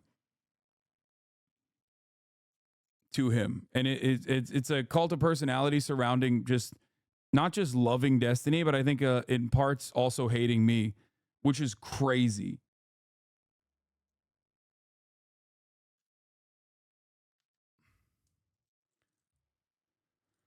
It's pretty sad. That side of the internet is very, very sad.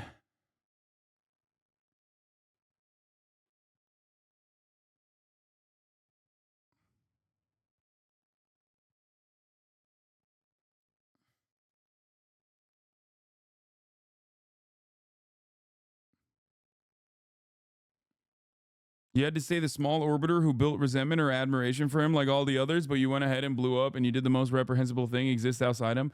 Yeah, I don't think there's anyone who's like blown up out of like after collaborating with Destiny that he doesn't fucking resent, really. I can't really think of anyone. Maybe. I'm sure there is one, maybe. But he fucking hates it. He despises that. So I think personally, a lot of it is basically that.